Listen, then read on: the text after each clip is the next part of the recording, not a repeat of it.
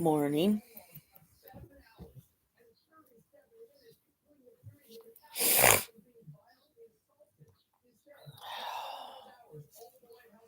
Give me a minute. I gotta text my daughter and let her know I'm on.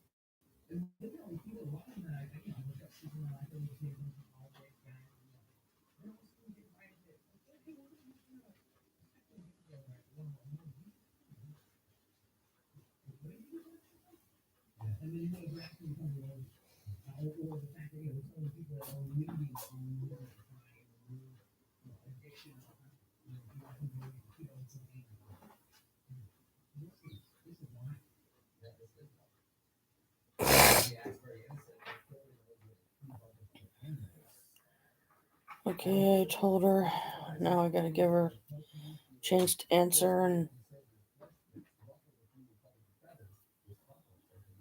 if she doesn't answer on that one, then I got a couple others I can try her on. Let me see if that was her. Yep. Okay.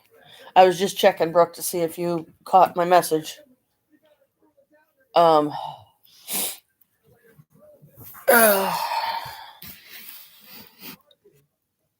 I'm okay. I'm just yeah, I know.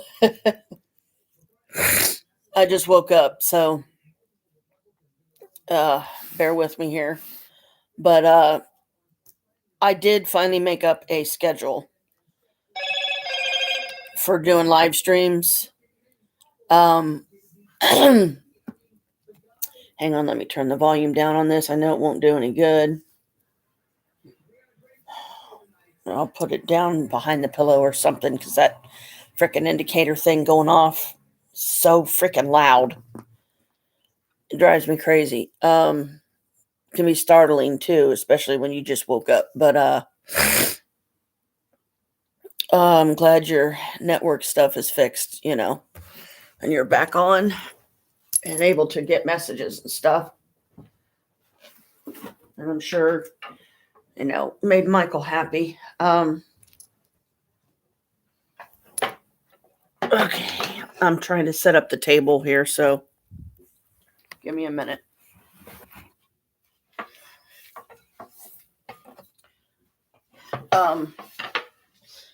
I will.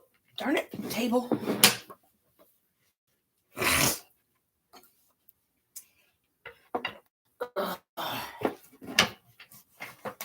I will go over the schedule.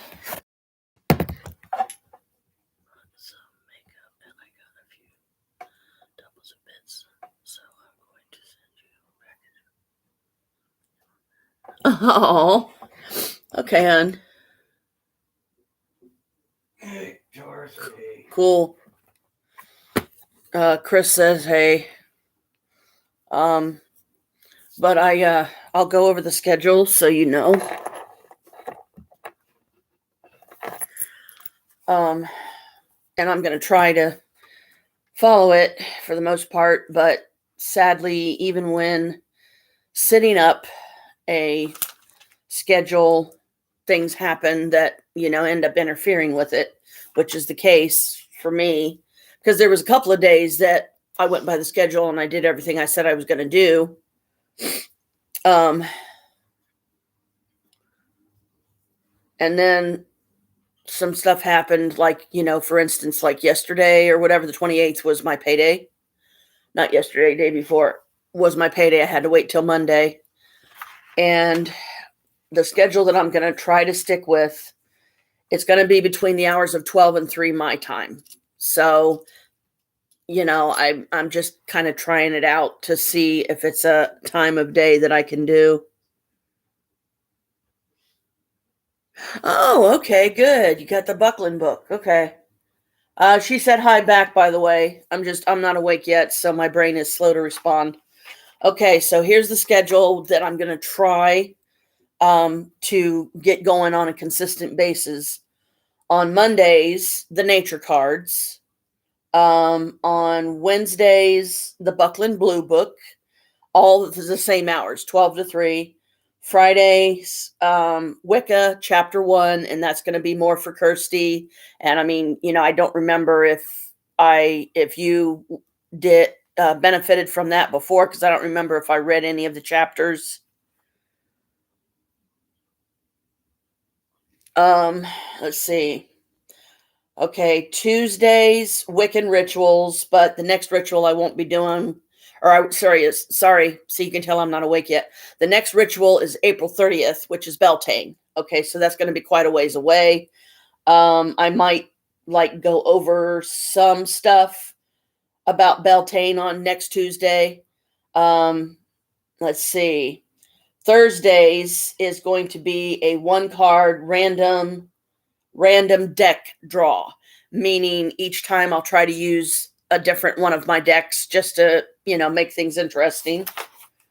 And also, as far as the protective bottles you were talking about, okay, I did write down some information that I was able to gauge from a witch kit that Maria got me and her here recently, which it's awesome. You'd love it. It was, we found it on Amazon. I don't remember. I think we were just looking under witch tools or something like that. And that's how we found it. And when I found them, I let her know about it because I knew she would want one. I was right. Okay, let me see if I can reach it without knocking down the computer and stuff. You're going to love this box. It's really pretty. Okay, this is the box. And that's the cover. It's got all the zodiac signs on it and how they are in the stars. So if you are into astronomy and stuff and you look up at the stars at night and just that's Capricorn right there that my finger is on. So I let that be the bottom of my box. So that way the Capricorn is upright to me. This witch kit comes with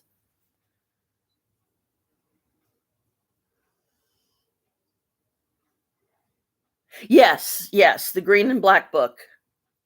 Okay. Comes with this envelope here, which has parchment squares. Okay, so this is your spell paper. And as far as how much it was, I don't know. I would have to bring it up and write it down. So if you want to look it up or something and get it yourself sometime, you can. It comes with this chart, which also has the zodiac signs on it. It's made of paper. And on the flip side of it is candles, their colors, and their meanings. So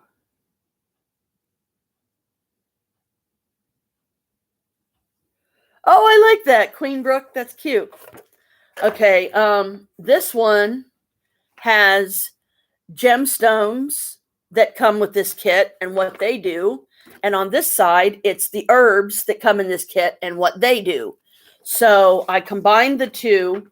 I went through and I found some protective herbs, some protective crystals. I put some holy oil, a couple drops of holy oil in the bottle. And I also did Capricorn oil because it's a protection spell that I'm doing for Colin. This is all the crystals you get. So you get like 15 of them. Yeah, 15 crystals. The bottles are, about yay big. I'll get one of them out so you can see.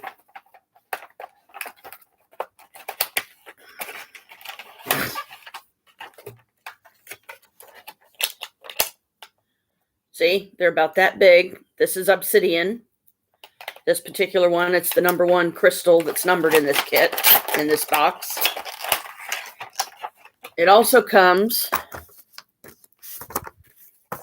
with candles and this gorgeous, this cute ass little spoon. So you can take herbs and stuff and, mix them up in like a bowl or something. And this thing apparently bends very easily. I'm not sure. Okay. The candles are this size. They're individually wrapped. Got a light green, got a brown, got a darker green, got a couple black ones, got a purple one, a red one. Yeah. And got orange, white, blue, white again, black again, and then light pink. Now, so far, I've only used 2 of the candles. I used one that was a white candle that I used for a day candle. And then this one that I used for the color of the day, which being Sunday, is yellow or gold. So I used this. Now, this is the size holders you have to get for these. Okay? See, it's kind of small. But as you can see, fits in there perfect. I also got, let's see here, something here that I've been meaning to get for a long time.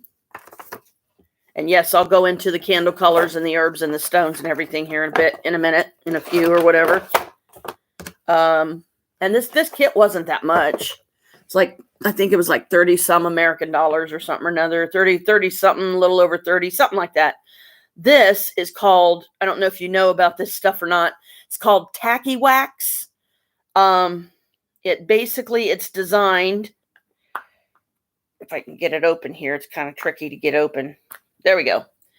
It's a sticky, you can put on the bottom of your candles.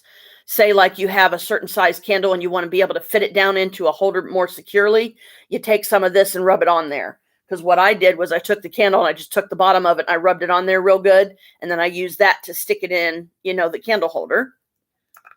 Oh, the spoon. Yeah. The spoon's got a little crystal on one end, which I thought was cool. But so I'm going to be trying to cover a lot today because the schedule got messed up and I wasn't able to do it to completion. But right now, before I go any further, where did I put my glasses? They're probably back in my prism bag, which is over there. So I'll have to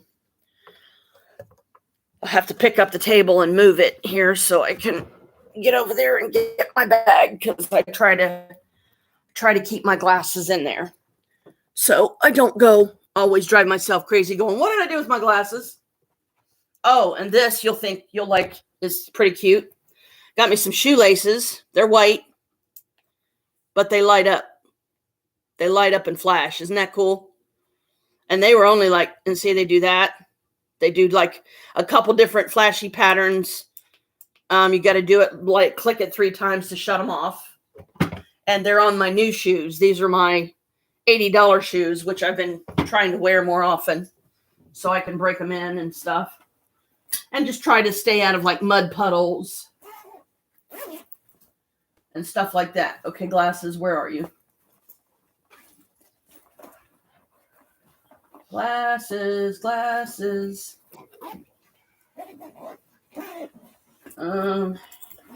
If I can find them.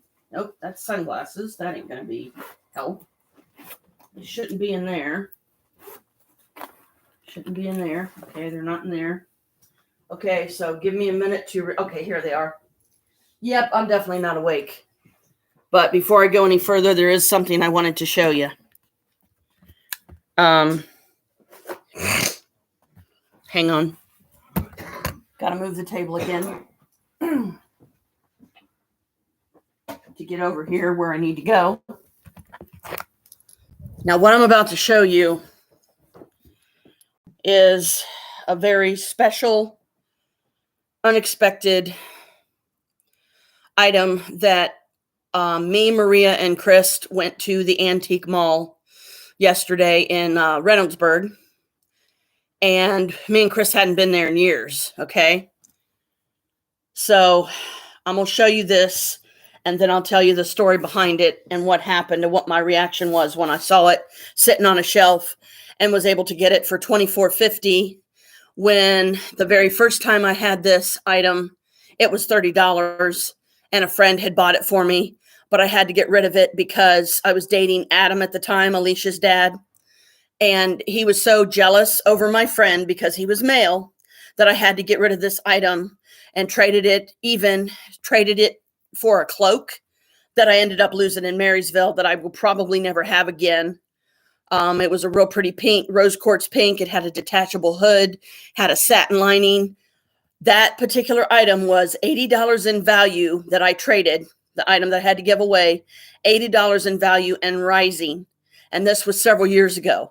I never took it, never opened it or anything like that because it's one of those things when you open something like that, it devalues it. Okay, you ready? Make sure I'm lining it up right. See that doll? The gold and white Barbie, holiday Barbie? When I saw that, I can't believe it's going to make me cry again. When I saw that doll on a shelf, I literally started crying because I never thought I would find that doll again. And it hurt me terribly that Adam made me get rid of it. And the item that I got rid of it, whoa, there goes the computer. The item I got rid of it for, I ended up losing in Marysville. So I wasn't even able to really enjoy it or wear it very much or anything. So when I saw that doll, I started crying because I couldn't believe that I had found it and I was able to get her for less than what my friend Steve Morris had originally paid for her. And I mean, it took me a good few minutes carrying her around the mall before I could finally stop myself, stop the tears because I was so happy that this doll came back into my life because that was a doll. I don't remember what year they put that one out, but with holiday Barbies, I don't know if you know this, but with holiday Barbies, each year it's different. Each year it'll have a different outfit on and stuff like that. And I saw some real pretty ones, some other holiday Barbies they had there. But of course, I zeroed in on the gold one because I could not believe that the goddess blessed me with that doll again. And this time I get to keep her. The box that she's in, it kind of, it does have some kinks in it on one side, but it's not so bad. I mean, it's obvious. You can see it, but it didn't compromise. To me, it didn't compromise the doll. The doll is still intact in her package. She has green and gold jewelry on. See, it still makes me tear up because this doll meant a lot to me. Oh shit. Come on, Janet, get it together. I don't want to end up making you cry, but, okay. What the heck did it do? Why did it do? Where's the mouse? Mousy, where did you go? There it is. I must have decreased the screen somehow. Okay, how the hell did I do that? Okay. Come on. Seriously? Okay, now it won't come out any further. Oh, crap. What the heck? Oh, man. See, now I can't.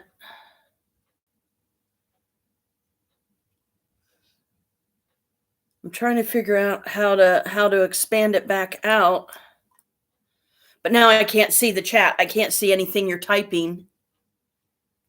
How the heck do I get that to come back out like it was supposed to be? Oh man, I'm going to have Chris help me with this one because I don't know how to get it to full screen again because this is my Chromebook. So, and my vision's kind of blurry because I'm still crying. But anyway, so bear with me until he gets down in the bathroom and gets out here and hopefully can, open the screen back up to its full height that it's supposed to be. Because I hate when this thing starts acting up like this and does this crap.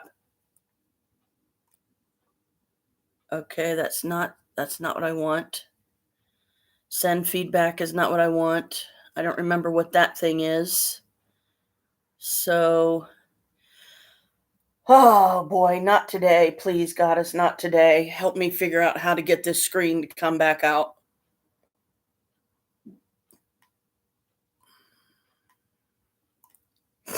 Because I don't know what happened and I don't know why. I don't know if I hit something as the thing was sliding or what.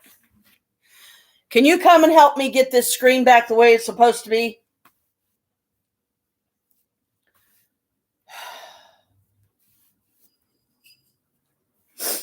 Oh, golly. So yeah, due to the fact that I'm still wiping tears away, you can tell just how much that doll meant to me.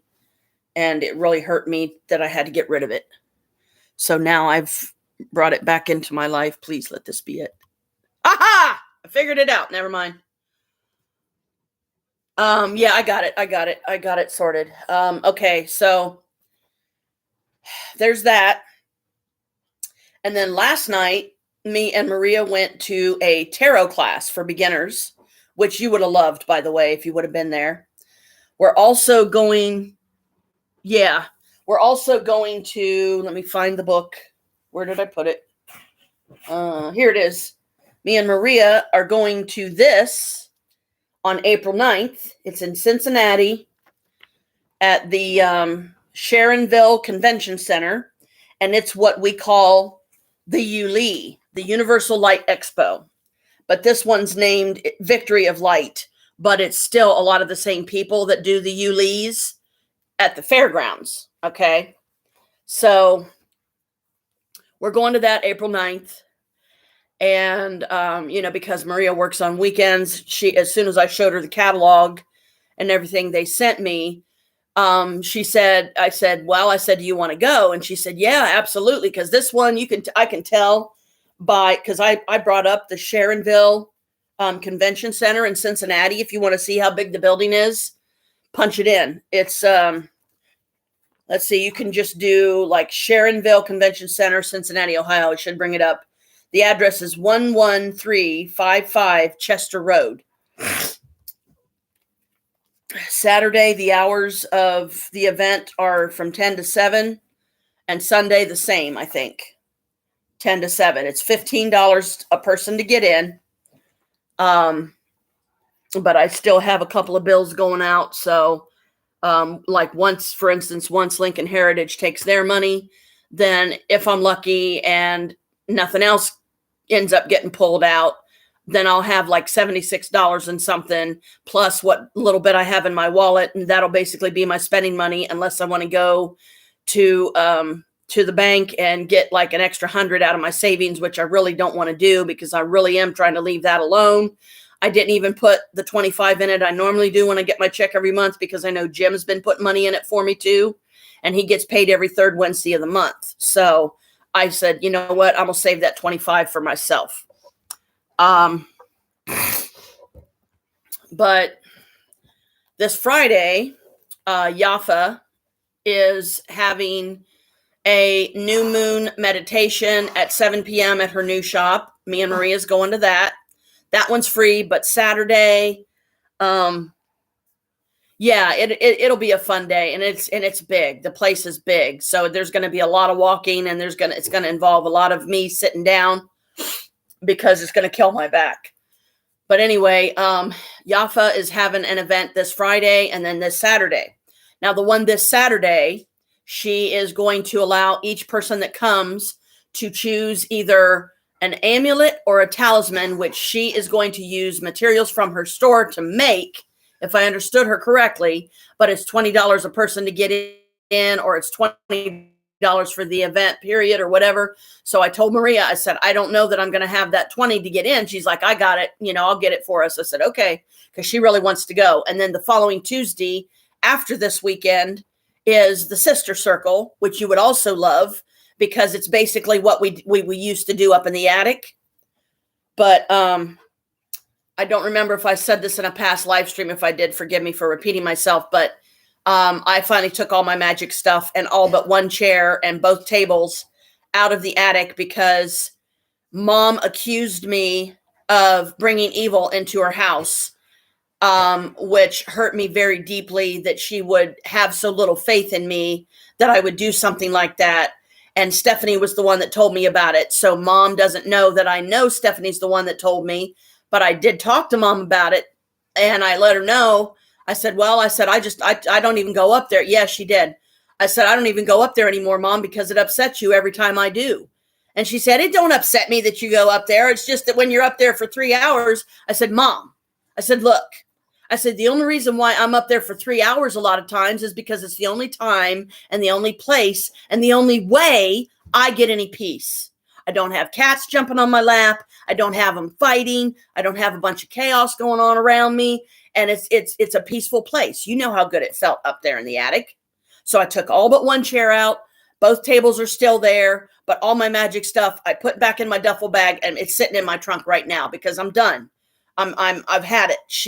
If she's that threatened by and knows no better by my magic symbols, which, she said I had to hide every time I wasn't there and using them because she's so afraid that the Pastor Toby's going to see it and have an aneurysm or something, or, get upset. Well, I don't want that in this house, which he's already said, the house is Mom's. So even though she's paying rent, so I told her, I said, Mom, I said, I don't go up there anymore. And I almost started crying because it hurt me that bad that she would say something like that to me. But why would Stephanie make something like that up? I don't see any reason. I don't see how she would gain anything from making something like that up and telling me. I think possibly Mom said it because she was trying to see if Stephanie was going to run to me and run her mouth. So I told it to her and explained it to her in such a way that she could not blame Stephanie, and Stephanie's name never came up at all. So I don't have that place of peace anymore. Because even though I left one of my chairs up there and both of my tables and this and that, I think the only time now that I'm going to probably be able to use it without, having any worry about her thinking I'm conjuring demons in the fucking attic now is I'll have to, like, if I go over there to visit or something sometime in the future and they're not home and, I use the key, which they have a hidden key outside the place, so I can let myself in. I'll go in there, and if they're not there, that's probably the only time now that I will feel safe going upstairs, and I'll take my duffel bag and then I'll get my magic stuff out and maybe do it that way. But then each time I leave there, I'm going to put my shit back in the bag. I'm going to put it back in the trunk because I'm done with her doing that kind of stuff and hurting me like that. So, but on to, more positives. Oh, and I also wanted to show you, hang on a minute, because you're going to love this. And it is a little pricey. I will say that, but you remember my crystal gem bottle? This one? It's cracked in the bottom because when I would drop the ice cubes in, instead of turning it on its side and letting them slide in gently, I was constantly dropping them in there. And the force of the ice cubes hitting that little plate that separates the drink part from the crystal part, it caused a crack in it. So I had to take some of my Gorilla Glue and a Q-tip and smear it on it on the underside. So you screw this off. I put it on the underside of here, but I can't use that anymore to drink out of because I used the Gorilla Glue. Chris was going to try to fix it with a silicone or whatever that he had because it's non-toxic. but the Gorilla Glue, it could make you sick. So, yeah. So, because this one got cracked,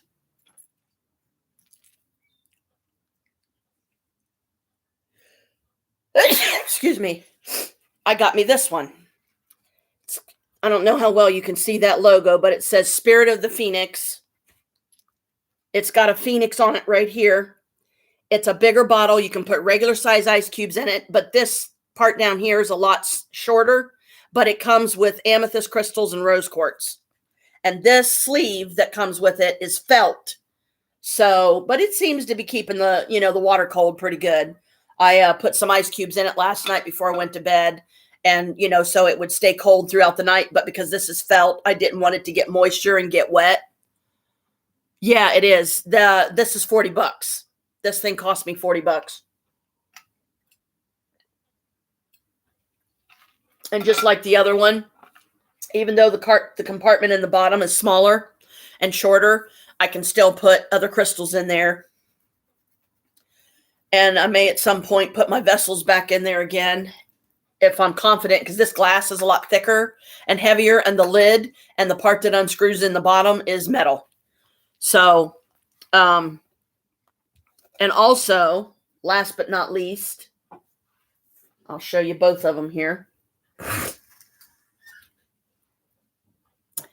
Selenite eggs that Maria got a 4-pack of, so she gave me 2 of them, and then she kept 2 of them.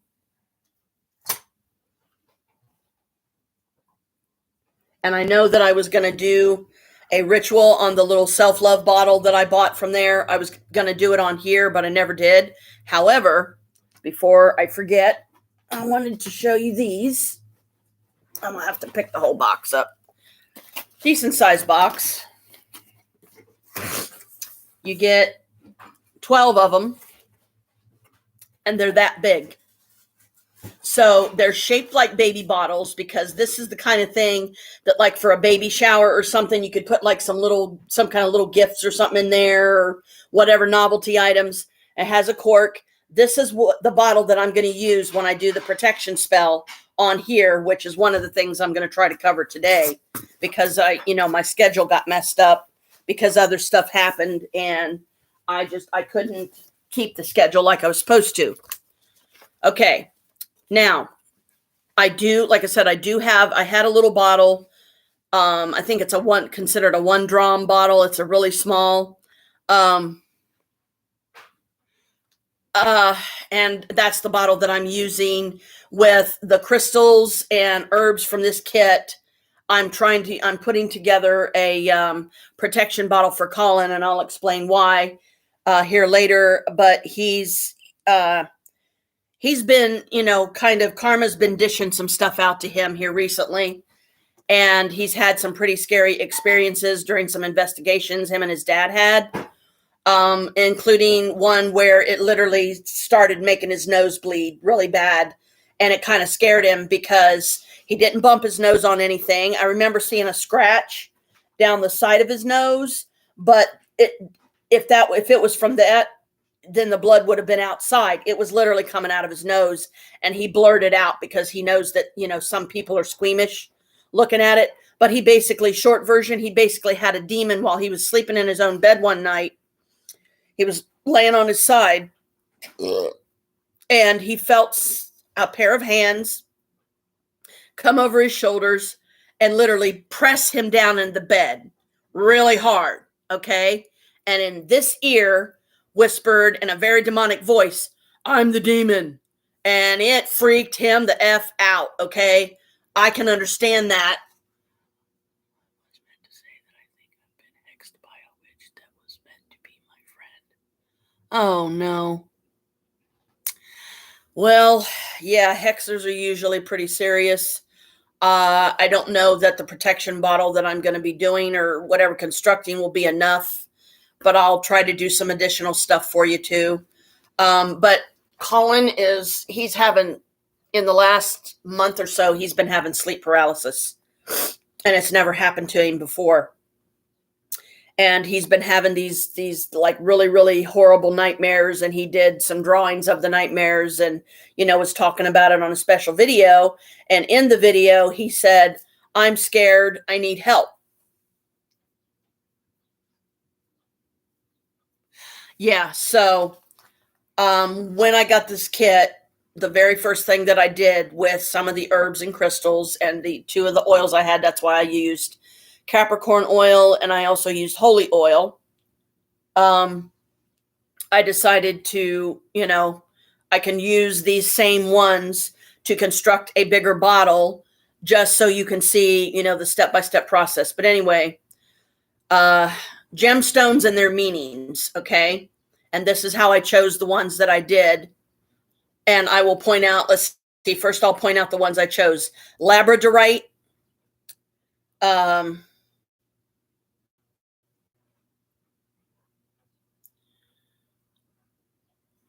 obsidian, amethyst, and blue apatite.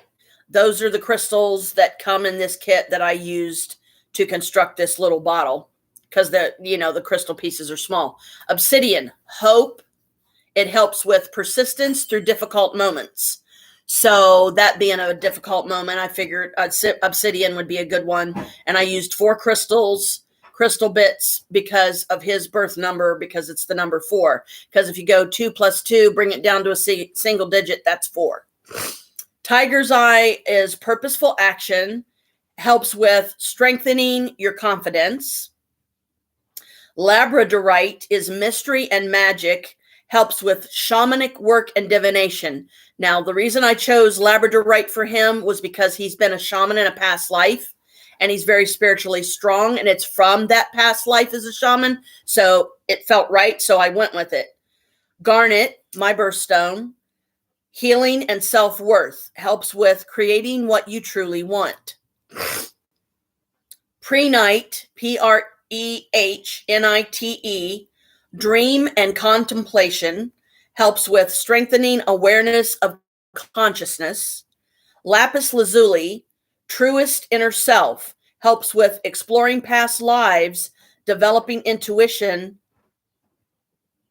So that is definitely one worth doing. And it just dawned on me that might be a good one to put in there in his protection bottle too, because it was a past life when he was a shaman. I can't believe I just now noticed that. Anyway, moonstone, prophecy and perspective, helps with predicting the future, inviting romantic love. Red agate, truth, harmony, and peace, helps with speaking your truth and resolving conflict. Peridot, which is my mom's birthstone, relaxing, helps with relieving anxiety and accepting new things. So that one might be a good one for you because you have anxiety issues, right? So that would probably be a good one for you to use. Aventurine, new opportunities, helps with maintaining energy and optimism in challenging times. Amethyst, protection and intuition, helps with clearing negativity and confusion. Rock crystal, or what I consider clear quartz, purifying, helps with cleansing wind and soul, dissolves energy blockages. Blue apatite, gentle, helps with absorbing negative energy, inspiring enthusiasm. Amazonite, meditation and inner stuff, inner wisdom, inner, conflict maybe, or something it helps with anger and stress relief, self-love, and wisdom. And then gold rutilated it's like basically a gold quartz or a quartz with a gold tone to it. Restoring, it helps with useful for analysis and mastering the processing power. Okay, I wanted to make sure I didn't miss anything you said. Okay, now the herbs. Rosemary. Rosemary has a soothing effect and can create a sense of calm in the environment. It also can mix with sage to eliminate negative energy. So I used rosemary and sage for his bottle. Lemongrass. Lemongrass is used for purification and cleansing, has an amazing vitality scent, refreshes and enhances clarity and focus. 3, sage. The smoke of sage is used for purification, blessing, and healing, removing the negative energy of objects or people being purified. Number 4, St. John's wort, to be used around midsummer as a potent demon repellent for warding off against evil spirits or negative magic, instilling courage and divination. 5, catnip. Catnip is a healing plant. Traditionally, catnip is burned in homes or sacred spaces to bring love, beauty, and happiness. Red rose petals and buds. Number 6, rose petals are believed to be a symbol of love, romance, attraction, and to draw good luck in matters of the heart. 7, hibiscus flower. Hibiscus is the ultimate flower of passion. Its other magical properties include love, divination, freedom, and many more. Lavender, number 8. Lavender helps promote restful sleep, peace of mind, relaxation, and happiness. When they are burned, the fragrance will be stronger. Peppermint, number 9. Whether you want the perfect winter blend or a good winter blend, purifying combination, peppermint is refreshing and soothing. Number 10, motherwort. It is commonly said to aid women and children both medically and magically, and to bring peace to the home. Hyssop, Hyssop, a weak tea made from hyssop herb, has been used as a spiritual bath by many people to take off a jinx or to rid themselves of bad habits. Yarrow, number 12. Yarrow represents luck. Its golden flowers impart to the bearer exceptional bravery and protection from wounds and curses. 13, alfalfa. Alfalfa is believed it can bring good luck, good fortune, and all sorts of money matters, to keep away poverty and prevent financial troubles. 14, nettle leaf. Element of fire. Nettle helps release lingering doubts and stresses while giving you nurturing energy. And last, number 15, eucalyptus leaf, a decongestant and can soothe muscles. Burning them can be used to protect, promote health, and provide energy for purification. So there's a lot of good herbs there. You can go back and re-watch this if you need and pause it so you can write down each one of these, because it sounds to me like there's a lot of them in there that would be good for you to help towards a protection bottle for this person, this girl that, or whatever, that you used to be your friend and you think that she hexed you now that she's not your friend anymore. Candle colors: white, any spells, replace other candles, meditation, heal and protect. So I chose the white candle of this kit, or of my Wicca wicks, to put Colin's birthday information and his name on it. Pink I did for friendship, because that is in the list of what pink means. Pink is romantic love, friendship, balance, and relieves depression. Deep green, material growth, good luck and abundance, fertility and grounding. Milky, fame and fortune, abundance, power, and success. So the milky is, I guess, a different type of a white. Maybe it'll have like a kind of a milky consistency to it. So that's the first time I've heard a candle being used in that way or named milky. So I'm not sure what that means, but black is banishing and removing negative energy, warding, and protection. So the colors I chose was white, pink, and black for the protection bottle for him. Yellow promotes intellect, mental clarity, knowledge, and manifestations. Purple, spiritual development, psychic power, awareness, opportunity. Light green, peace, devotions, family union, inspiration, and money. Red, passionate love, sexual energy, lust and physical attraction, and courage. Blue, spirituality, creativity, harmony, peace and calm, healing. Orange, success and prosperity, emotional healing, positivity, ambition. And brown, stability, security, protection of animals, and concentration.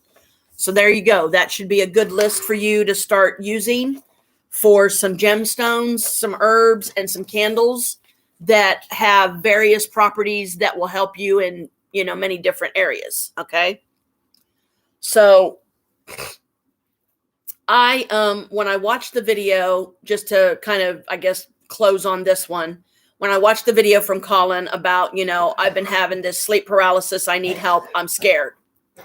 I watched it all the way through, and I felt like, okay, I'm gonna do a protection bottle for him. However, I'm most likely am gonna have to keep it here on his behalf because, one, I haven't commented yet to let him know that I was, doing some protection for him. But I want to, even though it's protection, I'm going to word it like, I hope it's okay, Colin, but I did do some protection energy for you, and I'm trying to send it your way. I made a protection bottle for you, but unless you can give me an address that you're comfortable with me having, that I can mail it to you, I will keep it here at my place on my altar in its own little box. So I'm going to have to, at some point here in the next week or so, few days, I'm not sure exactly when, I will get out to the thrift stores, at least the one closest to us, which is the one over by Target, and see if I can't find a special little box that will be literally Colin's spell box, and I'll keep it here. So I'm leaving it open, and I'll have to wait until, like, if he answers me, it's most likely going to be a thumbs up, and it'll be like, so that'll be him saying, okay, yeah, go ahead, that's fine. And I'm hoping that he will give me an address, like a P.O. box or something, if that's what he's got to do. And I'll even put in the comment that, you can even do a P.O. box if you like, just so I can get it to you. And then you don't have to keep the P.O. box. You can close it down again, but keep it long enough for it to get there. Here.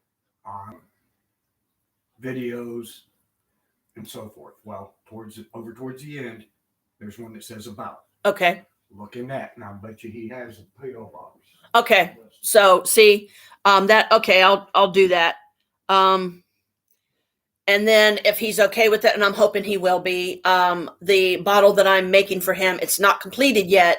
It only has the herbs, the oils, and the crystals in it.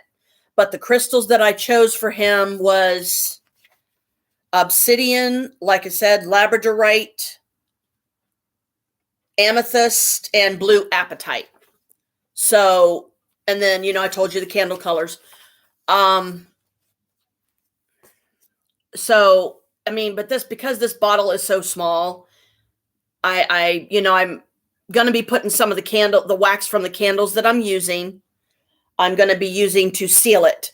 So it's a screw off lid, but I will explain to him that when you see this, when you get this and it has wax around it, don't break the wax seal. If you break the wax seal, it could undo the protection. So the whole purpose of sealing it is to keep the protection there, So, in light of that, I also wrote down some other crystals and herbs that I found in some of my books that are, strictly for protection. Okay, crystals of protection: obsidian, snowflake, obsidian, fluorite, malachite, hematite, amethyst, tree agate, regular quartz, selenite, and tourmaline. Herbs of protection: Morocco black salt, or regular black salt should work too. Agrimony, eucalyptus, cinnamon, comfrey, marjoram, holy basil, peppermint, lemon balm, lotus embryo, which I've never heard of an herb like that, but rosemary, lavender, and rose petals. So those are some more herbs and stuff I found that were protection. Okay, lavender oil, peppermint oil, sweet orange, tea tree oil. Okay, let me explain. Lavender oil calms and resists anxiety. Peppermint reverses negative mental state. Sweet orange brightens your mood. Tea tree oil clears the air and purifies your environment. Bergamot oil, fight off feelings of fatigue. Sage oil, eliminate negativity. Eucalyptus oil, release a breath of fresh air. Lemon oil, fight lethargic energy. Lang Lang, or I don't know how they pronounce it, but it's YLANG. It promotes a positive self-image. Chamomile reduces unhealthy symptoms. So those are some others that, you could do maybe a combination of at some point. Ones that you think stand out to you and help with various things that you have, conditions, the anxiety stuff and whatever. Protective crystals, blue tiger's eye, abalone shell, actinolite, Aegirine. It's AEGIRINE. Not sure how to pronounce it. Almandine, ALMANDINE. Ammonite, AMMONITE. Andolite, ANANDOLITE. Or it might be A. I'll have to. Okay, Angelite, ANGELITE, Aura Quartz, and Benitoite, BENITOITE. And that was from my crystal app that on my phone that I got those crystals. I've got some lavender oil ideas and also the herbs and crystals that I just listed that can help with, like I said, various different things that maybe you're, having issues with. Okay, let me get back to my schedule. All right. Okay, there it is. Okay, so get off my computer, Roach. Let's see if I can do this more safely. I'm going to set the computer down this time so I don't end up shrinking the screen back down again. Let me put these back up for the moment. Get the box out of the way, which will make it easier to lift up this table. Ow.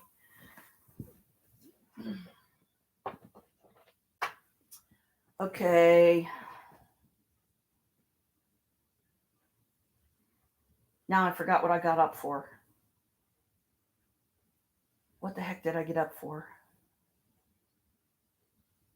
I didn't know. Oh, nature cards. Thank you. My spirits are helping me out here. They're like, nature cards. I'm like, oh, yeah. Okay.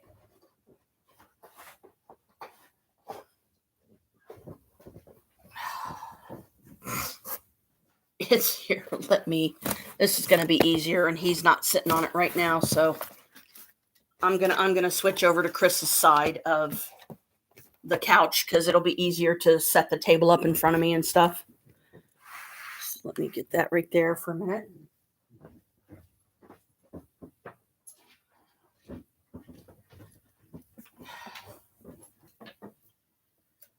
Okay, there we go.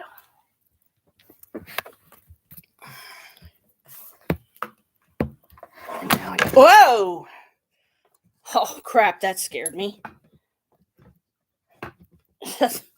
Had the accidentally set one of the legs of the table on my boot.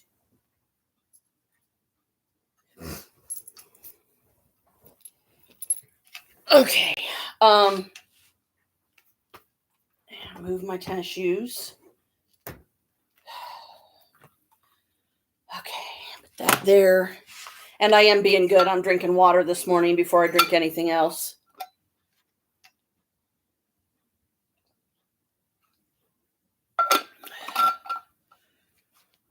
And the Phoenix bottle, just to let you know, it comes with, I'll show it to you. It comes with this little bucket that is for tea. So you can literally drink hot or cold.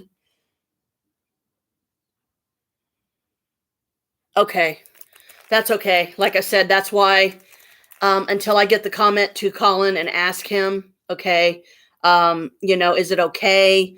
Do you have an address that you feel comfortable with me having that I can get this to you? And hopefully he'll say yes. So we'll see. But let me take it out of the baggie so you can see it better. Has a little hook here, a little, in the top. It does have a lid, and this is like kind of like a mesh of sorts, but it's nice and solid. See, I'm tapping it pretty good there, and it's not squishing it. So you okay, you just twist off the lid. You put your loose tea in there. Put the lid back on, set this, and because of the way it's designed, it's got a little lip here around the top.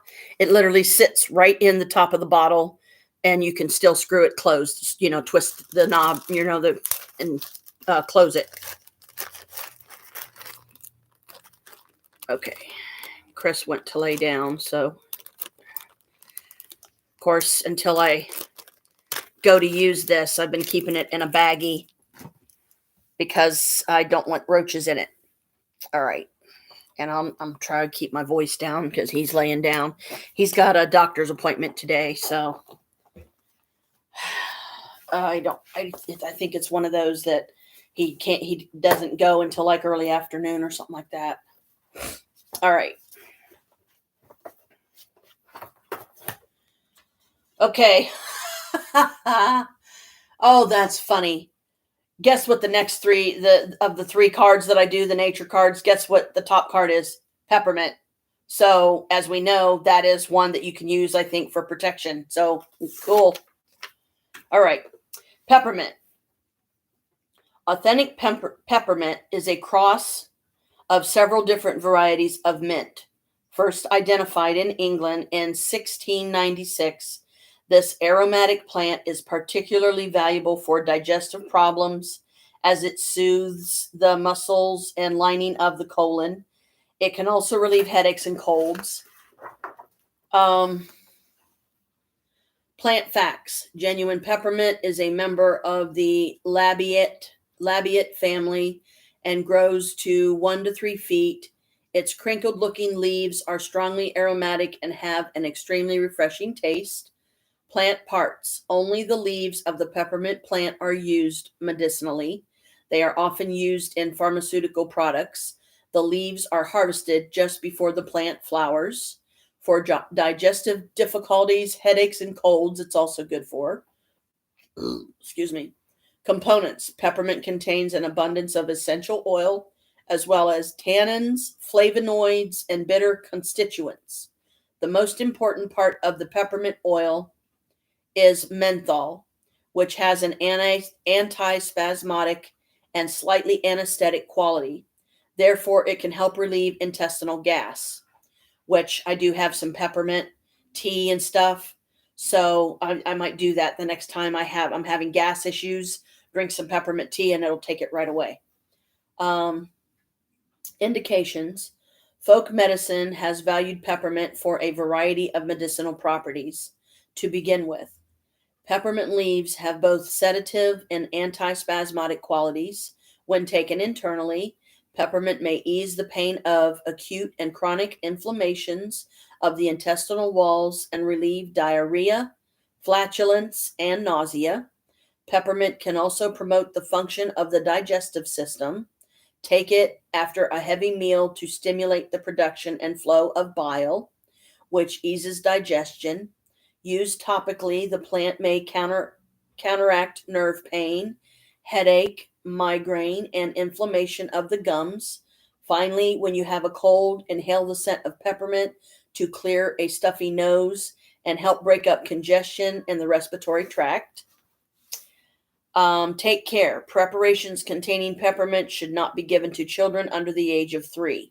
Too much of the plant's oil can irritate their stomach lining and, in some cases, cause an ulcer. Tea. For stomach pain, pour about 1 cup of boiling water over 1 teaspoon of dried or 2 tablespoons of fresh peppermint leaves. Steep for 10 minutes. Drink 1 cup 2 to 4 times a day. Infusion. For colds and sore throats, infuse about 10 tablespoons of peppermint leaves in about 1 quart of water. Steep for 10 to 20 minutes. Add this infusion to a bath or use as a gargle. Tincture. To ease bloating, take 20 to 30 drops of spirits, menthe, a peppermint alcoholic extract available at natural food stores, with warm water for a mouth rinse. Dilute it with 10 parts water. Peppermint essential oil. For migraine and headache relief, rub 3 to 4 drops of diluted peppermint oil into your forehead and temples. Note, peppermint is safer and less irritating when diluted with a carrier oil. Try jojoba, Jojoba, sweet almond, olive, or apricot oil. Do not use undiluted unless you are under the supervision of a healthcare professional. Okay? Siberian ginseng. So, okay, the peppermint is not a protection one, but at least it still has a lot of good properties you can use it for. Siberian ginseng. In its Russian homeland, physicians have long relied on Siberian ginseng as a basic remedy for illness. Recently, however, the plant has been accepted by Western medicine. Now a very popular remedy, it is recognized for its ability to help improve stamina and strengthen resistance to stress. Plant facts. This plant is a hardy shrub and generally grows 6 to 10 feet in height. In rare cases, it can reach heights of 20 feet. It can be grown from seed, but it is difficult to germinate. The branches and shoots are covered with woody thorns, and the rootstock has a faintly biting odor and a bitter astringent taste. Siberian ginseng is similar to, but more potent than, regular ginseng. Origin. Siberian ginseng grows in much of eastern Siberia, Japan, Korea, and northern China. The plant grows in deciduous and mixed forests at altitudes up to 2,640 feet.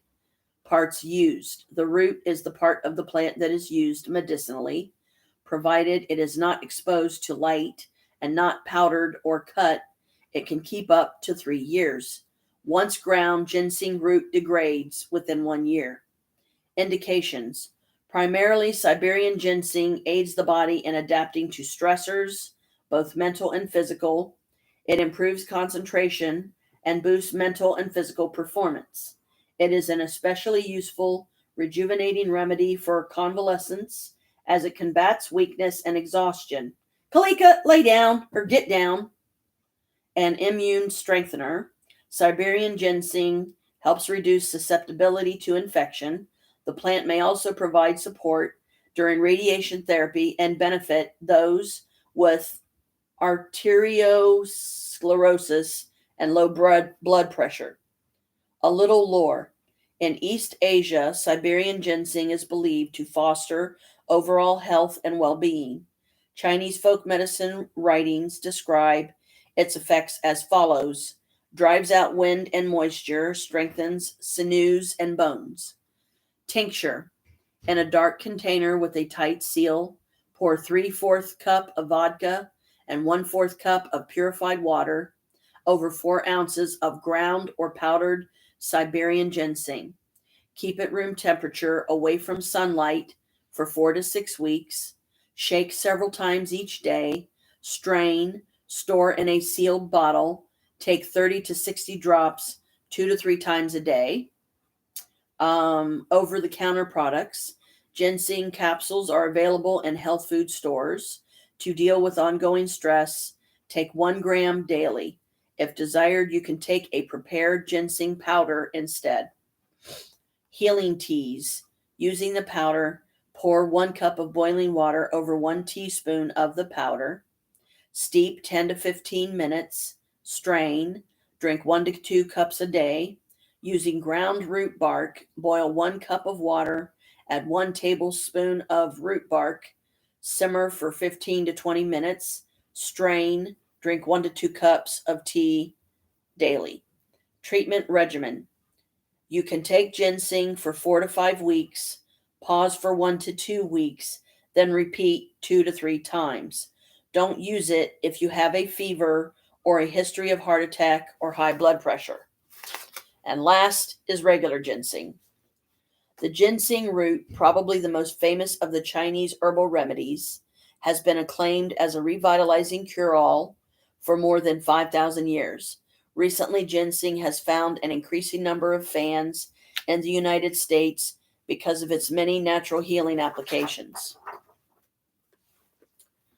Plant facts: the ginseng plant takes at least 6 years to mature and can grow up to 28 inches tall. Ginseng is distinguished by its yellow taproot resembling a carrot, its subtle, unusual odor, and its slightly spicy taste. Origin: ginseng is native to Korea and parts of China.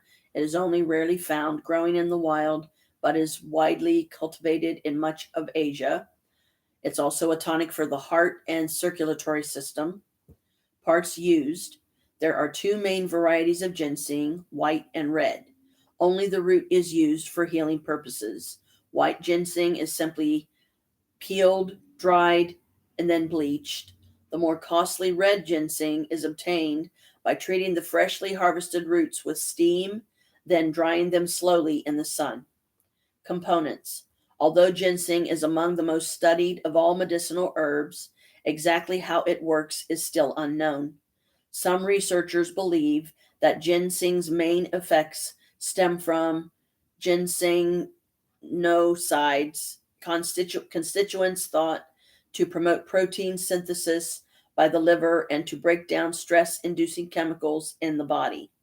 Other active ingredients include essential oils as well as thiamine and riboflavin. Ginseng also contains substances called saponicides, which help the body metabolize sugar, as well as PANACENE, which strengthens the cardiovascular system. Indications: ginseng is particularly helpful for combating exhaustion and difficulties in concentrating. Ginseng tonic is sometimes taken preventatively to boost immune function. The herb also helps to speed recovery after an illness, enhances mood, and lifts mild depression. Take care. Don't take ginseng for longer than 3 months or at higher than recommended dosages, because doing so can cause sleep disturbances, restlessness, or anxiety. The tea: pour 1 cup of boiling water over 1 teaspoon of grated ginseng.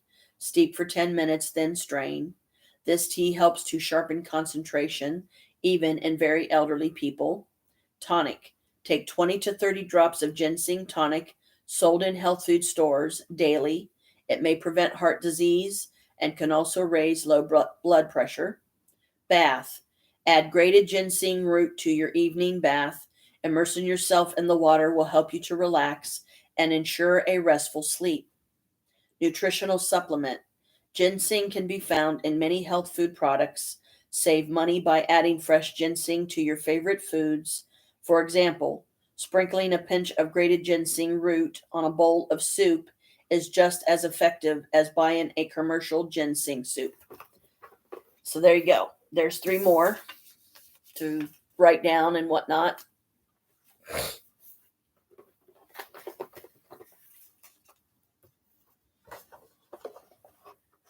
Okay, and that part's done. And I'll put this back over where it belongs here in a minute. Oh, excuse me. So there you go, sweetie. I hope these are helping. And whenever Kirsty can, finally get around to watching some of the live streams as well, she can hopefully benefit. But right now I'm going to take a short break because I got to get something to eat because I haven't even had breakfast yet. So my tummy's grumbling at me.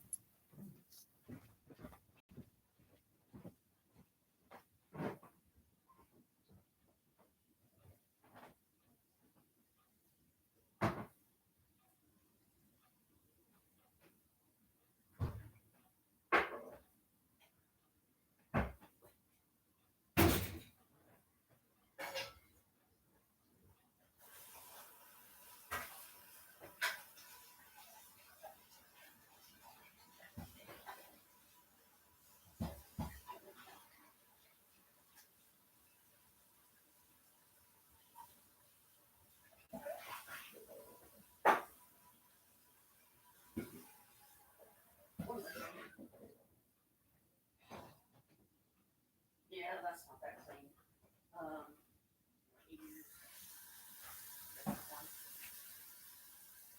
of hot soapy water.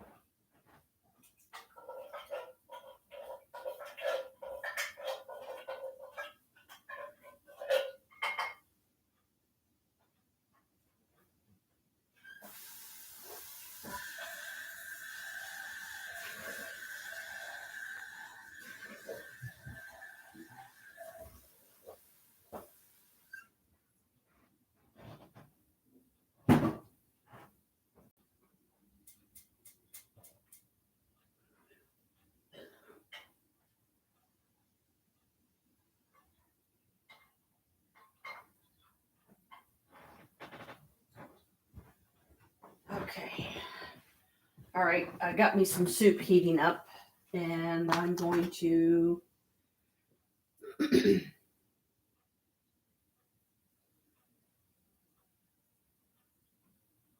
gonna get me a cup of mint tea because I think I've drank enough water.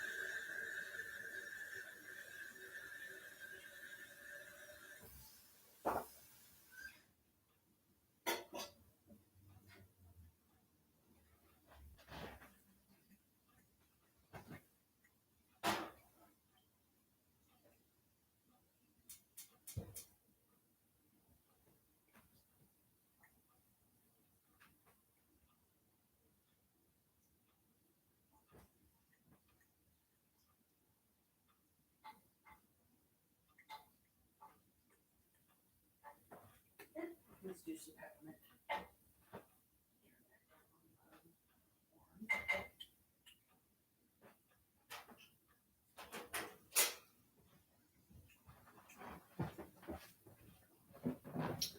Okay.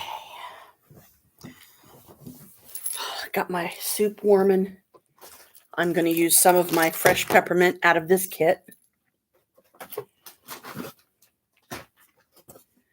Okay.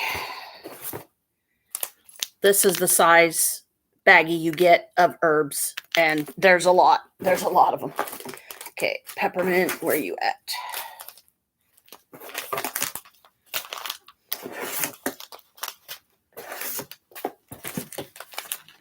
There we go.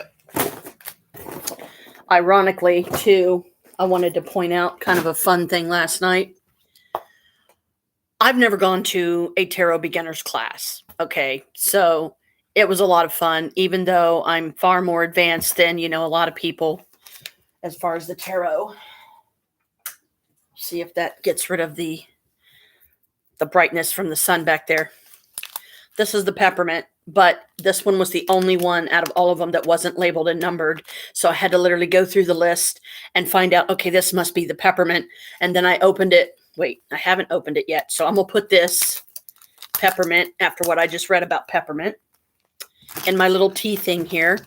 And I'm going to have me some tea, my first cup of hot tea with my new Phoenix bottle. Okay. And I mean, when I opened, I think, was it the catnip or one of them or something? It was very strong. Okay. All right. Here we go. I'm not sure how strong I want to make it. I don't want to make it too strong. That should be decent. It's just a little. Oh, wow. I wish you could smell that. That's so good. Because these are sealed. You have to literally, tear the little tab off to open these. These are sealed really good. And I figured it would help me with, some of the issues. And I'm excited about having something like this I could use, in the my Phoenix bottle. So my Phoenix bottle, you can do hot or cold drinks in it, no problem. The other one, I think they said mostly try to do the cold drinks with it, because if you do the hot drinks, I guess there's a possibility that the little plate that separates the crystals from the drink could break. Don't quote me on that. I'm not sure if that's the case. But.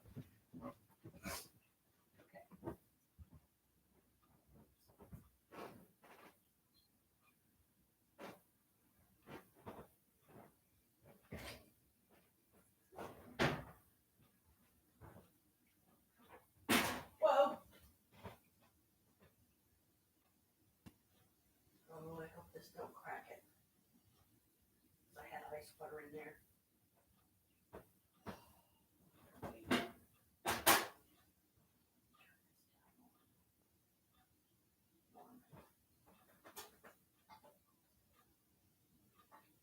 Because I just had ice water in it, so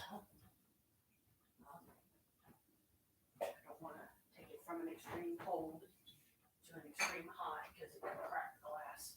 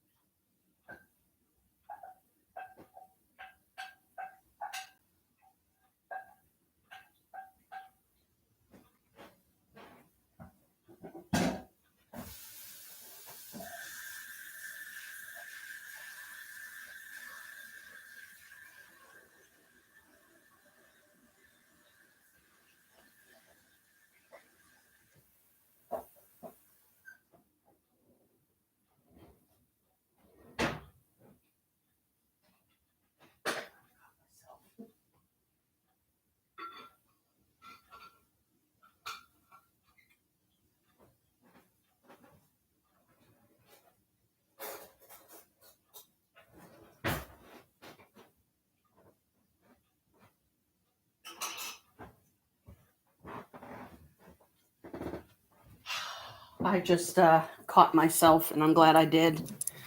I'm going to have to wait a few minutes on the tea because I just had ice water in it and I didn't drink that much.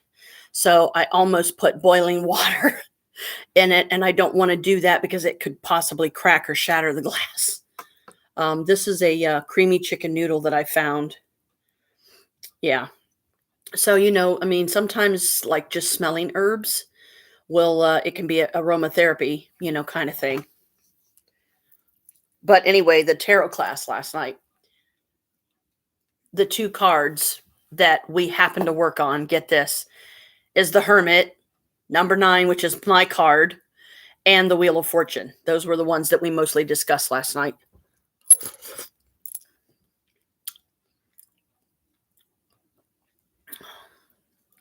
For this meal, I thank you now. As it sustains me, please allow your blessings on these gifts in me, as I will, so mote it be.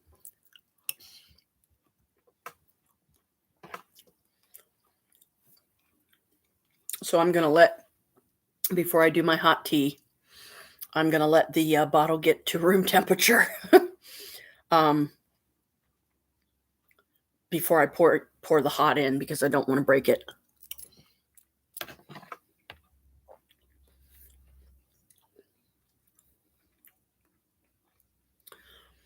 Just like if you put a glass in the freezer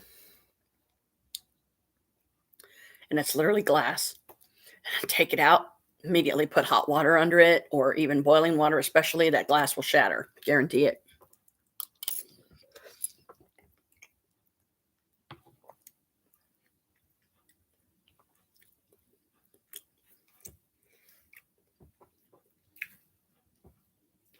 Back when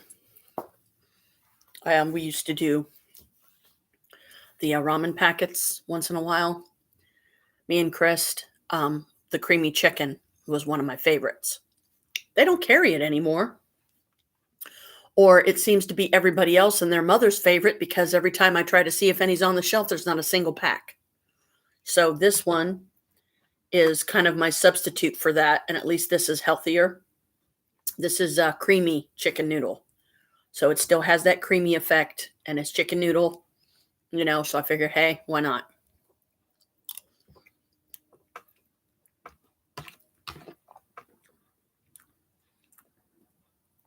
Plus, because I have that little tea, that little tea thing that fits in my bottle, I need to start learning the strength, like how much herb will make it how strong, and find because you don't want it too strong, but whatever's a decent amount of strong. So I don't know if I put enough in it. If I didn't, I can always put more.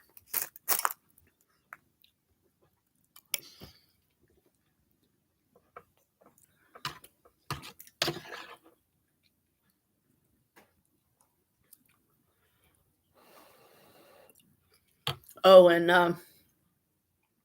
are you talking to Michael by any chance on the phone right now? Because I don't want him to take this wrong or anything or get upset. But I don't know how much I'm going to have left for absolute certainty, because until Lincoln Heritage gets their money and my Stars payment and my Amazon Prime goes out, I don't know how much I'm going to have left. But Michael has asked me if I could possibly get you at least $20 so you could either get some stamps on the JPay site, or you can do like a video visit or two or something like that. So I will try to do that. But I'll have to see what I have left when it's all over. Okay, good. Trying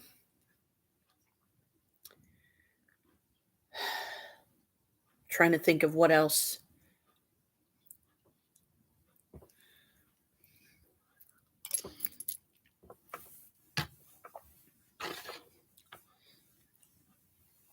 Me trying to play catch up a little bit too, because sometimes we both get busy, and I'm looking forward to the stuff you're going to send me too. That'll be awesome. My left knee's been hurting me on the outside of my knee for some reason. What I will try to do, but I'm probably going to have to do it with my phone, so I'll probably have to send them to you that way, which I know won't be a big deal for you. When me and Maria go to the Yulee in Cincinnati on the 9th of April, I will use my phone and I will take pictures, and send them to you on your phone so you can see the event, at least in that way. And, maybe if we can find a trustworthy soul that would take a picture of me and Maria, then you'll have that too, Meow.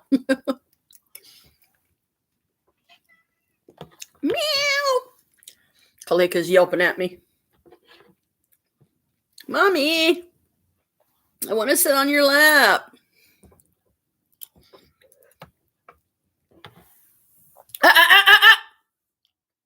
Kalika, stop.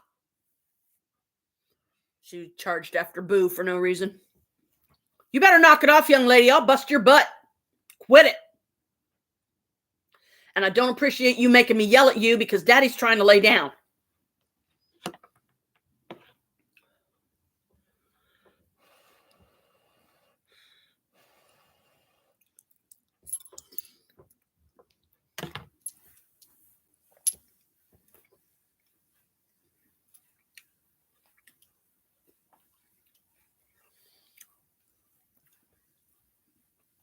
I'm going to try to wait for at least 10 to 20 minutes to give the bottle a chance to cool down to, like I said, a safe room temperature. So before I put the hot water, boiling water in it, I don't want to crack the glass because I just spent $40 on this bottle.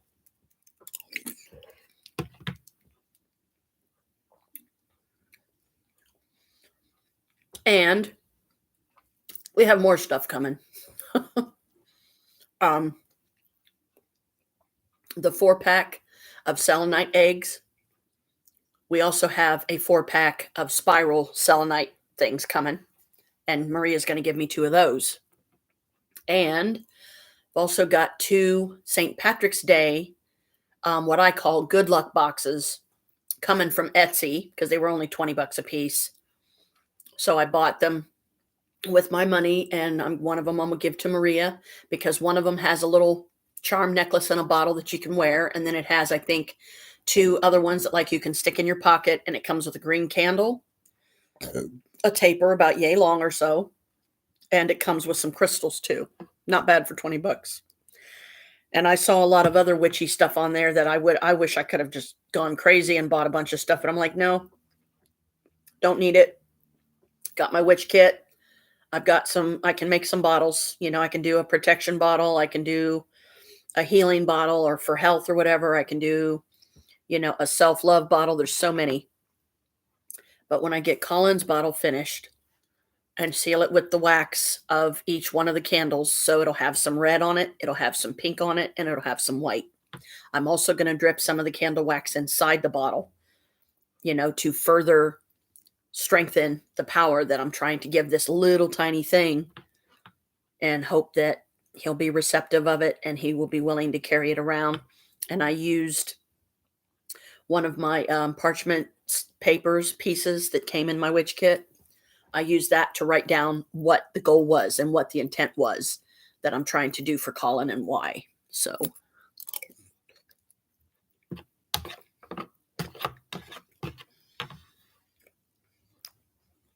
let's see what else is coming.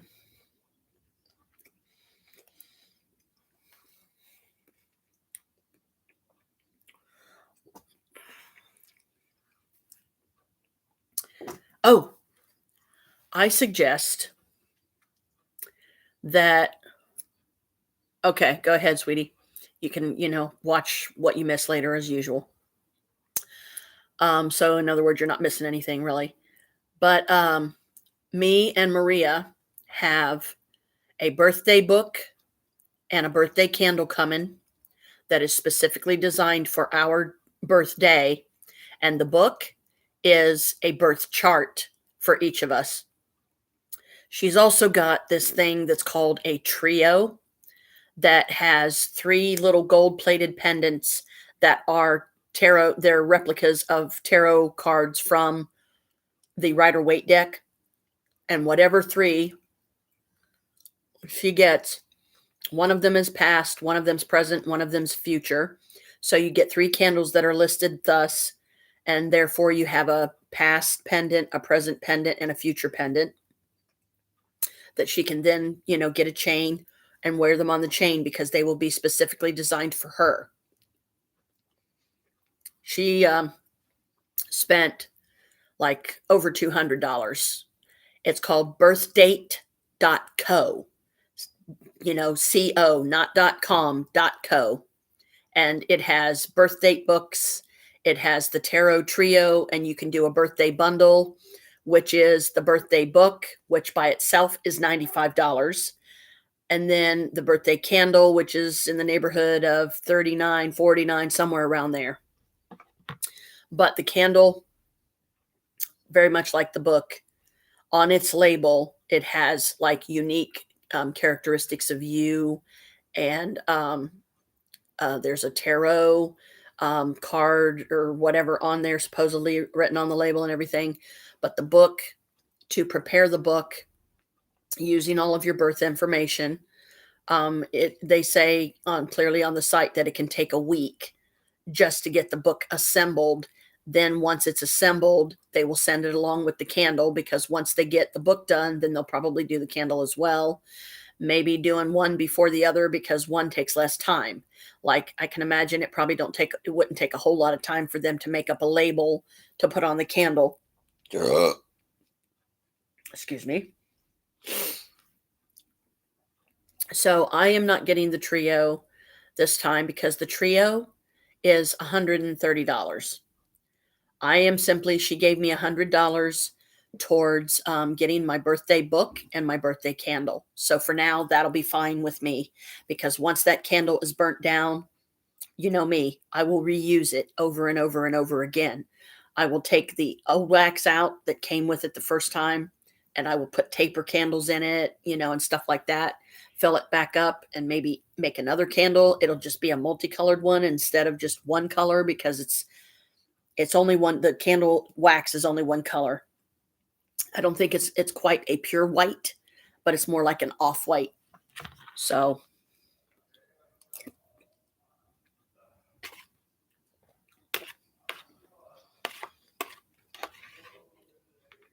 Bella, you need to hang on, baby. I'm not done eating yet. When I get done, I'll put the bowl down for you, okay?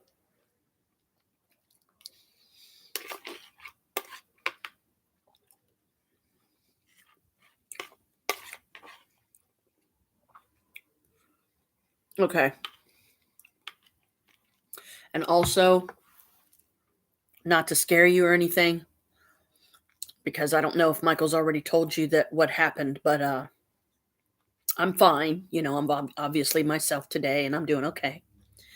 A couple nights ago, and weirdly enough, I believe it was if I'm not mistaken, it was either the very day that I constructed the protection bottle for Colin. At least partly, because like I said, I have to add the wax to it yet. And I'm going to do a protection ritual that, yes, I will definitely try to live stream it. So if you want to send, some additional energy to it to give it even more power and strength, then that would be great. Because I know it's not my job. I know it's not my responsibility. I don't know the guy. But the fact that I was drawn to watching the video is enough for me. And after watching it and what I experienced, it also further tells me that maybe I am meant to help him. Say hi to Bella. Say hi, sissy. Bella, Bella, Bella. And yes, your boyfriend's down here on the floor. Boo kitty. Okay, what happened was I had a dream. Now, the dream itself, to me, it wasn't even the slightest bit any kind of a nightmare. So that made no sense to me. But I literally woke up in the middle of the night. My heart was pounding out of my chest. I thought I was having a heart attack, and it scared the hell out of me. It took me several times of not yelling at Chris, but attempts waking Chris up before he finally woke up. And as usual, he automatically goes into, oh, you're fine, you're fine. Well, I don't fucking feel fine. Okay? I'm scared, and I'd appreciate it if you would stop making me feel like I'm overreacting or I'm being a hypochondriac. This has never happened to me before, so yeah, I think I have a good reason to be scared. Okay? But because of where the the scars are from the surgery and stuff, I can't even so much as have him hold me, because even if he would have just been willing to hold me for a few minutes to help me calm down and to help me bring my heartbeat back down to a more normal beat and rhythm, so I felt, and I told him, I said, I feel like I suffer alone a lot, because when I have an episode of some kind that scares the crap out of me, I can't even look to my partner for any comfort, because you just go into your blah, blah, blah, you're fine, you're fine. Well, I don't feel fine. But okay, if you say I'm fine, then I'm fine. I'll just roll over and go back to sleep, and maybe I won't wake up in the morning. Good night.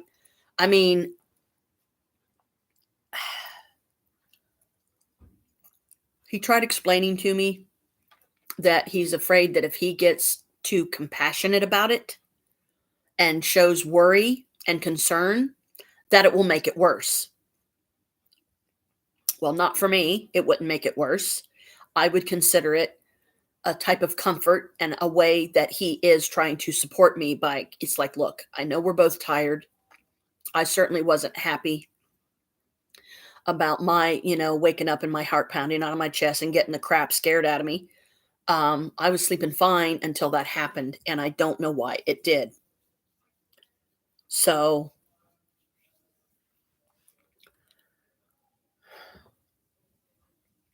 I just wish that he understood. It's like, look, can you just sit up with me for a few minutes until I can feel truly feel that, okay, I think I'm okay, go back to sleep, and then I'll lay down and try to go back to sleep myself. Um, I think part of what may have caused it was I had took 15 milligrams of melatonin because it was one of those nights when you lay there for several hours just trying to fall asleep. Okay. Which is weird and makes not a lot of sense. And something's telling me I better plug this thing back in because I don't know. I can't see the battery indicator right now. And I'm knocking my books over, but whatever. I don't care.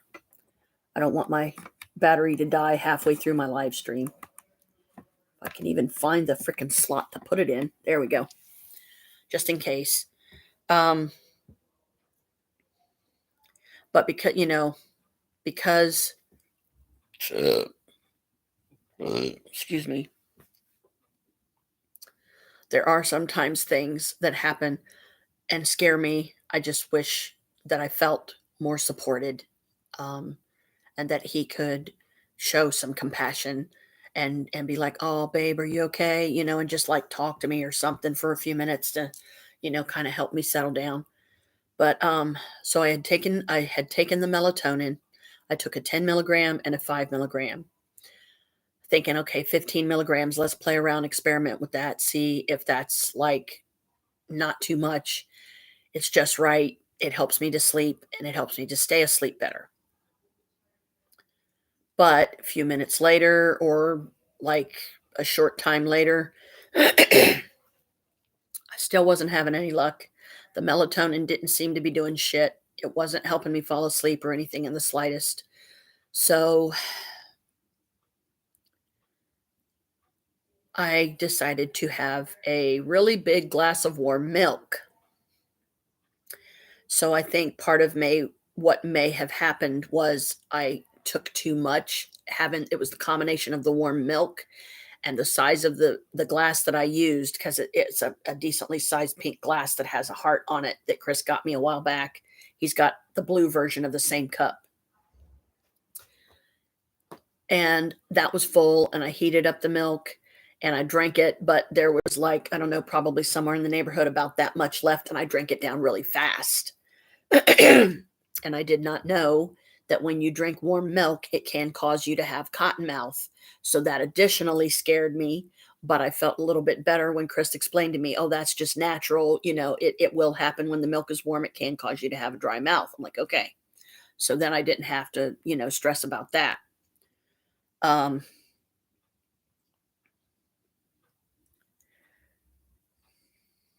but I do recall, I believe, that Colin, when he was talking about his sleep paralysis and some of what it seems to be doing to him.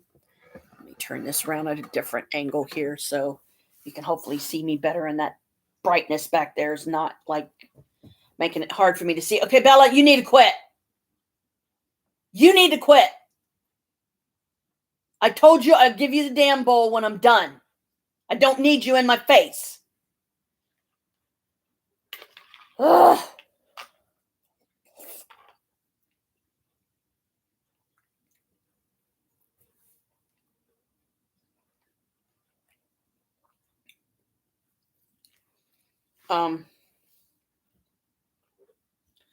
When Colin was talking about the sleep paralysis episodes that he's been having, that's scaring him, understandably so.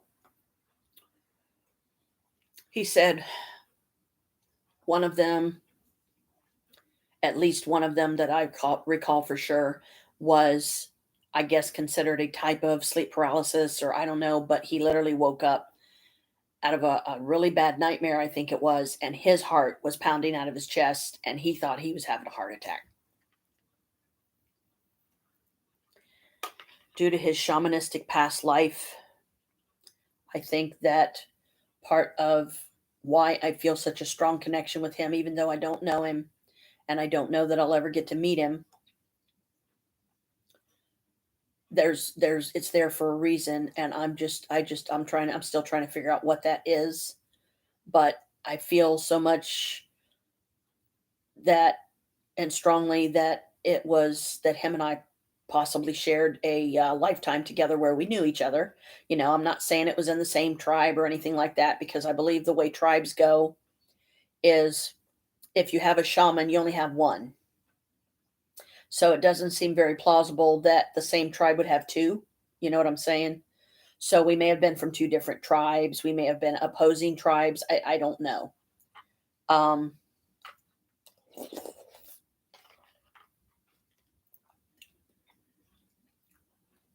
but when something stands out to me, like this video did,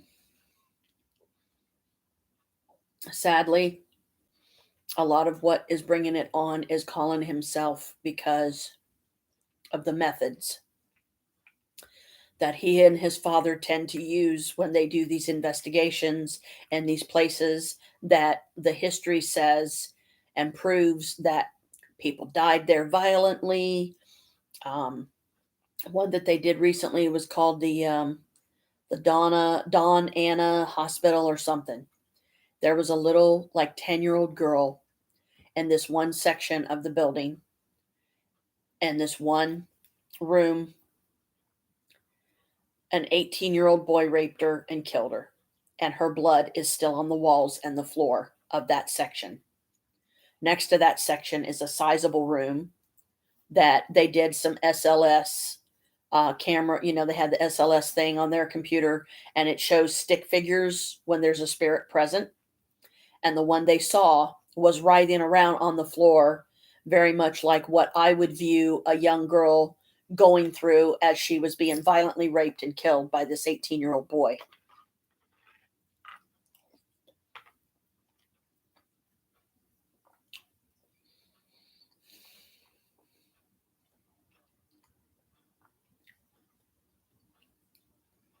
Short version. Colin and his dad, during that investigation, especially when it caused the nosebleed in Colin that it did, he literally felt like this dark spirit or demonic force or whatever the heck it was literally, it was trying to kill him. And it's his fault in a way, because him and his dad, the methods they use, they go into some of these buildings, and the people that they interview that work there, some of the time it's people that literally own the building.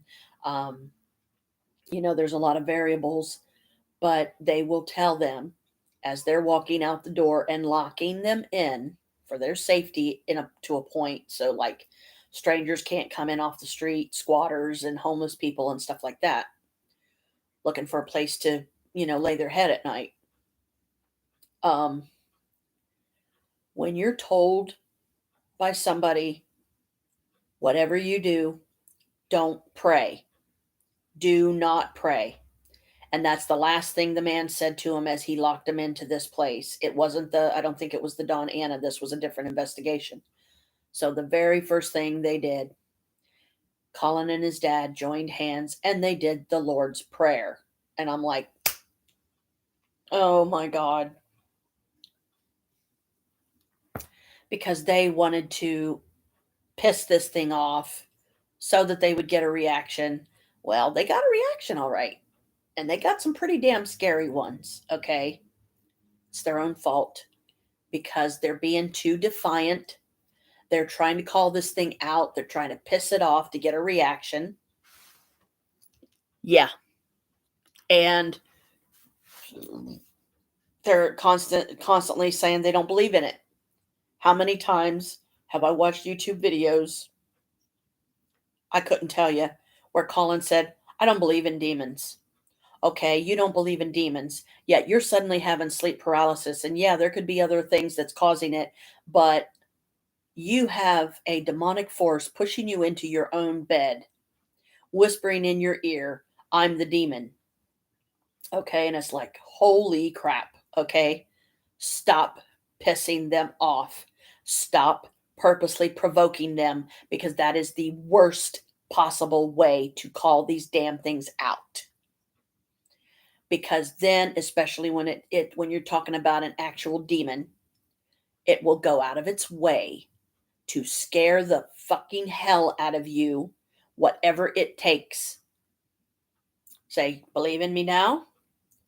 Um, and I think with this experience with the sleep paralysis and stuff that he's suddenly having, that just started, I think it was about a month or so ago, and I think some of it even goes further back. And it's all because the methods they're using are wrong. It's like you don't do that to a dark presence. And I'm not saying that it's always a demon either, because I know people, they overreact and they, oh, it's a demon, it's a demon. No, what proof do you have that it's a demon? Okay. But to me, when a spirit is so dark and so purely evil, that falls under the bracket of demon to me, but that does not necessarily mean I'm calling it a fucking demon. Okay? Don't fuck with these things. Stop purposely provoking them. Stop pissing them off, because I think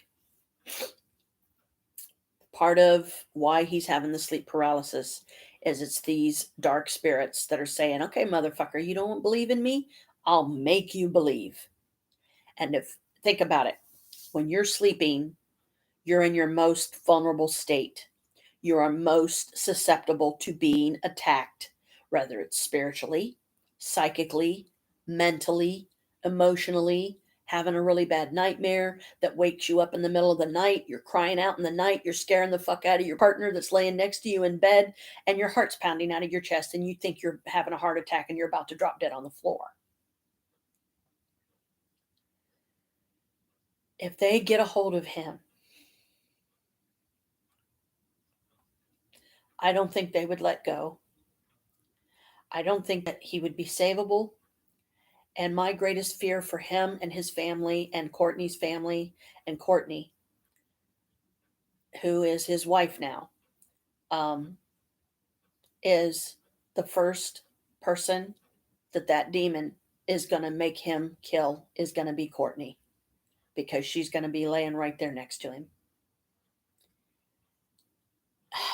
And then he's going to go after Courtney's family, or they'll go after Courtney's family, and then they'll probably even go after Colin's family.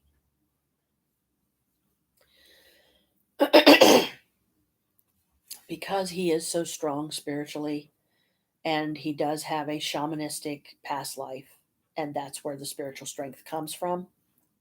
He really needs to rethink how to approach these spirits instead of purposely doing things to piss them off, and they're getting tired of it.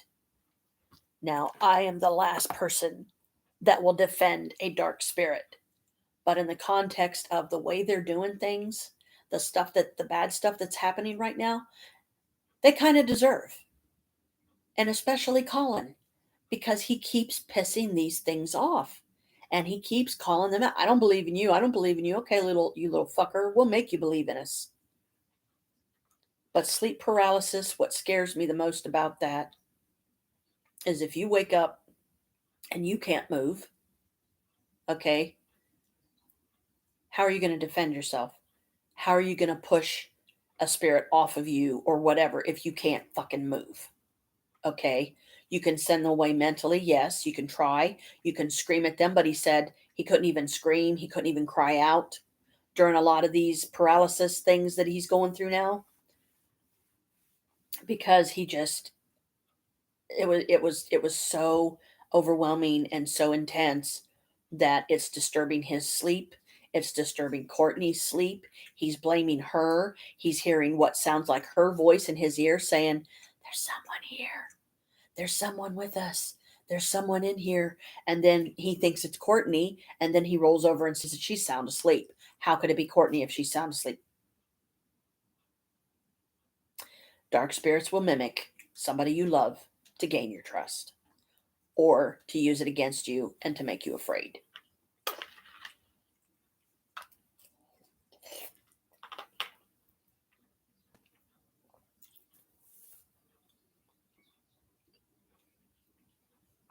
Because from what I understand about how demons work and dark spirits, other dark spirits, if one of them gets a hold of you and you're experiencing a full-blown possession.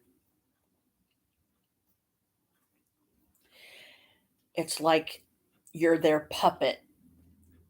They're in your body, and they will make you watch helplessly as they murder your family.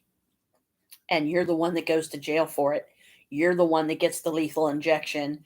You're the one that gets the fuck beat out of you or shivved by a fucking knife that was made from ice. So there's no evidence because it just melts and then it's gone. But that to a demon would be the ultimate pleasure of possessing somebody that has been defiant for 10 years against these dark spirits and constantly saying he don't believe in them.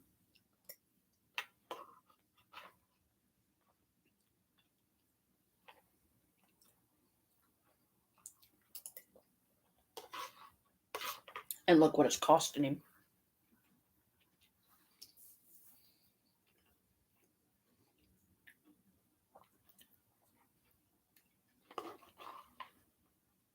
Now, Christ would argue it's not your responsibility, it's not your job, and I've already said that.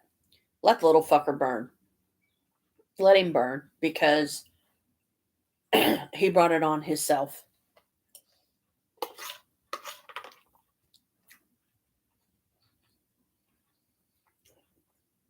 And even though that is very true, that's not the way I feel. Colin is ignorant. He doesn't know any better. And his dad, I love him. I love them both to bits. I'm great fans. You know that. His dad's no better because he supports when Colin does these things and says he don't believe in these spirits. And then they get the shit scared out of him because those spirits are getting tired of them not believing in them.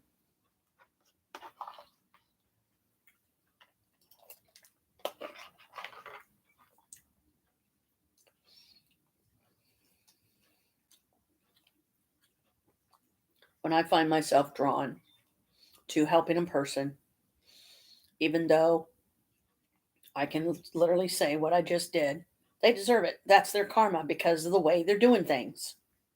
So unless they change their methods, what one is going to be the one that does him in? Who's going to be the first of the ones that he loves to die? Some of the nightmares that he's been having were so bad that he literally saw a demon kill his entire family in a room and then set fire to the room and then killed him last after it made him watch while his entire family and Courtney's was murdered right before his eyes.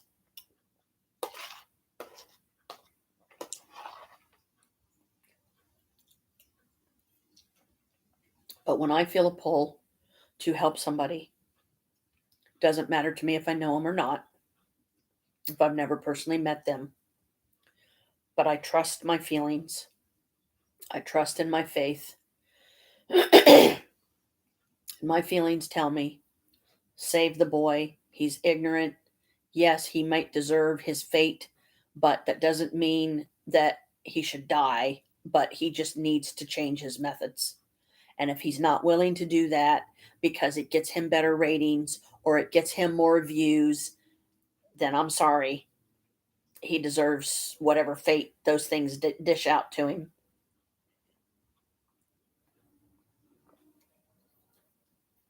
But I hate to think about the severity of the consequences of that and literally watching his entire family be murdered in front of him. And then killing him last or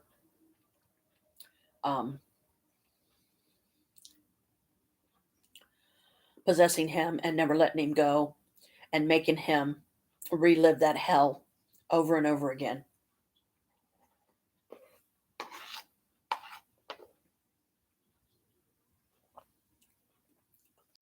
Another stupid thing he does is I have seen many YouTube videos where he's like, "You're so bad. You're so tough. Possess me." Ding, ding, ding. Not a good idea. Not a good idea. Not a good idea. Knock it off. What the hell are you doing? Don't make me smack the white out of you. Okay?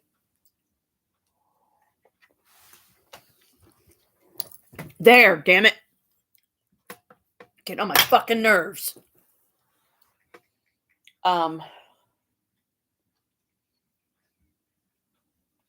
Colin has a lot of potential. He's passionate about the paranormal like I am. Even though I haven't watched every single video he's ever done, because let's face it, that would take a while. But I've seen some of the ones where he was literally the age of 15 when he did them.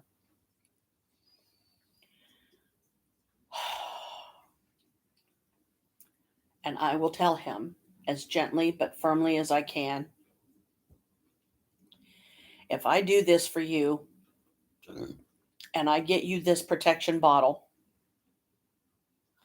and you don't carry it, you don't believe in it, then you might as well throw it in the trash, because it ain't going to do you a damn bit of good. And all the time, effort, energy, and magic and power I put into it to save your ass, boy, is for nothing. And I won't do it again. Because if you're going to be so stupid and ignorant or too proud or whatever, and you're not even going to use the item that I'm giving you to save your ass and to tell you, you need to change your methods of how you talk to these spirits and how you call them out, because it's going to cost you your life and those you love and care about. Now, I don't care how many followers you have. I don't care how popular your damn live streams are. Do you want to die in the horrible ways that you have been having endless nightmares about? Stop the fucking insanity, Colin. Stop the fucking stupidity. Find better methods. Find, be more respectful. Be more courteous. Okay, even if they're the lowliest of spirits and they've killed a lot of people and they've destroyed innocence and whatever else. You need to change your methods or it's going to cost you your life. And in the end, ultimately, your soul. And I say ultimately, but not in a good way.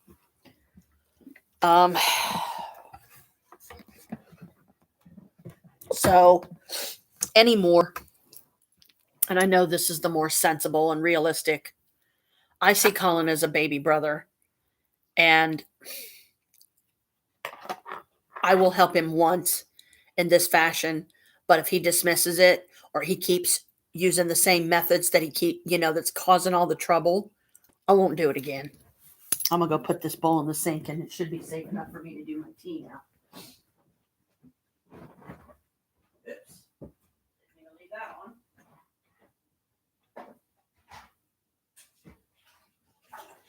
Clean this out.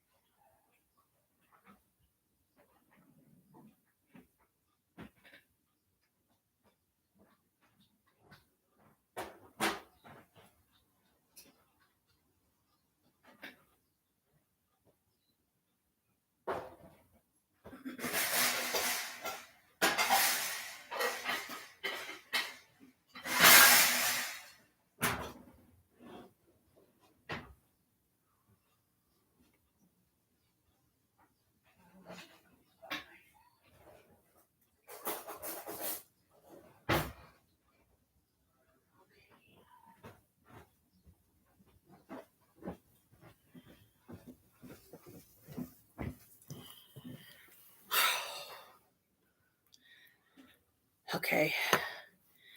So far, so good. We'll see how I did. And like I said, if the peppermint's too weak, I can always either get a peppermint, literally a bag of peppermint tea out and use that, or pour some more of the tea, the loose tea in the little cage thing. So I'm going to give that a good 10 minutes to kind of steep a little bit. And I'm going to put the lid on like very loosely. There we go. Okay. I'm going to use butter knife to stir the honey and the cinnamon. Okay. Just to recap, let's see. Okay,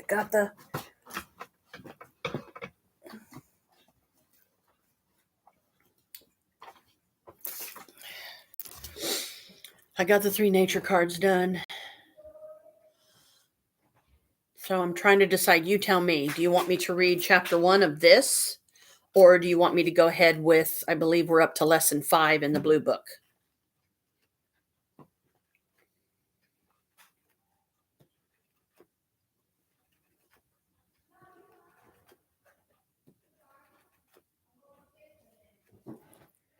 Here comes Maria. I already know, because she said something about, you're fine, you're fine. I'm going to go upstairs for a minute. So you'll probably hear Maria. Okay. Come on. Okay, nobody home, right? Nope. What did you do? I'm doing a live stream and Brooke's on. Hi, Brooke. Okay. And I'm about to be doing some reading, so That's okay. I'm going to need quiet so I can get it read, because I'm literally reading the entire first chapter of the book. How many are you going to read? Just the one today, Oh, because really? that's part of what some of the stuff I put in the schedule of things that I'm going to be doing on a weekly Okay. basis. Okay. And I got my first batch of peppermint, fresh loose leaf, that come this peppermint in that, and I got hot water in it, and I got it in this little cage, and I'm letting it steep right now. Oh, they give you peppermint. Yeah, that came from the witch kit. Yeah, no. Not that. Not the Phoenix bottle. I used the little tea Oh, the cage thing with the to box, put the box to with put that. it in, Yeah, so the I box could drink with hot that. tea in it. Okay. How long are you going to be on there? I don't know. No, it's just happening. I have no idea. I mean, so far I've been on here for over 2 hours. Okay. Okay, Wicca and Shamanism. Chapter 1, Wicca Solitary Practitioner Guide. Shamanism has been defined as the first religion. It existed prior to the earliest civilizations, before our ancestors took the first steps down the long journey to the present. Prior to this time, the shamans were the medicine people, the power wielders, male and female. They wrought magic and spoke to the spirit of nature. The shamans were the first humans with knowledge. They created, discovered, nurtured, and used it. Knowledge is power. Women and men who possessed it in those far-flung days were shamans. How did shamans capture or discover this power? Through ecstasy, alternate states of consciousness in which they communed with the forces of the universe. Early humans first attained this state through the use of such tools as fasting, thirst, self-infliction of pain, ingestion of hallucinogenic substances, concentration, and so on. Once mastered, these techniques allowed them to gain awareness of other non-physical worlds. Through such awareness shifts, all magical knowledge was obtained. Conference with spirits and deities, plants and animals, opened up new vistas of learning. Among their own people, the shamans often shared some of this knowledge, but reserved the rest for personal use. Shamanic lore wasn't for public consumption. Later, shamans advanced in the use of tools to facilitate these awareness shifts, marking the advent of magical ritual. Shamans around the world still use tools such as drums, rattles, reflective objects, music, chants, and dance. Indeed, the most effective shamanic rites are those that utilize both natural and artificial tools, a sighing wind, roaring ocean, flickering firelight, steady drumbeat, hiss of a rattle. These combined with darkness. Kalika, if you're going to be up here, you need to lay down. Mommy is busy and you're not going to mess it up. And chants eventually overwhelm the senses, forcing a shifting from awareness of the physical world to the vaster realm of energies. Such are shamanic rites that exist to this day. You need to lay down, young lady. You're making me mad. Lay down. I'm gonna freaking knock you off my lap if you don't quit. From these primitive beginnings arose all magic and religion, including Wicca. Despite current controversy as to the antiquity of Wicca, it is spiritually descended from such rites. Though refined and changed for our world, Wicca still touches our souls and causes ecstasy, awareness shifts, uniting us with deity. Many of the techniques of Wicca are shamanic in origin. Kalika, seriously, you need to lay down. I don't have time for this right now. Okay, let's see. Wicca, therefore, can be described as a shamanic religion. As with shamanism, only a select few feel compelled to enter its circle of light. Today, Wicca has dropped the ordeals of pain and the use of hallucinogens in favor of chanting, meditation, concentration, and visualization, music, dance, invocation, and ritual drama. With these spiritual tools, the Wicca achieve a state of ritual consciousness, similar to those attained by the most brutal shamanic ordeals. I deliberately use the term alternate states of consciousness. Such changed consciousness states aren't unnatural, but are a deviation from the normal waking consciousness. Wicca teaches that nature includes a broad spectrum of mental and spiritual states, of which most of us are ignorant. Effective Wiccan ritual enables us to slip into such states, allowing communication and communion with the goddess and God. Unlike some religions, Wicca doesn't view deity as distant. The goddess and God are both within ourselves and manifest in all nature. This is the universality. There is nothing that isn't of the gods. A study of shamanism reveals much of the heart of magical and religious experience in general, and Wicca in particular, with ritual as a means to enter ritual consciousness. The shaman or Wiccan constantly expands his or her knowledge, and knowledge is power. Wicca helps its practitioners to understand the universe and our place within it. At present, Wicca is a religion with many variations.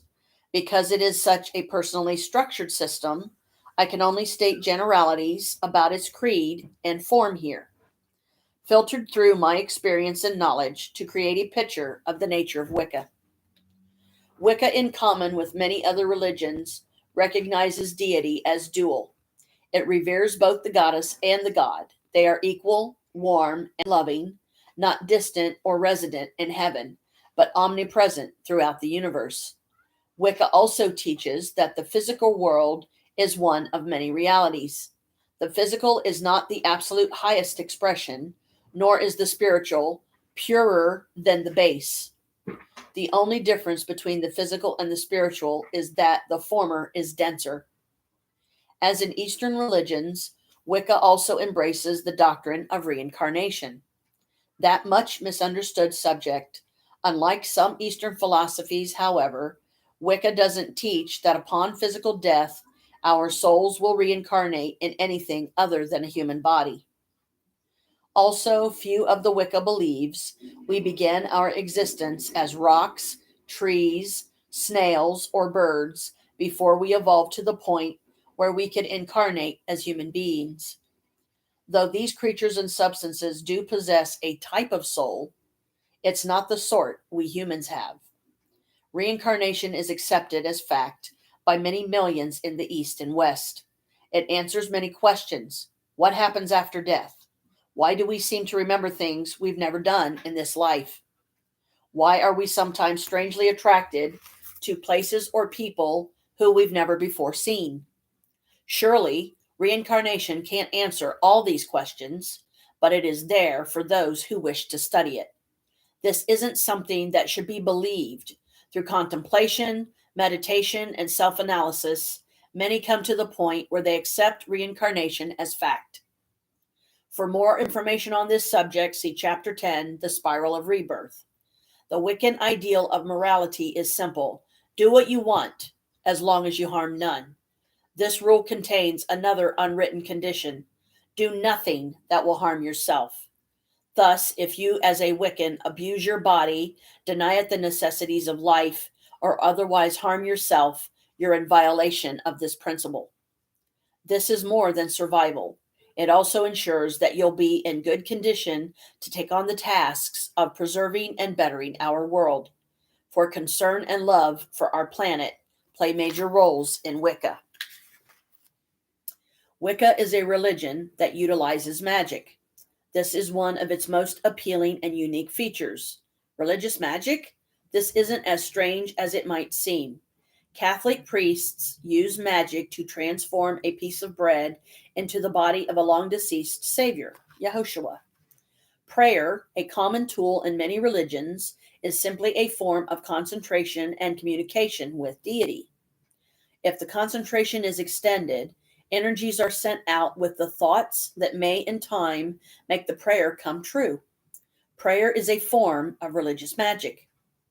Magic is the practice of moving natural, though little understood, energies to effect needed change. In Wicca, magic is used as a tool to sanctify ritual areas and to improve ourselves and the world in which we live. Many people confuse Wicca and magic as if the two words were interchangeable. Wicca is a religion that embraces magic. If you seek only to practice magic, Wicca probably isn't the answer for you. Another fundamental point: magic isn't a means of forcing nature to do your will. This is a completely erroneous idea fostered by the belief that magic is somehow supernatural, as if anything that exists can be outside of nature. Magic is natural. It is a harmonious movement of energies to create needed change. If you wish to practice magic, all thoughts of it being paranormal or supernatural must be forgotten. Most Wiccans don't believe in predestination.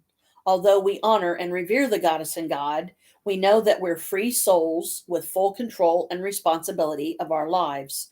We can't point at an image of an evil god, such as Satan, and blame it for our faults and weaknesses. We can't blame fate. Every second of each day, we're creating our futures, shaping the courses of our lives.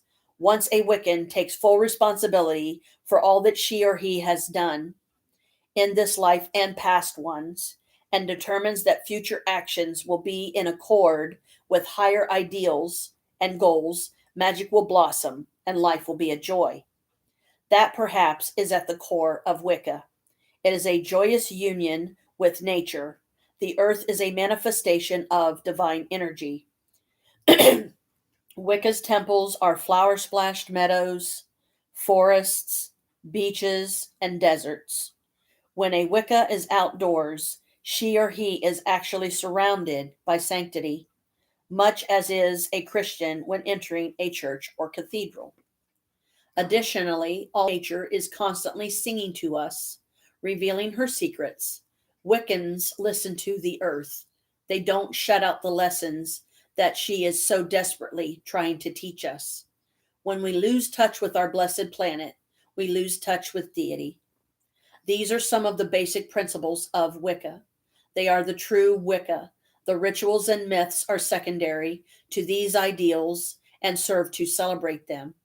The Standing Stones Book of Shadows ritual book, included in section 3 of this book, is a guide to constructing your own ritual.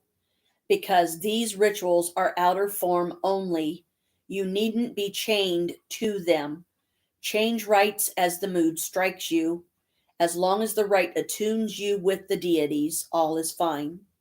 Don't shut out the physical world in favor of the spiritual or magical realms, for only through nature can we experience these realities. We are here on the earth for a reason. Do, however, use ritual to expand your awareness so that you are truly at one with all creation. The way is open. The ancient goddess and god await within and around you. May they bless you with wisdom and power. Not bad for a first chapter, huh? I like it. Everybody I've ever read it to likes it. They're like, wow. Wicca and pagan. Okay. That's a tough one to answer, because there are too many variations of what people consider pagan and what, meaning, like, some say that pagan is, depending on the group of people, it's a concept of the potential and possibilities of, okay, it's like a broader range maybe of like magical related or pagan, or the two intertwined. Some will be okay, like some groups are okay with doing all their stuff sky clad, which means you're completely naked. You're only clad by clad by the sky. Pagan, yeah, it's a difficult one. If I was you, sweetie, I would definitely read up on what pagan and Wicca is, and be able to find the difference yourself, because my version of pagan might not necessarily be the version of someone else, or it might not be the version that you would best understand.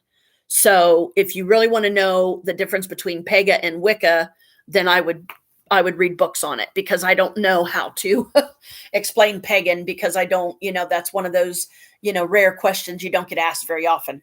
And here comes Dad. Maybe he can say it better. Simplified, the difference between pagan and Wicca, pagan and Wiccan. Wicca is a specific religion. Pagan, on the other hand, encompasses basically all the religions that are non-Christian, and generally, not always, but generally also refers to ones that are pre-Christian religions or based on pre-Christian. Thank you, Dad. See, that was a good one. I hope that one helped you to understand, a little better. Pagan, like I said, broader range. So I was kind of in that bracket. So she's like, oh, okay. So basically, some of the things that some people lump into with Wicca, such as Druidism, Gardnerian. Gardnerian's Wiccan. Oh, it's Wiccan. Okay. Yeah, what are some of the others? I don't even know. Don't make your head explode. Well, there's some of the Celtic religions. Mm-hmm. There is a Celtic Wicca, but there's also other Celtic religions. Religions based on the Vikings' beliefs. Mm-hmm. Very true. The Norse gods. Yep. Things Vikings like that Norse would be pagan. Hi. Technically, even Buddhism, Taoism,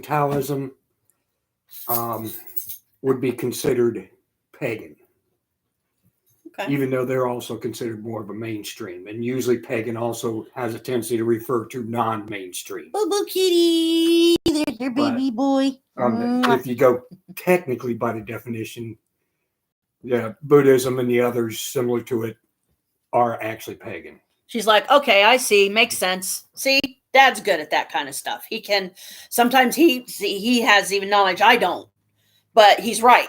Pagan is more broader range. They believe in, they're not just one specific type of religion or way to practice. They embrace all religion in a sense, or, a lot of it, or what have you. A lot of pagans will, for instance, they will feel more comfortable living in the woods, literally living in the woods, like either build a cabin and live there in harmony with nature and the animals around and the forces around them. Or if they don't do the cabin route, they go out, you'll find them camping a lot. and you'll find them doing rituals, and you'll find them, joining hands in a magical circle, and then you got some serious power behind you. So Wicca, I guess, like a short version of Wicca, is it's more a nature-based religion. We revere nature, we respect it, we try to cut down on pollution, we try not to litter, we try to be ecologically minded, so that we are truly showing appreciation for our blessed planet that gives us life, and a place to live, a roof over our head, clothes on our back, food in our bellies. Your boyfriend's up here on my lap saying hi. Boo boo kitty. So yeah, there is a lot of books out there, and again, there may be a lot of different versions of what people consider to be pagan as opposed to Wiccan. It feels perfectly okay for me to consider myself Wiccan because I've been doing it for 22 years at least, because I came into my power at the age of 13. So, hi, boo boo boyfriend. Sissy saying hi. He's so soft. You just want to keep petting him. And he's loving on the table, so I got to hold it in place or he'll end up knocking it down and everything on it. So yeah, okay. Let me see if this is ready to be stirred. Wow. It seems it's even in the felt, it's retaining its heat really good. Whoa, even the lid's warm. Oh boy. Okay. Please don't pop in an unnatural way. I try to take this thing off very carefully. Hoo-wee, there's still, is that steam? Yep, there's still steam coming out, so I better be careful when I take a drink. Don't want to scald my mouth. I think it's been steeping long enough. Should be okay. But again, this is new. I'm not used to doing the loose tea, so it's going to take a little bit of practice to get it right. So what's up, Sissy? You enjoyed that? I was sitting here listening to it. She enjoyed last night. We both did. It was a lot of fun. I just thought it was funny as hell that the particular card, one of the two cards that we worked on last night, the first one was 9, which was Hermit, which was my card.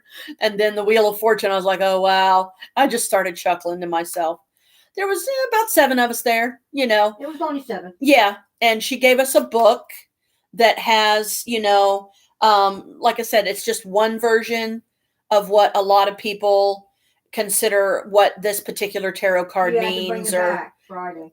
well, not until the next tarot meetup. Oh, you mean the next? Yeah, because I asked her, I said, can we keep this? She's like, yeah. She said, just bring it back each time Yeah, you that's do what I'm that saying. particular class. That's what I'm saying. Yeah, so they don't have to like assemble another one for you or anything like that. I know. This is going to be interesting. I can't wait. I hope I got it, hope I got it strong enough. How much you put in it? About like that much, very little, because I don't want to use all of the peppermint. Here, I'll set it there. Now I'm going to take this and stir it because the butter knife is, long enough to fit down in there, because I've been trying to do like honey and cinnamon more often, especially when I do tea.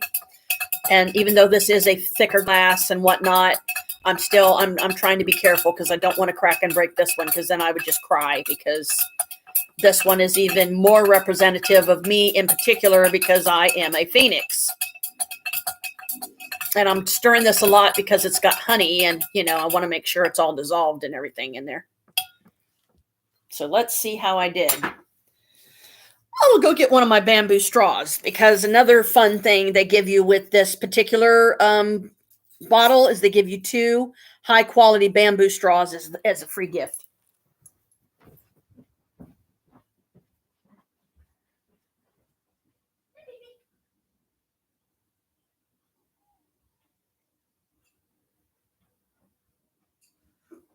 Oh, excuse me. And when I first took these out, out of the package, I thought they were chopsticks. I was like, why in the world would they send me chopsticks? I was just being silly that day. My brain must have been somewhere else. These are the bamboo straws. So let's see if I can drink this without scalding my mouth. I will sip it very carefully. Oh, hello, Kalika. I figured you'd be back up here, you goofbutt.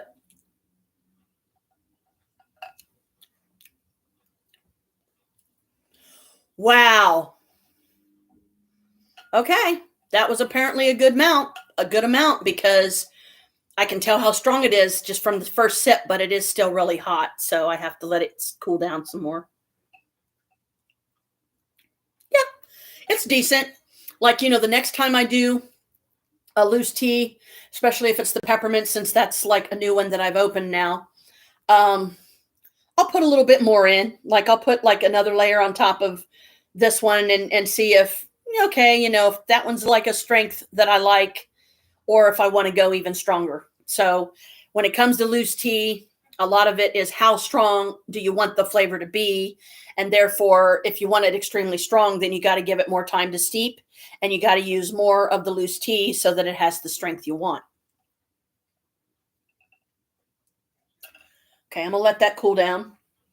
And I should be able to, I'm barely tasting the honey because I didn't want to overly put too much honey in it or anything. So, but I am trying to do like more natural sugars and stuff like that because it keeps me from having to go through the frickin' agitation of getting up in a single night and using the bathroom at least 12 different times, if not more. And every single time it was to do number one, not number two, number one. Okie dokie.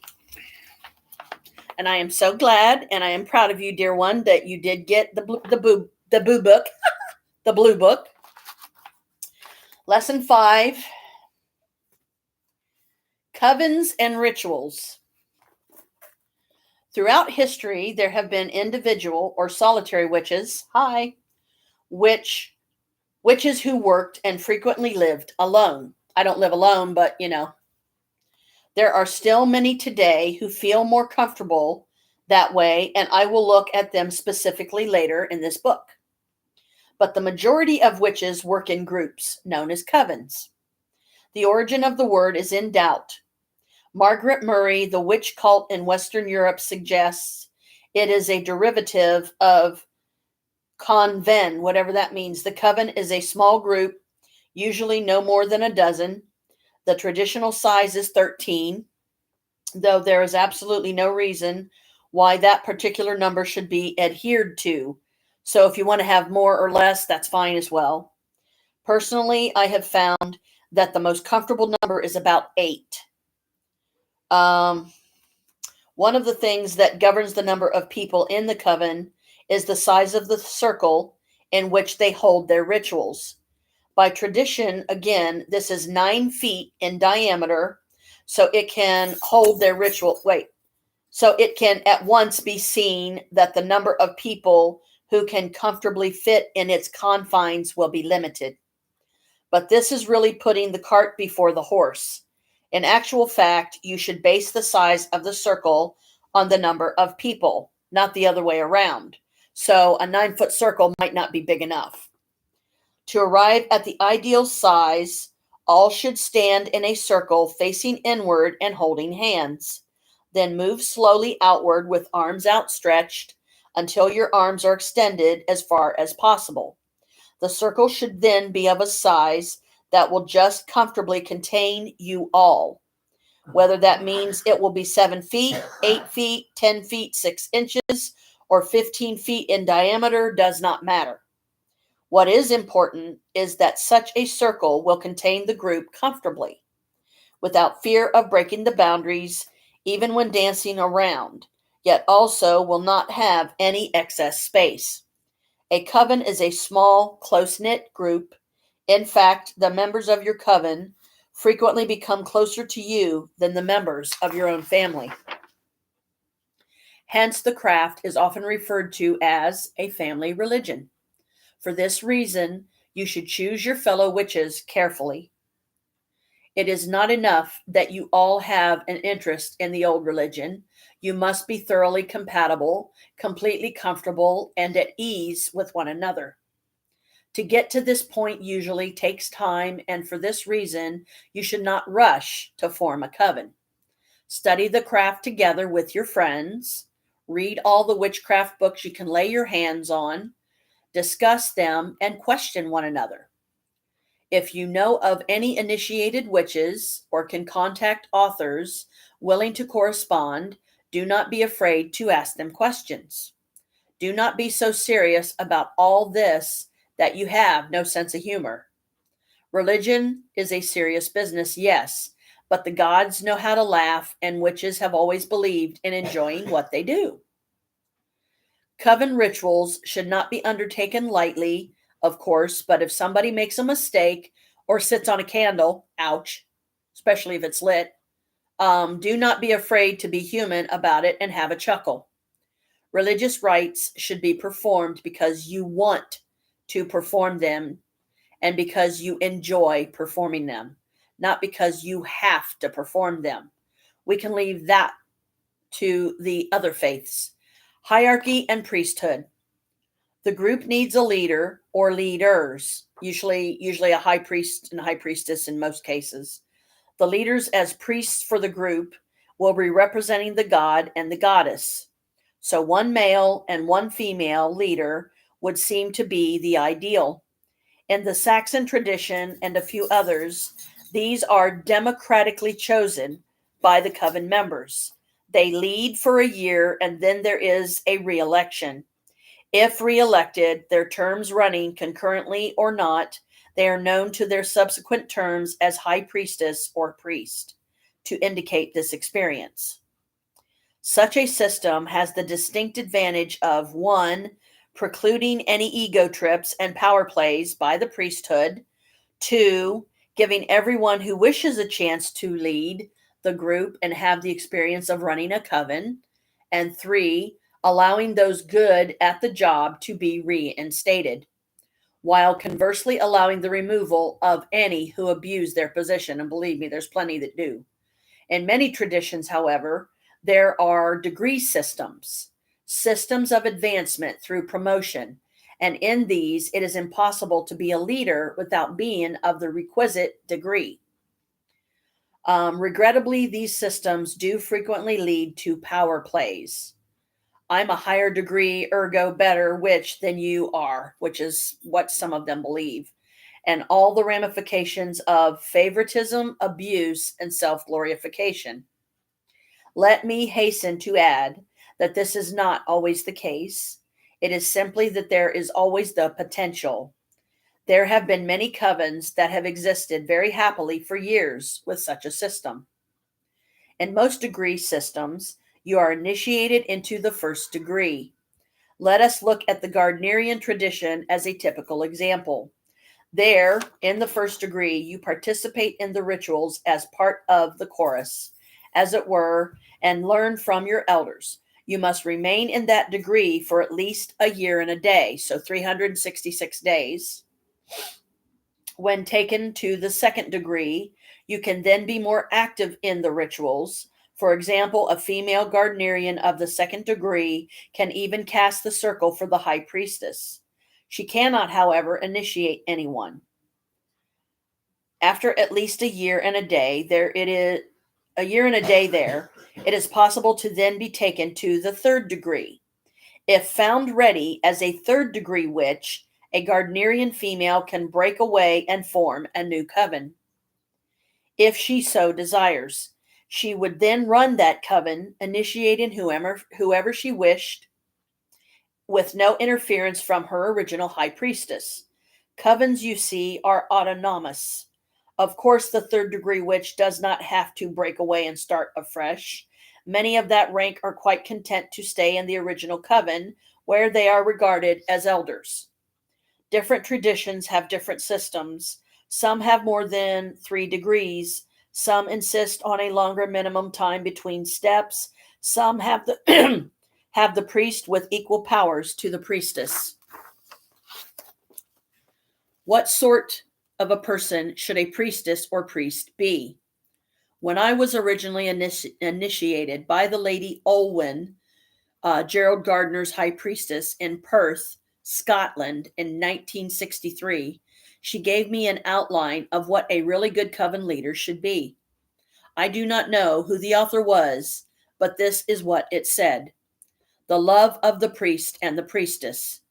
You may come to them for a few moments, then go away and do whatever you will. Their love is unchanging. You may deny them to themselves or to yourself, then curse them to any who will listen. Their love is unchanging.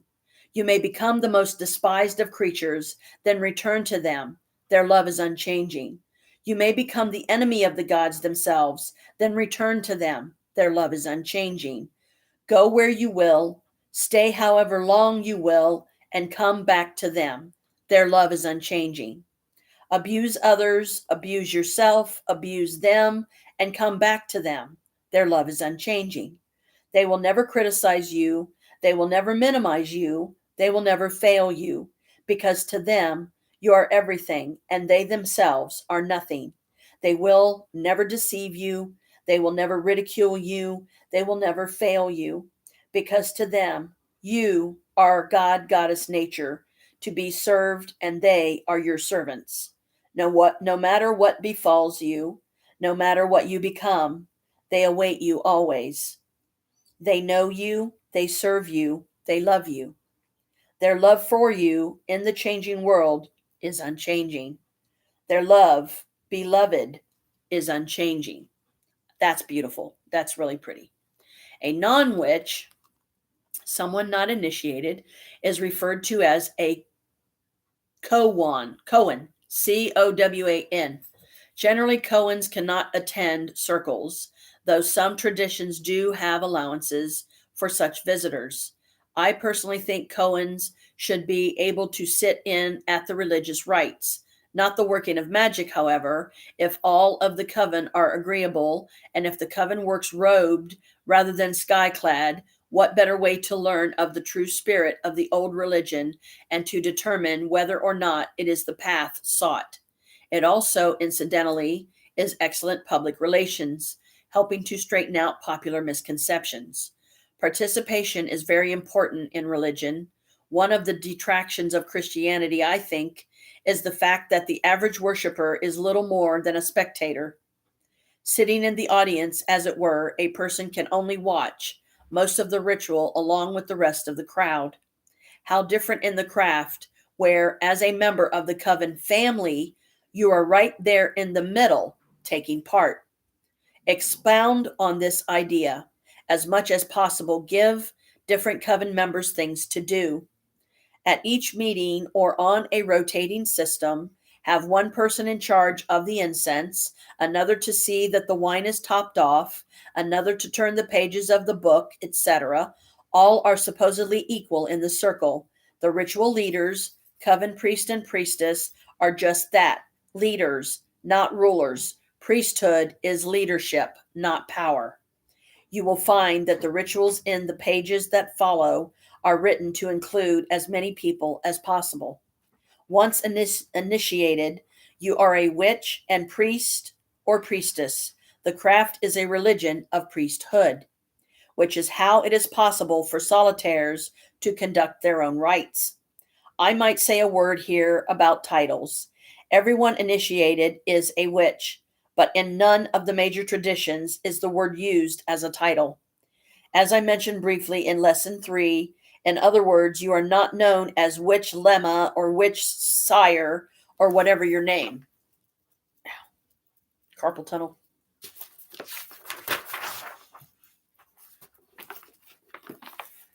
You are simply Lima or Skyer. Some traditions do use the titles Lord and Lady, however. In Gardnerian and in Saxon, the high priestess only is referred to as Lady Freyan, or whatever her name, and when speaking to her, you would use the phrase, my lady. but none of the other females is so addressed. As stated, in traditions other than these, both lord and lady seem to be applied indiscriminately.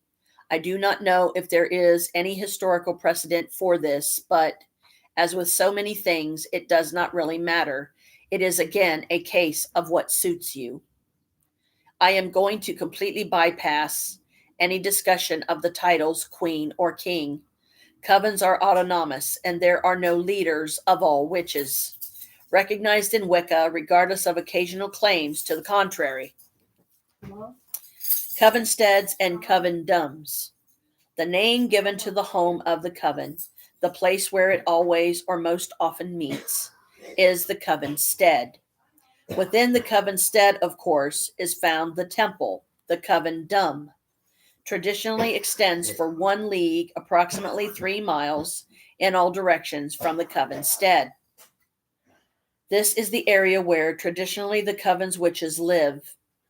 It used to be that one Covendom could not overlap another, so one Covenstead would never be closer than 6 miles to the next. These days, those old boundaries are seldom honored. You should, however, still refer to your own coven meeting place as the Covenstead. And if you wish, you can think of any distance up to halfway between your Covenstead and the next as the Covendom radius. The Book of Rituals. The craft was originally a purely oral tradition. Nothing was ever written down. All was passed on by word of mouth. But with the start of the persecutions, witches and covens had to go into hiding and consequently started to lose touch with one another. So that the rituals would not be lost, the witches began to write them down. Not everything, just the basic rituals. Since they were having to meet in secret, in the shadows, as it were, the book in which the rites were kept became known as the Book of Shadows, or BOS. It is still called that today. It used to be that there was just one such book for each coven. Individual coven members might also keep a book in which they kept notes on their own speciality, whether it's herbal lore, astrology, healing, or whatever. But there was only the one book that contained all the rituals and that would be in the safekeeping of the priest or priestess. This was obviously done so that there would be less chance of the book being discovered by those antagonistic to the craft. In recent years, it has become common for all witches to have a Book of Shadows, with everything contained therein. You should start your own book then. It is possible to buy blank-paged books in stationery and office supply stores, and these are fine. Some traditions hold that the book must have a black cover. Others say green, others brown. Again, it is up to you. What feels right to you? Many witches like to make their own book from scratch, using parchment for the pages and binding the finished product in tooled leather or even between carved wooden covers. Putting together such a book can be a labor of love and certainly gives plenty of scope for free artistic expression. Hand binding is not difficult to do. There are several books available on it. Hand Bookbinding by Aldrin A. Watson, Bell Publishing, New York, 1963 is one. If you decide no one main coven book in addition to any individual witch's book, then several people can work on the coven one. You may feel free to do yours as you wish. I have seen some really beautiful books with elaborately decorated pages, including illuminated lettering. Of course, if you prefer simplicity, that is all right too. Your book should reflect you. One point worth bearing in mind, the book is to be used, the rituals to be read in the circle. Do not make the writing so elaborate that in the flickering candlelight you cannot read what is written. As you come to the different rituals in this workbook, copy them into your own book. By the time you have worked through this entire book, your Book of Shadows will be complete. Consecration of tools. The tools you have made, plus any jewelry you might make, carry a variety of vibrations. Before using your tools, therefore, it is necessary to ritually cleanse them and to dedicate them to the work you will be using them for. This is done through a sprinkling and censing. When you charge your salt and then mix it with the water, it becomes, in essence, holy water. Together with the smoke of the incense, this acts as a spiritual cleansing agent. The first thing you will consecrate will be your knife or athame. Since you will need that for regularly casting the circle and for general ritual work, the consecration ritual that follows is written for the athame.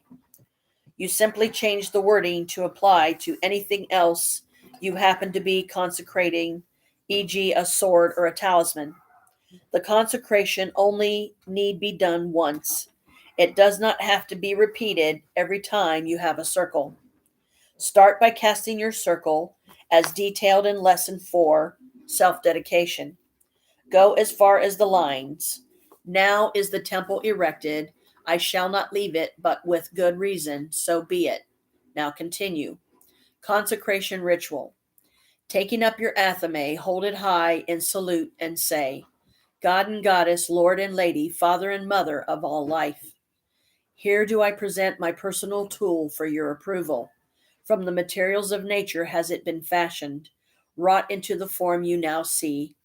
I would that it henceforth may serve me as a tool and weapon in thy service. Place it on the altar and stand, or kneel for a few moments with head bowed, thinking back over the construction of the athame, if you make your own, that is, sword, talisman, or whatever, and what you did to personalize it, to make it truly your own. Then dip your fingers in the salted water and sprinkle the athame. Turn it over and sprinkle the other side. Now pick it up and hold it in the smoke of the incense, turning it so that all parts of it get thoroughly sensed, and say, May the sacred water and the smoke of the holy incense drive out any impurities in this athame, that it be pure and cleansed, ready to serve me and my gods in any way I desire, so mote it be. Hold it between the palms of your hands and concentrate all your energies, your power into the athame. Then say, I charge this athame through me with the wisdom and might of the God and Goddess. May it serve us well, keeping me from harm and acting in their service in all things, so mote it be. If you are consecrating other things at this time, repeat the above with each of them in turn. Then close the circle as follows. Raise your newly consecrated athame in your right hand, left if left-handed, and say, My thanks to the gods for their attendance. May they ever watch over me, guarding and guiding me in all that I do. Love is the law, and love is the bond. So be it, or so mote it be. Keep the consecrated item on your person, whether you go for 24 hours following the consecration, then sleep with it under your pillow for 3 consecutive nights. From now on, you will use your athame as indicated in the rituals that follow. It is your own personal tool. There is no harm in letting someone else handle it just to look at it, but do not lend it to anyone for use in or out of the circle. Time now to look at the opening and closing ceremonies as performed by a coven with the appropriate tools. In the Saxon tradition, we call these rites erecting the temple and clearing the temple, preferring these terms to others, such as opening and closing the circle. I will use them here. The rituals in this workbook are written to utilize a number of people in the coven. Do not hesitate to modify them for more or less people. Where I have indicated priest ESS, so priest/priestess, it means that the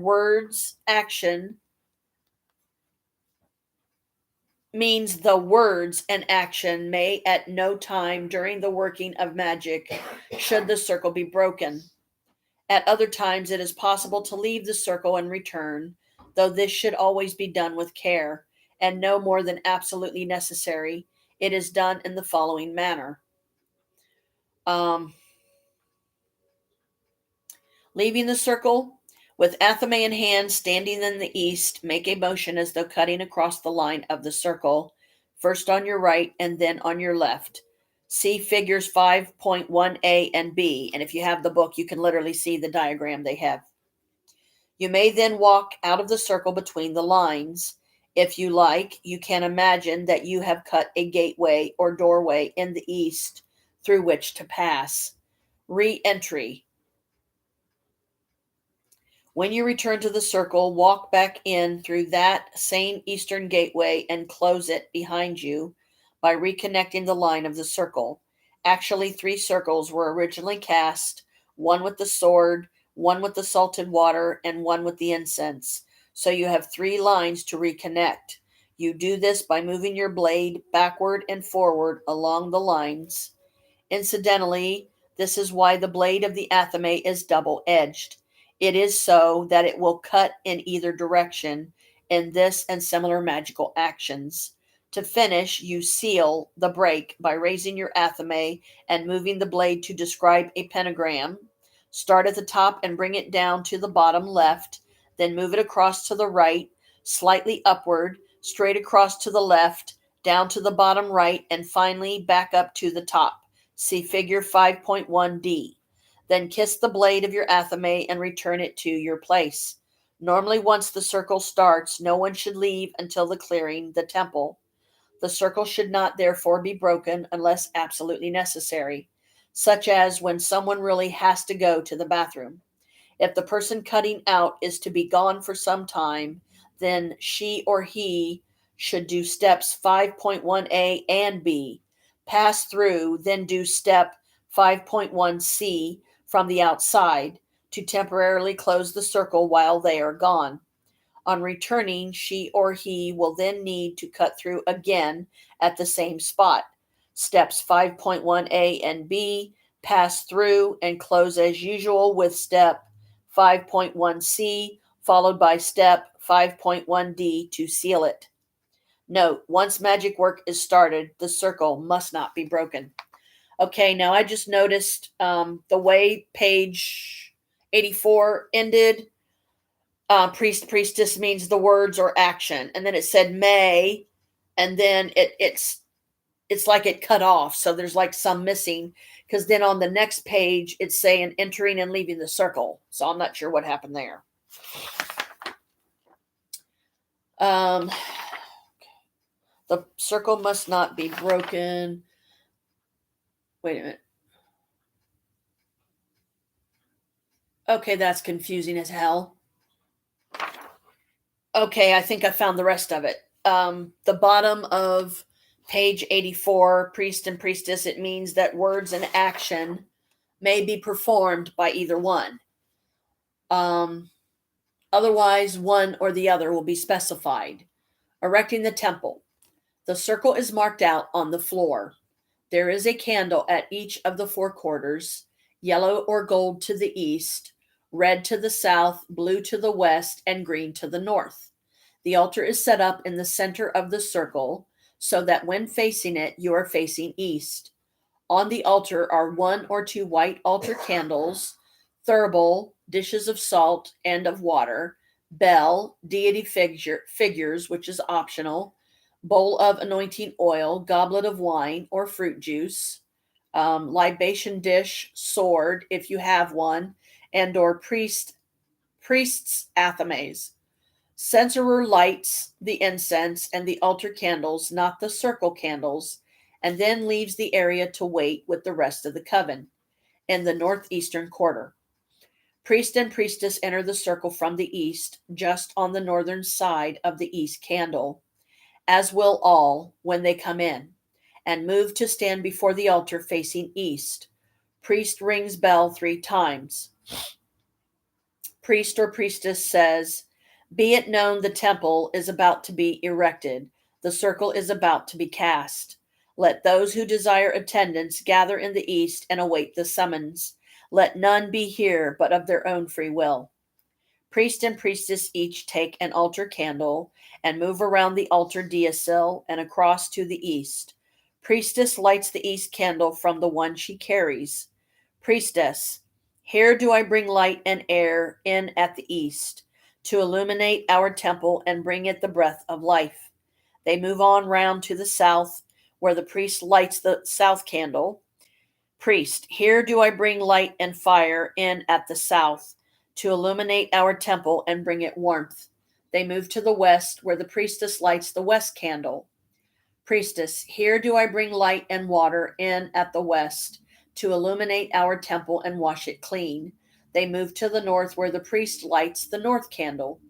Priest, here do I bring light and earth in at the north, to illuminate our temple and to build it in strength. They move on around to the east, then back to the altar and replace their candles.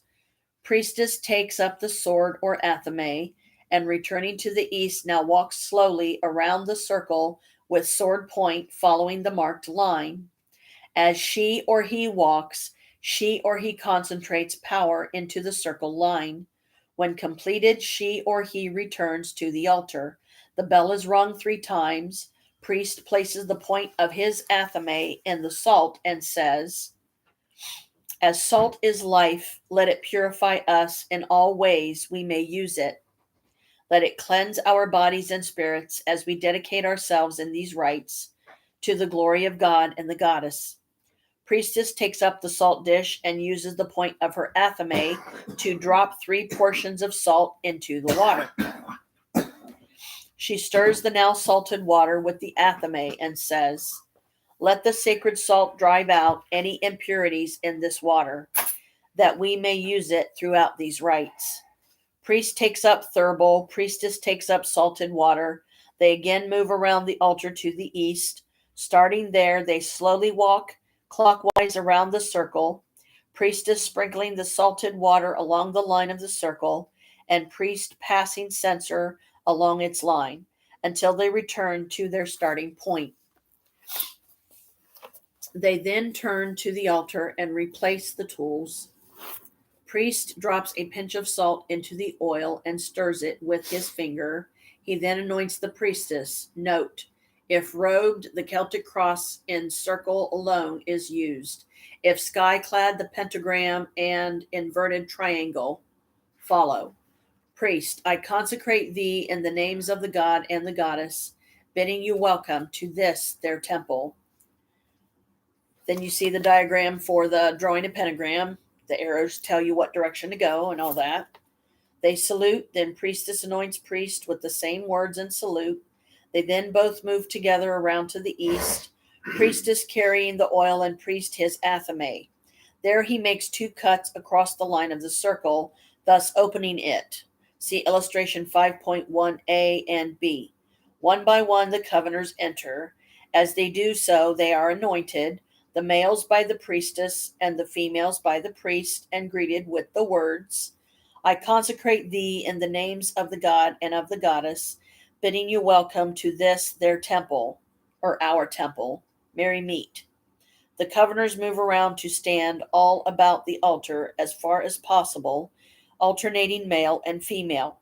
When the last has been admitted, the priest closes the circle by drawing his athame across the line again, connecting the 2 broken ends. Priestess sprinkles a little of the oil there, and priest raises his athame and draws a pentagram to seal it. See illustration 5.1a and d. They then return to the altar. The bell is rung 3 times. Priest or priestess say, may you all be here in peace and in love. We bid you welcome. Let now the quarters be saluted and the gods invited. The covenanter closest to the east turns outward and moves to stand facing the east candle with her or his athame raised. She or he draws an invoking pentagram, see the diagram to the left, and says, Covenanter, all hail to the element of air, watchtower of the east, may it stand in strength, ever watching over our circle. She or he kisses the blade of her or his athame and returns to the circle. The covenanter closest to the south then turns to face the south candle. With athame raised, she or he draws an invoking pentagram and says, All hail to the element of fire, watchtower of the south. May it stand in strength, ever watching over our circle. She or he kisses the blade of her or his athame and returns to the circle. The covenor closest to the west then turns to face the west candle with athame raised. She or he draws an invoking pentagram and says, All hail to the element of water, watchtower of the west. May it stand in strength, ever watching over our circle. She or he kisses the blade of her or his athame and returns to the circle. The covenor closest to the north then turns to face the north candle. With athame raised, she or he draws an invoking pentagram and says, All hail to the element of earth, watchtower of the north. May it stand in strength, ever watching over our circle.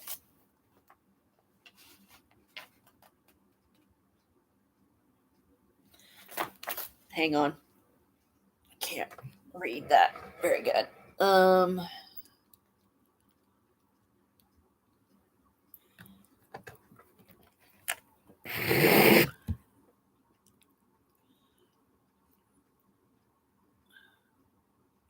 Oh, Cohen was just waving at me.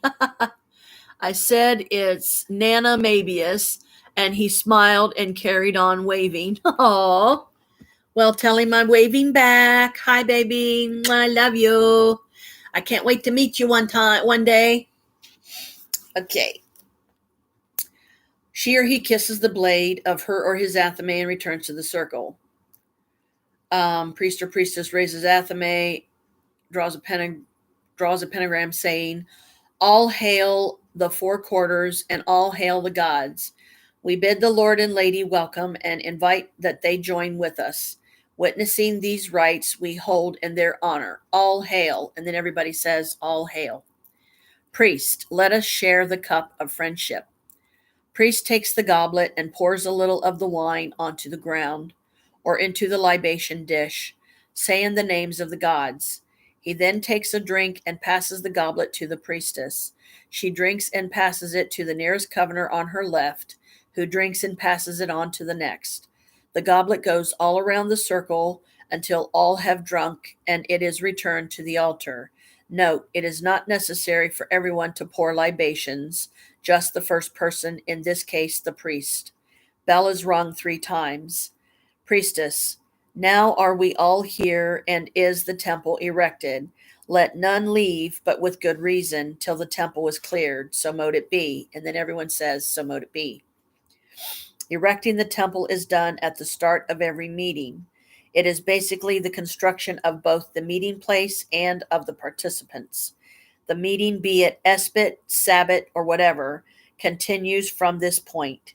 Then at the end of every meeting, there is the clearing the temple. I gotta take a drink.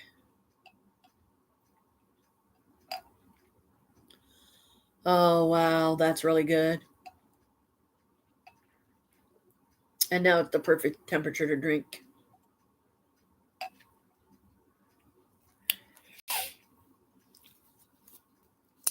Clearing the temple, priest or priestess, we came together in love and friendship. Let us part the same way. Let us spread the love we have known in this circle outward to all, sharing it with those we meet. Priest or priestess raises sword or athame in salute. All covenors raise their athames. Priest or priestess, Lord and Lady, our thanks to you for sharing this time together. Our thanks for watching over us, guarding and guiding us in all things. Love is the law, and love is the bond. Mary, did we meet? Mary, do we part? Mary, may we meet again. Everyone says, Mary meet, Mary part, Mary meet again. Priest or priestess says, the temple is now cleared, so mote it be. And then everyone says, so mote it be. All kiss their athame blades. They then move about the temple to kiss one another in farewell. Espits and Sabbats. The regular meetings of witches are called espits. It is at these that any work is done, e.g. magic healing. Most covens meet once a week, but there is really no hard and fast rule. There should certainly be a circle at least once a month at the full moon. Since there are 13 full moons in the year, then obviously there will be at least 13 meetings in the year. In addition to the full moons, many covens also celebrate the new moons. And in addition to the Esbats, there are the festivals known as Sabbats, from the French's word es batre, to revel or frolic, is what it means. There are 8 of these, spaced more or less equidistant throughout the year. They are the 4 greater Sabbats. Samhain, though the vast majority of witches mispronounce it. It's spelled Samhain or Samhain or whatever, but it's Samhain. Imbolc, Beltane, and Lughnasadh. And the 4 lesser Sabbats, spring and autumn equinox, and summer and winter solstice. Margaret Murray in God of the Witches points out that the 2 most important, Samhain and Beltane, coincide with the breeding seasons of both wild and domestic animals. The pagan festivals were later exploited by the Christian church. For example, Imbolc became Candlemas and Lughnasadh became Lammas. On each of the 8 Sabbats, a different ceremony is performed, appropriate for the time of year. Once or twice in the year, the Sabbat date may coincide with a full or new moon. When that happens, the Esbat normally done on that date gives way to the Sabbat. Essentially, Sabbats are looked upon as a time for rejoicing and celebration. No work is done at a Sabbat, unless there is some emergency, such as a healing. Here then are the ceremonies for the Esbats and the Sabbats. Esbat rite.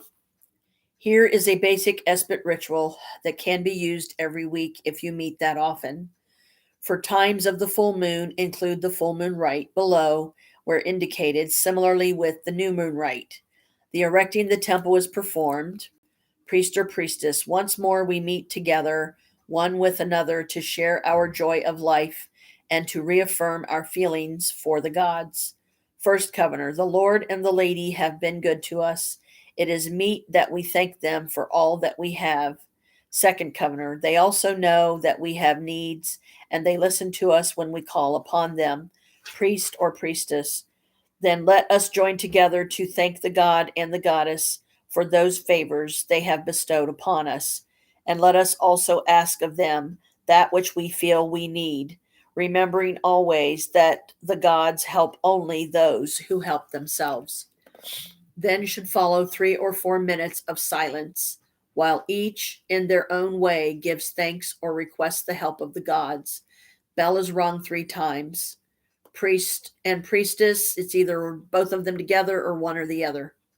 And it harm none, do what thou will. Everyone says, and it harm none, do what thou will. Priest or priestess, thus runs the Wiccan rede. Remember it well. Whatever you desire, whatever you would ask of the gods, whatever you would do, be assured that it will harm no one, not even yourself. And remember that as you give, so it shall return threefold. Give of yourself, your love, your life, and you will be thrice rewarded. But send forth harm, and that too will return thrice over. So 3 times over. Here there should be music and song. If you have a favorite song or chant to the Lord and the Lady, use it. Or someone may produce something extemporaneously. If you have instruments, play them. If not, at the very least, clap hands and chant the names of the God and the goddess. Enjoy this for a few minutes. Priest or priestess, beauty and strength are in the Lord and the Lady both. Patience and love, wisdom and knowledge. If the Esbat is taking place at either the full or the new moon, then the appropriate segment below is inserted at this point. Otherwise, go directly, ow, Kalika, into the cakes and ale ceremony. Full moon rite. Priestess stands with her legs apart and her arms raised up and out, stretching to the sky. Priest kneels before her. All the covenanters also kneel. All raise their arms high.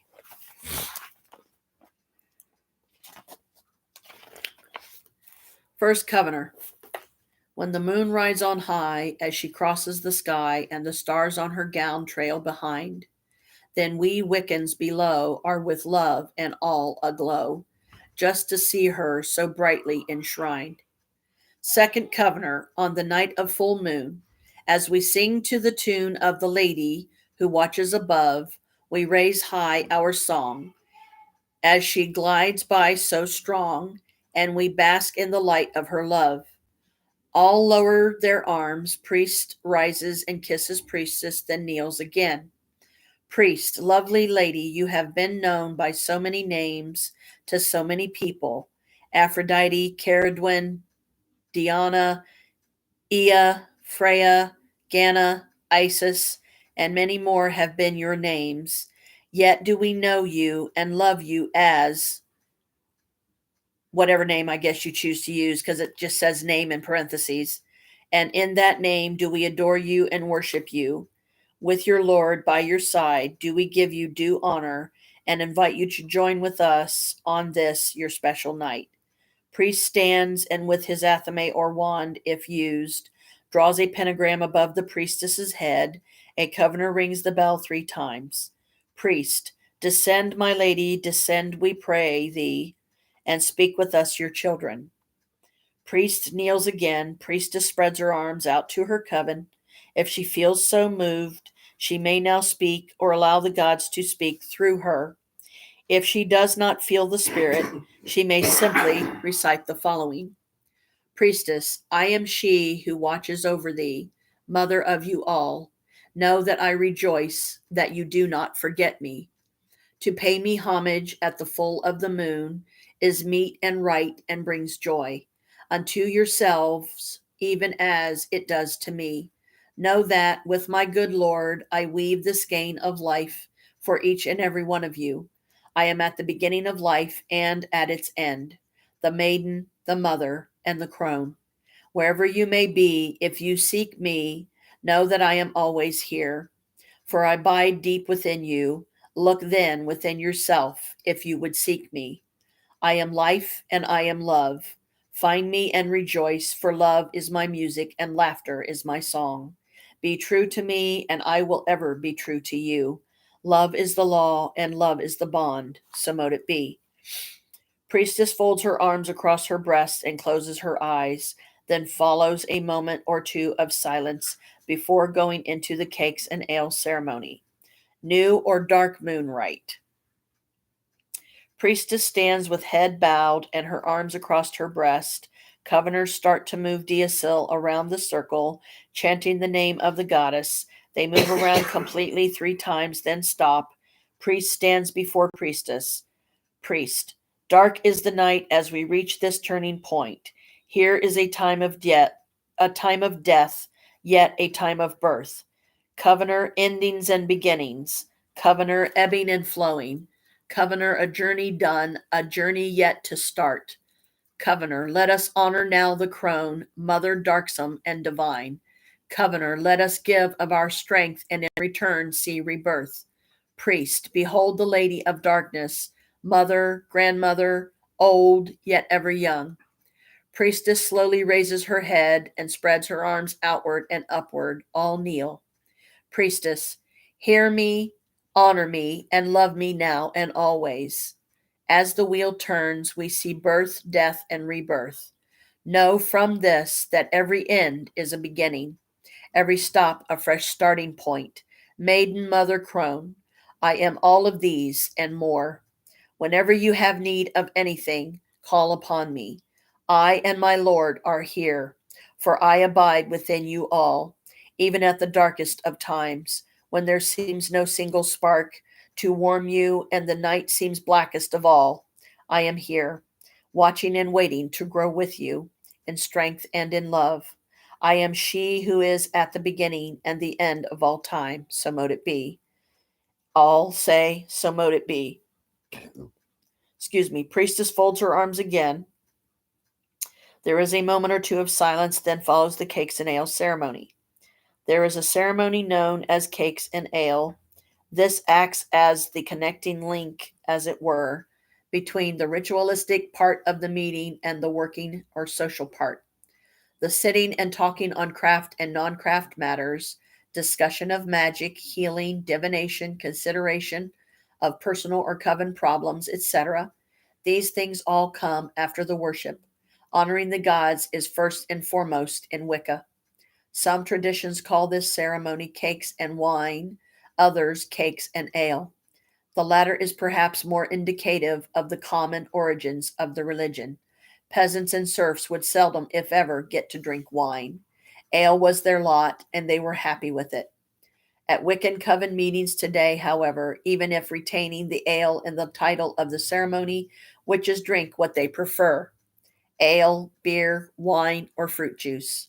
Such a ceremony is found universally in various forms as a thanking of the gods for the necessities of life, thanking them for the food and drink we need in order to live.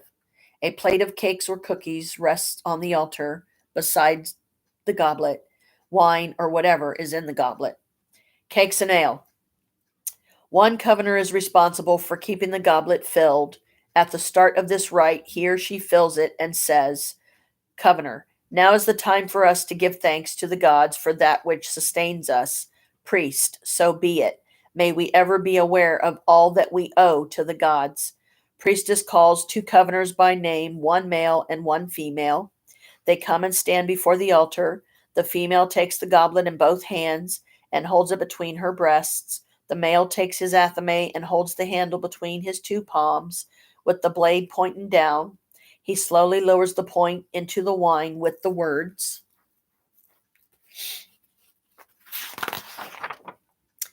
Male covener, in like fashion, may male join with female for the happiness of both. Female covener, let the fruits of union promote life. Let all be fruitful, and let wealth be spread throughout all lands.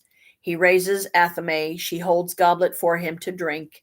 Then he holds it for her to drink. Goblet is then passed around the circle for all to drink. Priest and priestess drinking last. Male covener takes up plate of cakes and holds them before him. Female touches each of them with the point of her athame and says, This food is the blessing of the gods to our bodies.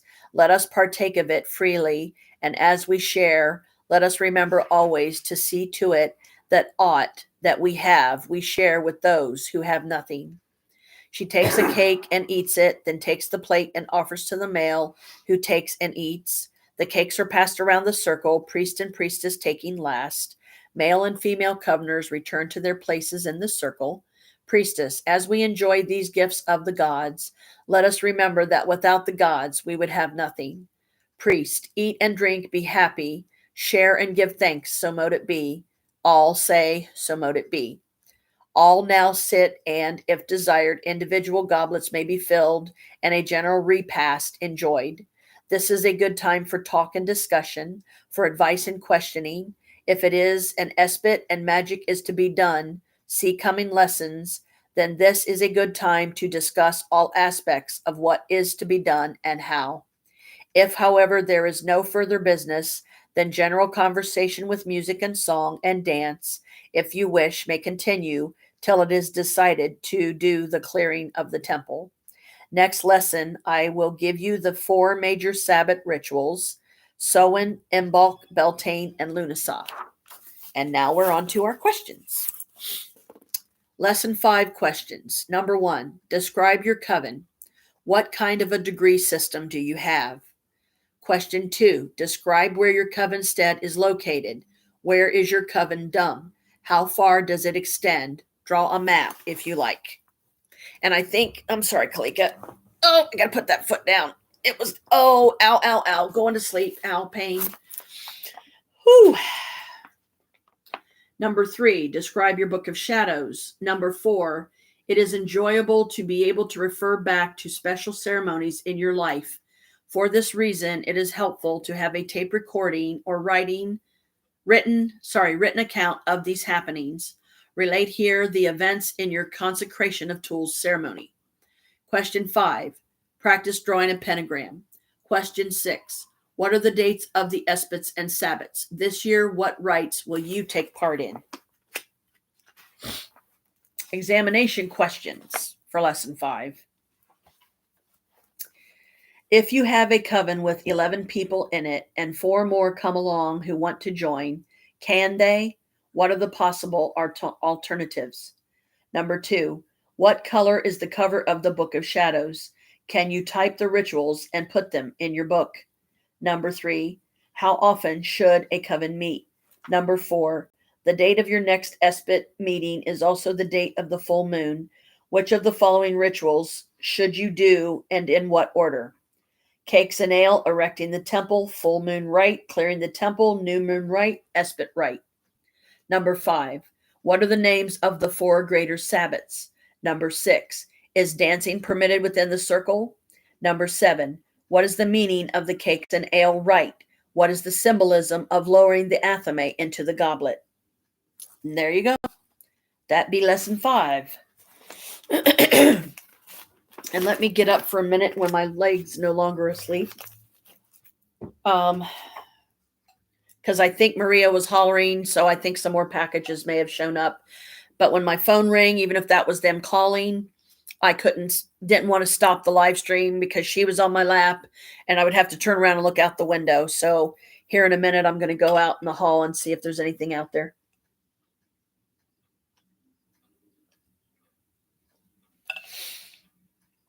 The one thing about this bottle, though, that's it's not too bad, but if you're going to drink with a straw, you can't have the lid on it.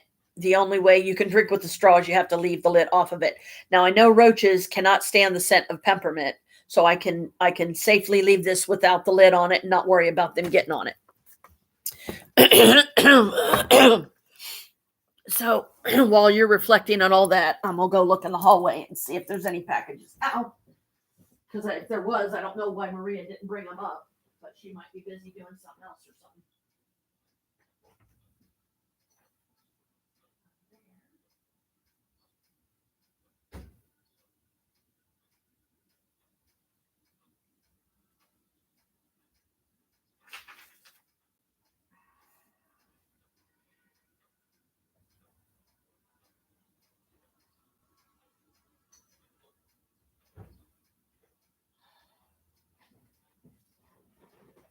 Okay, well, I didn't see any out there, so I could have swore she was yelling at me, but I guess I was wrong. Janet, as if to tell me, there's a package down here, dummy. Come and get it. But I looked out in front of both doors and didn't see a package anywhere.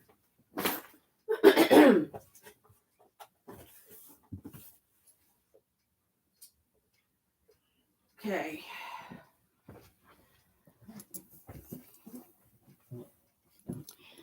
All right. Now for the random draw from a random deck of mine. What herbs and crystals and things do I need to make a protection jar? I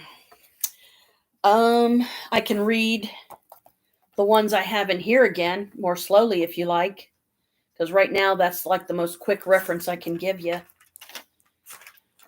Let me find. Okay. Crystals of protection, obsidian regular or snowflake, fluorite, malachite, hematite, amethyst, tree agate, clear quartz, selenite, tourmaline.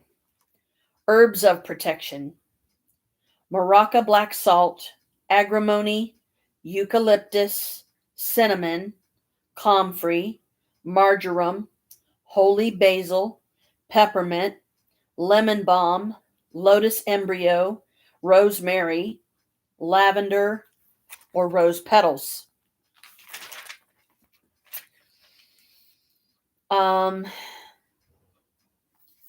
And if you want, I can do the oils again too, but I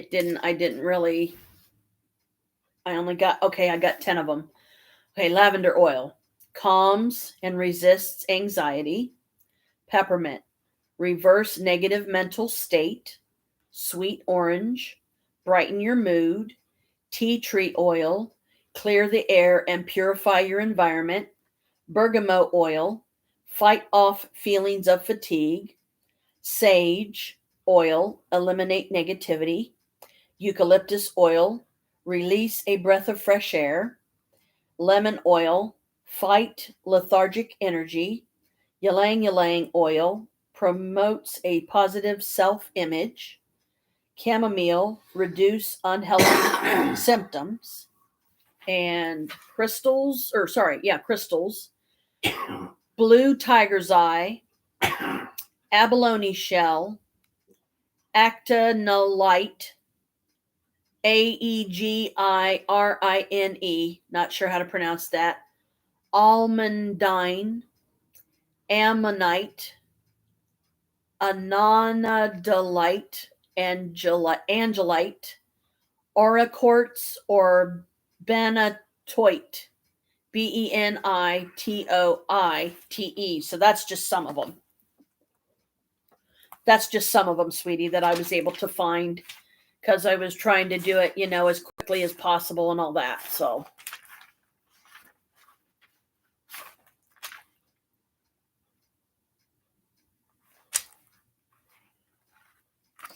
And you can also look up online because that's what I did. I was playing around with my phone for some of it.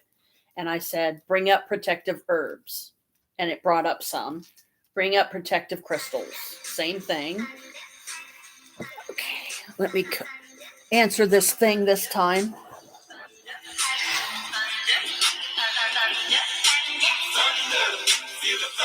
First, let me look outside.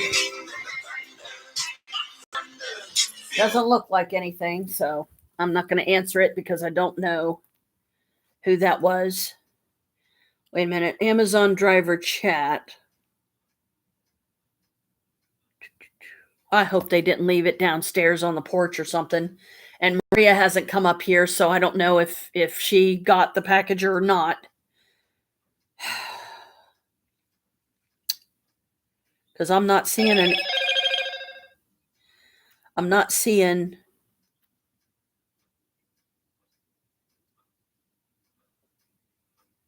$5 purchase. What? Sorry, I'm trying to see. I don't know why she didn't come up here if a package showed up, because I'm not seeing any Amazon truck out there. Hang on, sweetie. Let me go down and see if a package came or something, because it's looking like I might have missed the Amazon drivers trying to call and say, "Hey, we got a package for you."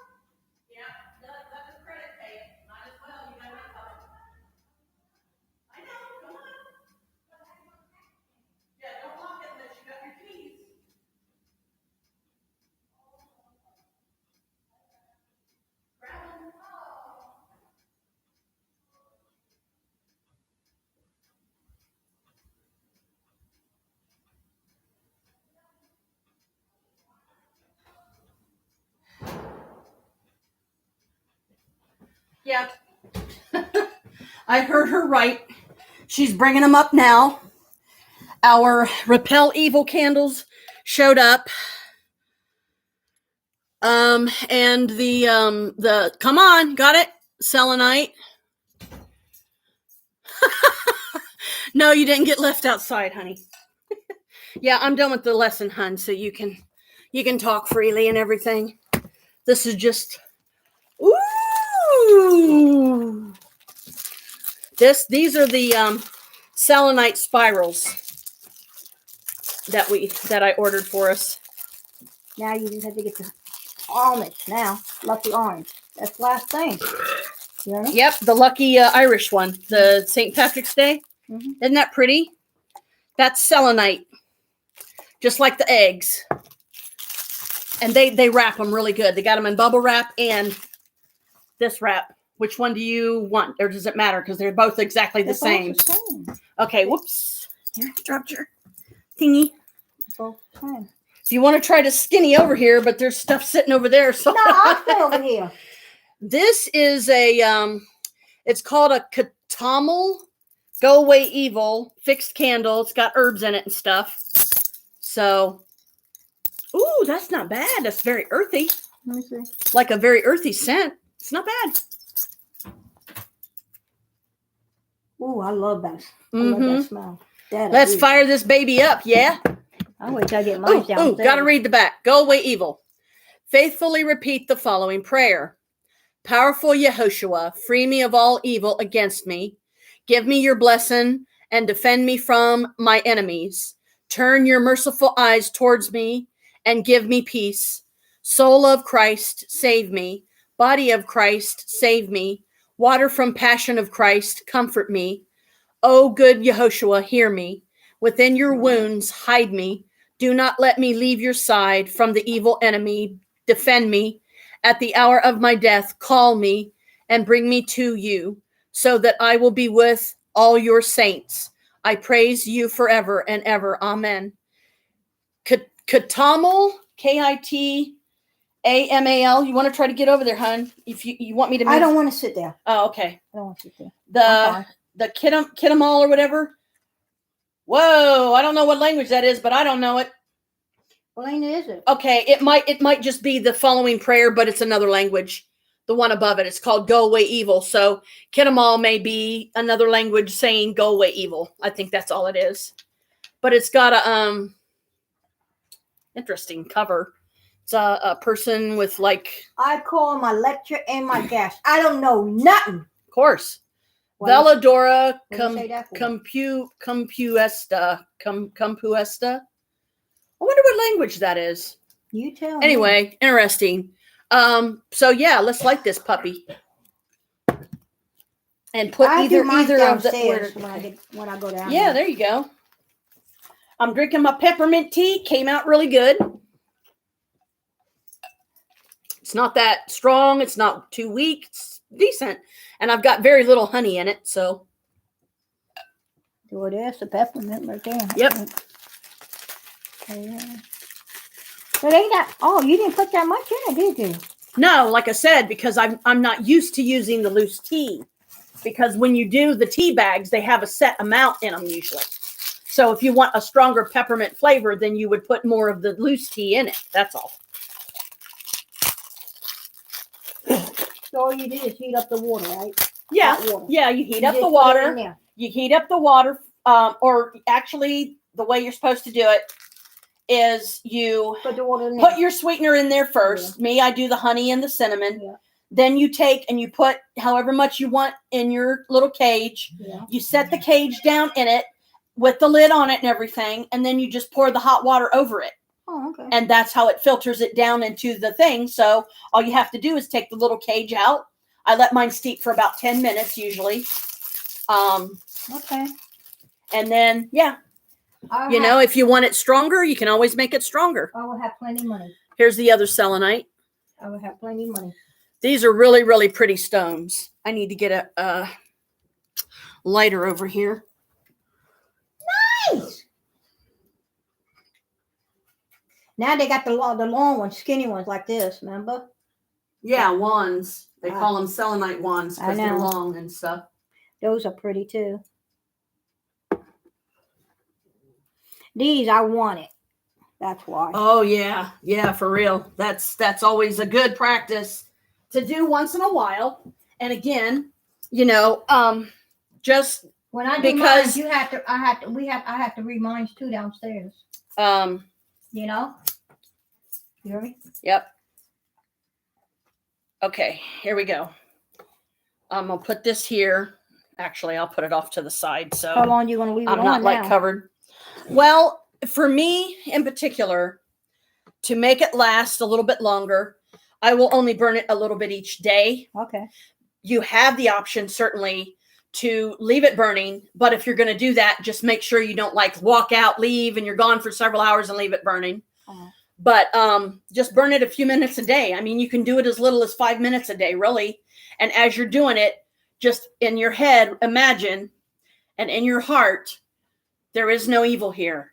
There is no evil here. There is no evil here. You know, simple chant. You know, doesn't take a whole lot of effort to do. And now the random deck for the day and the 1 card meaning and 1 card daily message. I'll do mine first. This is the Druid deck. So you'll like it. Because there's some blank cards in here too. And this is the little altar cloth that comes with it that I keep the cards wrapped in. You What? all done reading? No, I'm still doing the card. Okay. This one, for instance, this is a blank card, but I have designated this for Zatani, my griffin. So I won't use her. Is there any other blank ones in here? I don't even know. So, I mean, okay. What is the 1 card daily message for me for this day from this deck? And this is the cards are a lot bigger, but at least they're easier to shuffle.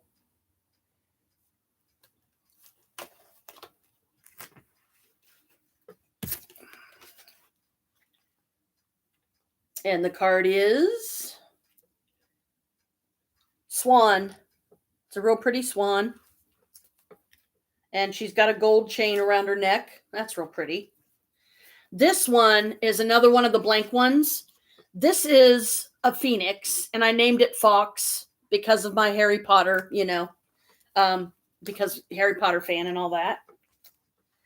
The swan means, and this is another one of those, I love it because you can look in the beginning of the book and it tells you what page each one's on. Okay, swan, where are you?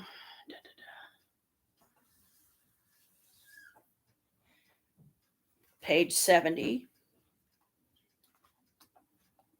Okay. Soul, love, beauty. Iala is a name they got up here. The card depicts a scene from the Irish tale, The Dream of Oenghus. Again, not sure how to pronounce it, so I'll spell it when I'm not sure how to pronounce it. In the foreground is the lake, where a beautiful girl, Caer, Ibormeith, Ibormeith, Uberry, changes into a swan every other year at the time of Samhain, I'm guessing. No, he's got appointments. Remember, he's got appointments today. He's got Sam, it might be Samhain. It's Samhuinn. To win her, Ungus, the god of love, becomes a swan, and they both fly to his house, Brú na Bóinne, now known as Newgrange, and pictured on the horizon. As with many swans that appear in the old tales, there is a gold chain around Uberry's neck. Iala brings us the qualities of soul, of love and depth, grace and beauty. Being associated with the Druid festival time of Samhain, the swan is also a bird of the threshold that represents that part of us which can travel into the other world. Drawing this card may indicate that you will receive inspiration from the other world, or that love is entering into your life. It is auspicious to draw this card if you are preparing to write a song or poem, for the swan's skin and feathers were used to make the bard's ceremonial cloak, the tugan. If you draw it reversed, which this was not, this card may mean that you need to come to terms with a separation. The old tales of the swan show that in reality there is no separation from the ones we love. only transformation from one form to another. But to continue our journey in this world, we need to be able to say goodbye to those we are separated from, even though we know that ultimately we may be together again. The separation we are faced with, however, may be internal rather than external, and Iala may be calling us to connect more deeply with our own soul. The tradition of the swan. White swans of the wilderness, ye have flown over many lands. Tell me, have ye seen aught of Turnanog, where no one loses youth, or Turnamo, where all that is beautiful lives forever, or Moy Mel, that is so honey sweet with blossom, from the children of Lear, retold by Ella Young. The Turnong, it's and then dash na, then separation n, apostrophe capital O little g. So I'm really not sure if I'm pronouncing it right. Was the name of the land of eternal youth in the other world. The white swans of the wilderness were 4 children of the Tuatha De Danann, one of the earliest races to inhabit Ireland, having originally come from the northern Greek Isles. They became fairy folk, the Sid, Sidhe, who lived underground in the hollow hills when they were driven there by the invasion of the Milesians, Milesians. Although the Dananns were a mythological race, history and myth have become inextricably entwined, and there are indeed traces of trade and travel between the lands of ancient Greece and the British Isles. This may explain the use of Pythagorean mathematics in the construction of the old stone circles, and the many similarities in Greek and Celtic mythology and philosophy. In Greek mythology, the swan was Apollo's bird and was often pictured singing to the lyre. It's an instrument, Lyre. Its association with grace, beauty, and the feminine has been so strong that it has also been associated with song in the Celtic tradition. We talk still of a swan song, the last performance work of art or gesture made shortly before a person dies. Such an act is possibly called a swan song because the swan represents the human soul in the other world. The swan is one of the 4 most frequently mentioned birds in the old tales, along with the raven, crane, and eagle, whereas the crane is often pictured carrying the soul to the other world. The swan depicts the soul itself. For this reason, the swan is often associated with the time of Samhain, the gateway between the realm of the living and that of the dead. The inner and outer worlds, the old and new years, to a lesser extent, the gateway of Midsummer Eve, during which time it is easier to contact the fairy realm, is also associated with the swan through the European tales of maidens who turn into swans at this time. The swans of Lir, Lir. In Ireland, in the old days, if you saw a swan, you would say, "My blessing with you, white swan, for the sake of Lear's children." Lear was a king of the Tuatha De Danann who had 4 beautiful children, 3 sons and a daughter. Oh, that's weird. I had 3 sons. I have 3 sons and a daughter. Oh boy. Interesting observance there for me.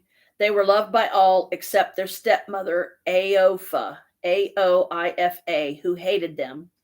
As they were bathing, she struck each of them with a druidic wand and turned them into 4 white swans. She told them they would remain as swans for 900 years until they heard a bell tolling and the news that a prince from the north would marry a princess from the south.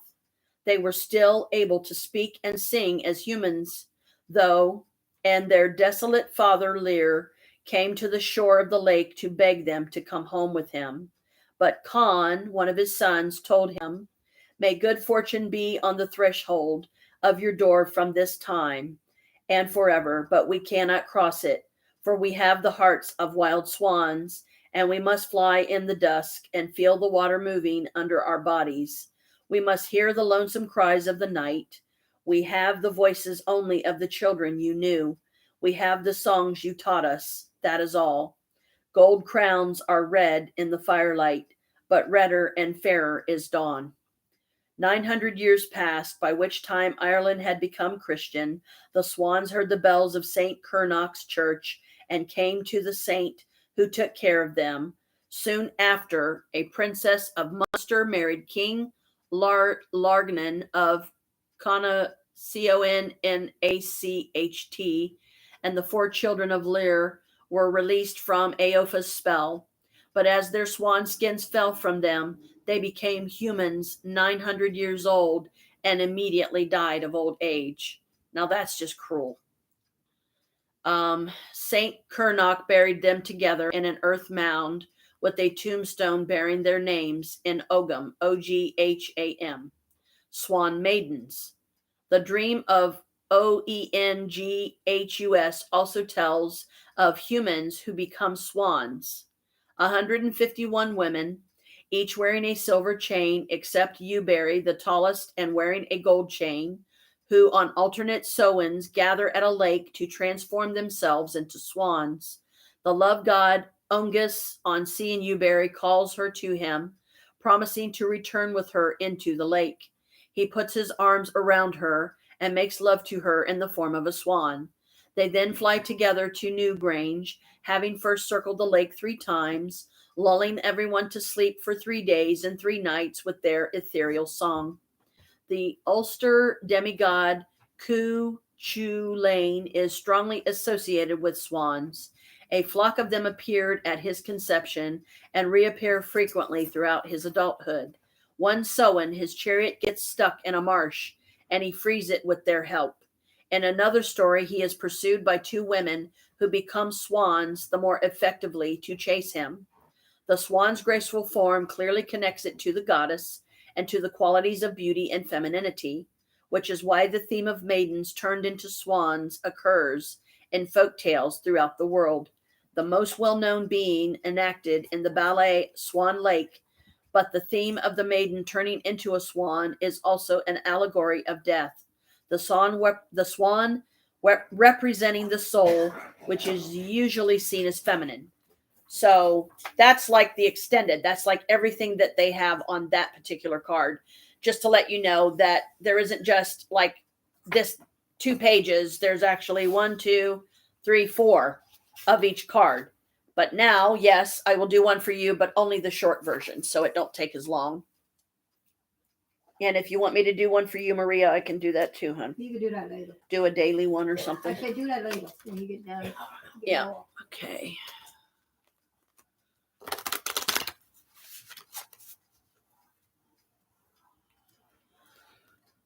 Okay. What is the card from this deck? The daily message for Brooke Sutton, my dear daughter who is on live with me right now.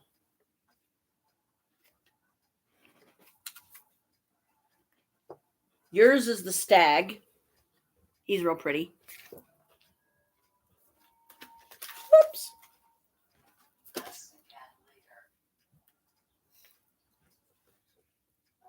Okay, stag. Let's see what he's got to say for you. 26. Okay, short version. Actually, the shortest, which is basically what this book would consider to be the meaning. DAMH is the name of this stag. Brings us the qualities of grace, majesty, and integrity. Contemplating the stag can help you achieve a greater sense of poise and dignity. If you are ever confronted with a situation in which you feel vulnerable or under scrutiny, such as in a court of law or a public appearance, by attuning to the stag and asking for the protection of his spirit, you will find yourself feeling calmer, stronger, and more dignified.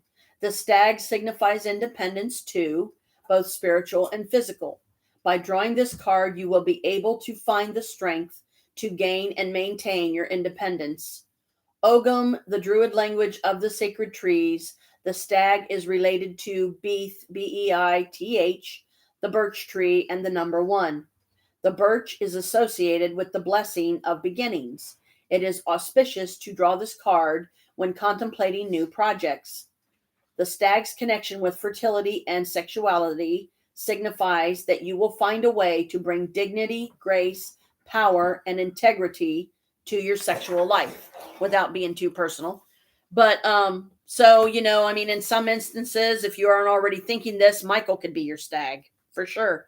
If you think about how grounded you feel with him, the things that the two of you share, you feel safe, and that kind of stuff, all falls into the bracket of the stag. Okay, there it is. This altar cloth is really, really pretty. I don't know what kind of material this is, but it has animals on the 4 corners. You can't see it because it's done in silver. And this, like if you're doing an extensive layout, you would put this down and put the cards on top of it, or whatever layout you're doing. And I always, when I put it back, wrap it back up, I always make sure that they're face down. So in my mind, they are constantly in connection with the symbols and everything on the altar cloth. And that is kind of a strength to them, I guess, is a good way to look at it. Ow.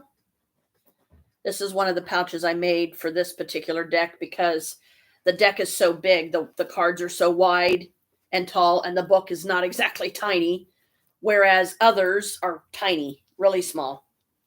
And you've seen some of those. So this is just kind of some of what I'm trying to incorporate into the schedule, Brooke. So, let me. Love that. Pretty. Oh, wow. That's so sad.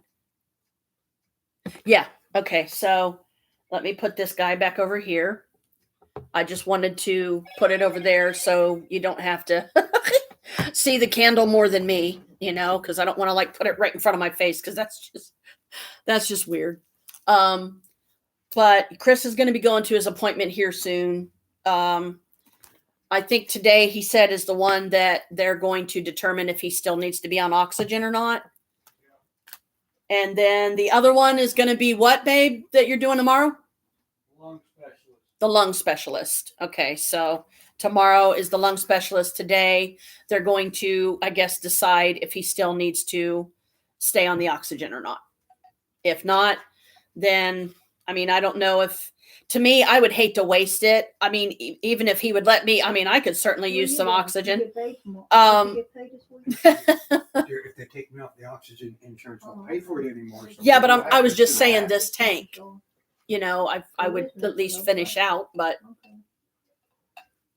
might not be able to. Yeah, what? Huh? Okay. Fucking belly. Whew.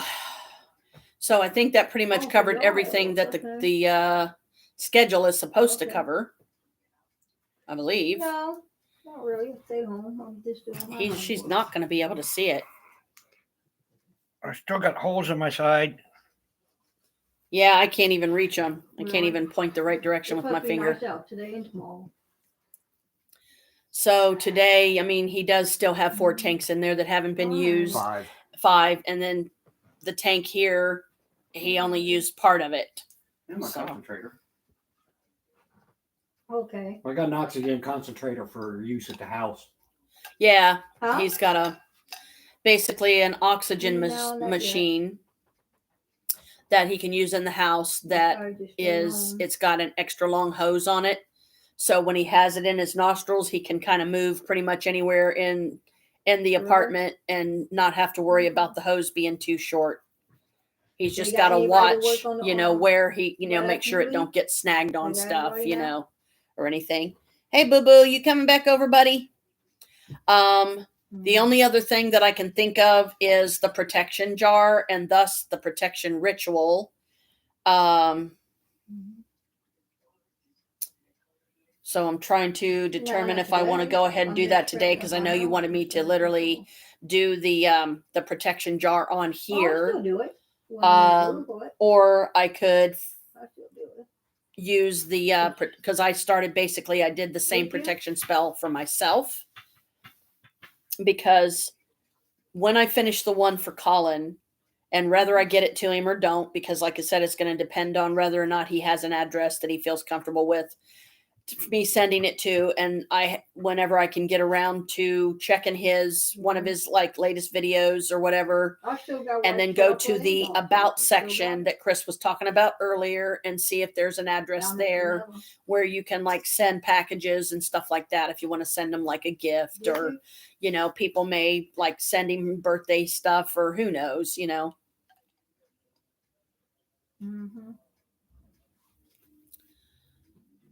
For almost no honey in this, I'm actually for the first time enjoying the tea the way it's supposed to be, not overly sweet, because I am trying to still cut back on my sugars, and trying to Cinnamon? switch to more natural sugars. No, not yet. I looked in the about and there wasn't anything I'm there. upstairs Okay. anyway, so. So I feel like, all I can do is send him the comment, wait for You him to can, respond, see what he says. If he at least gives me the thumbs up, or I get a thumbs up and it says it says somebody liked your comment. And then that, to me, if I get the thumbs up and I get a black heart or red heart or whatever combination of the two, then I'll take that to mean that he's given me the okay to do it for him. And then, because what I'll probably do is I'll probably go back to the sleep paralysis video, make the comment there, because that's what inspired me to do this whole protection thing for him, because of the demon that is now in his house, in his apartment with his wife and him, that is giving them all kinds of terror and, messing with them, various different ways that I've already mentioned. If you want to go check it out yourself so you can watch it through, just go into the paranormal files, go into videos, and then find the one that says sleep paralysis, I'm scared, I need help, and that'll be the video that I'm referring to. And then that way you can watch it and see for yourself what it's all about. I hope it's nice and soft. Me either. So let me think a minute and see if I want to do like a general protection bottle, because I've already got like one of the protection bottles started for myself. Right. And that's the whole purpose of why I wanted those bottles that size, because it's easier to put bigger objects in it. Like if I want to put a certain talisman or token or something like that, a certain crystal of mine that I have sitting around here says, hey, use me. I would be good for, adding strength to the protection, or I feel pulled to use certain items, as I will.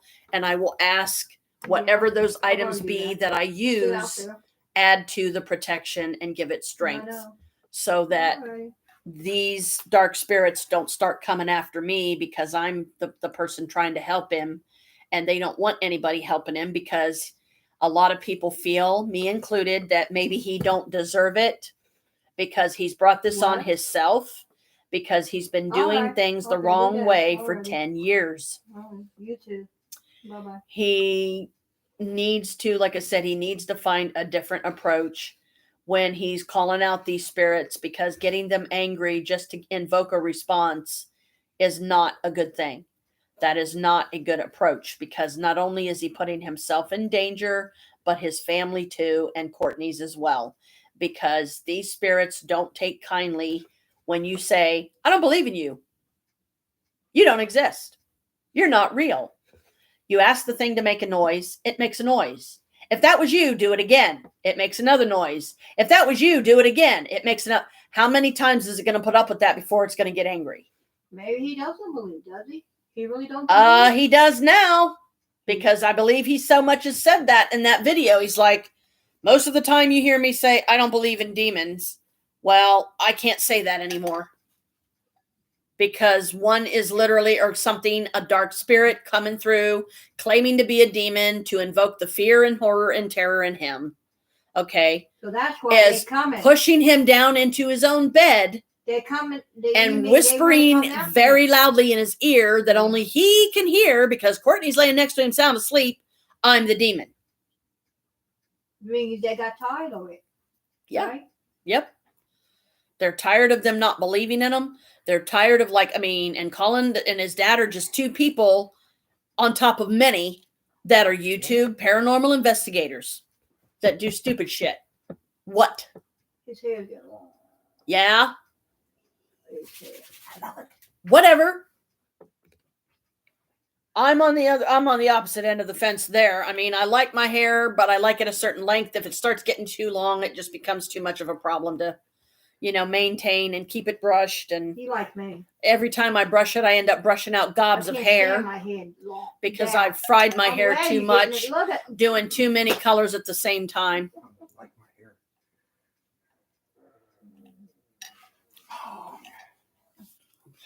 It needs longer. Well, then get a wig and wear it long as you want. No. Do your magic on it. Grow it. Do your magic to make it grow quicker. Grow it. You can do that. You want to Okay. get mad, get back at him? Dump Nair on his head when he's asleep. I guarantee Y'all it. It'll what? throw you into it'll throw him into a full-blown rage because he is very, very particular about his hair. Put what in his hair? That's because Nair, which makes it all fall out. Oh, I have very specific idea of how I want my hair. I want it long enough that I can braid it myself off to the side and have it hanging down front where it will be long enough it'll actually stay there out front. Okay, Legolas. He don't do his hair in a braid though. He usually wears it long. The elf, one of the elf, they in Lord of the Rings, the movie, Legolas. He's got that long white hair. yeah, and it's right here. It's really long. It's like halfway down his back, I think. Yeah. It's really Almost. long. Yeah. Almost. And he's a cute guy too. Yeah, That one's cute. Not you, I'm talking guy about, that plays I'm Legolas. talking about the guy that plays in that movie. He's cute. I'm cute too. You don't got his body. Well, that's because I'm not in my 30s anymore. Yeah, he's probably, the guy that plays Legolas. He's probably up there in years too by now. Probably now. No. He's probably old. He may be in what, He's- 50s, He- 60s? No, he'd be in about his 40s right now. Wait a minute. Is he still I'm alive? almost fucking 60. Is he still alive? Yeah, I think so. Orlando Really? Bloom. Yeah, Orlando Bloom's who plays it, Legolas, which is one of many roles. But if you Wow. say Legolas, the Lord of the Rings, then people know I who was you're just talking wondering about. If he was still alive, that's all. Yeah, Because I've seen the movie. yeah, he's alive. The movie's not that old. No, he's No, it's not that he's old, but I probably do he's like- probably I do doing like the other movie. stuff. I do I like the mean, I movie. wouldn't. He's an actor, so I mean, Yeah. that's just one of many roles he's He played. played good too. Hmm I like the way he played in it. Really He's well. also What? Will Turner of. Oh, Brooke's saying he's 45. He's Orlando 40 Bloom is 45 right now. He's Told 40. you. Yep, He's 45. 45. She just said it. He ain't that old. He plays Will Turner in the Pirates of the Caribbean too. They're trying to say I'm not cute, but by comparing me to a 45-year-old when I'm almost fucking 60. I'm Not not. that I'm in not the saying movie. nothing because I'm I'm sorry, talking but in I'm the not movie, stroking your Chris. ego. In the movie, he's good looking. Yeah, technically they're comparing me to a 30-something. No, I'm not. No, I'm not. Define cute because people. I mean, I don't consider myself cute, I'm but just saying- others do. So I don't. I'm just saying in Yeah, the I'm movie, sexy. he's in yeah, Whatever. he is sexy in the movie. No, she. Oh, he said you sexy. Mm.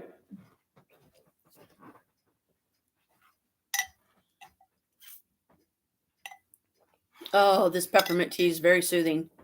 Uh, Very soothing. Man, Mm.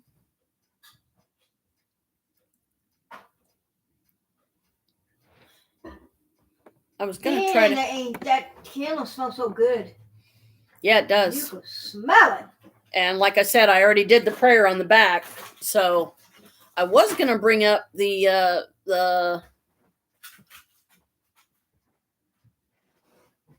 I was gonna see about bringing up the so I could play music in the background. But I can't remember how to do that on this, so I'm not going to mess with it because I don't want to end up, cutting the live stream off because I do it too soon or do it the wrong way or something. So I'll leave it up to you, sweetie. If you want me to go ahead and do the ritual so I can complete the protection thing for Colin, I can do that. Or I can do a more general, just, protection itself, because I've already, like I said, I've already started one myself using the same herbs and crystals that I used for him. Excuse me.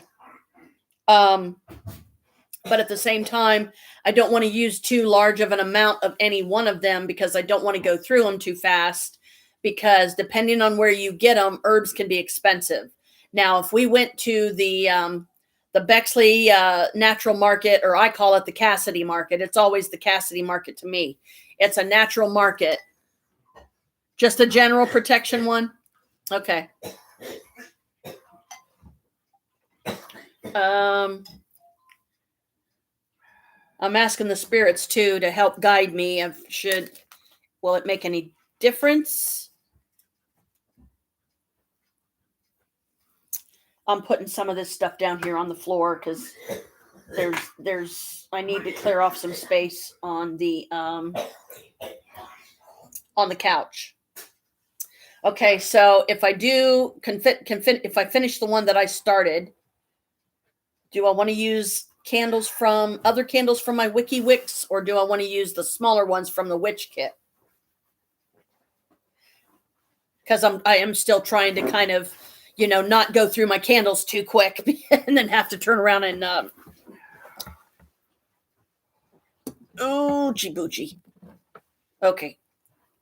Don't want to go through my candles too quick because I'm running out of money. So I want to save money for the Yuli.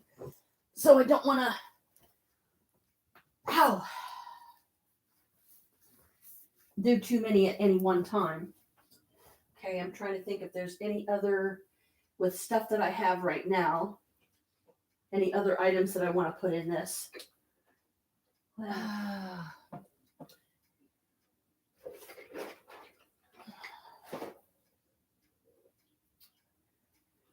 hope everything goes okay, Chris. Today. Well, yeah, I mean, it's not a big deal, really. They're just going to determine if he needs to stay on the oxygen or not. Yeah. The little black pouch was a pouch that I had gotten something else in, so I decided to use it. This is what has like the same herbs and crystals in it that I used for Colin's. And these are the Wiki Wick candles. I think I've shown them on here before, but I can't remember. See, the Wiki Wick candles, they're decent size, whereas the others that came in the Witch Kit, She didn't see that yet, did she? I showed her some. Yeah, I showed her all the stuff that's in it and everything. Okay. I used white, pink, and I think black. Okay, these are the three colors that I used for him: white, pink, and black. White representing him, pink, at least in part, representing friendship, which I'm hoping a friendship between him and I will develop after this, and black for banishing. So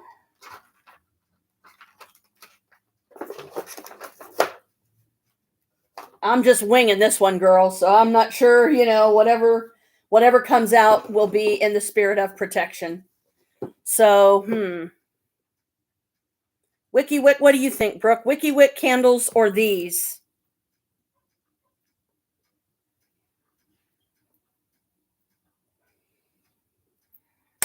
Because I can show you that I need to get another piece of parchment out too for myself. Okay, here, let's do no room. Put it back up there. We had it. Not without setting it on something and possibly upsetting that whole tray. So I don't want to do that. Ow. Okay. Candles. Let me show you what I did for him. Mudafutta. That hurt. And because we have repel evil, candle lit, all the better, right? Because I have a feeling that this thing, very possibly, if it hasn't already come after me, it will. Because maybe the smaller, okay. It's going to know that I'm helping him, and it's going to piss it off, probably even more. Because this dark spirit or demon or whatever it truly is, it's going to be like, why do you want to help him? He deserves it. Blah, blah, blah. And on and on and on. I'm like, you know what? Whatever, dude. Go away. Oh, no. I forgot a color. Blue.